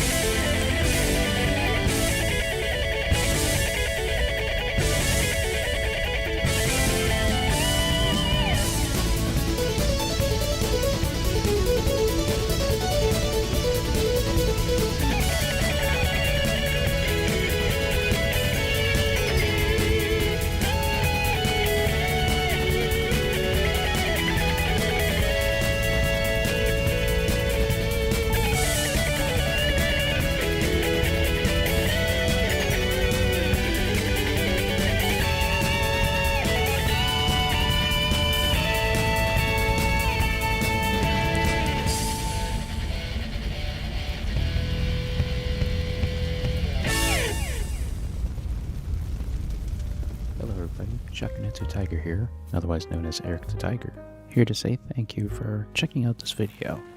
If you do like my content, hey, please like, share, and subscribe to this channel. And make sure you hit that notification bell. It'll definitely let you know when I make a brand new video, or of course when I live stream. Just to give you a heads up, I do live stream video games and a lot of old school stuff every Sunday, 8 p.m. Eastern Time. If you have nothing else to do, check out these videos on the side here. Who knows, you might find something you might like. Until next video or next live stream, I hope you guys take it easy, take care of yourselves, and I'll catch you all on fire later.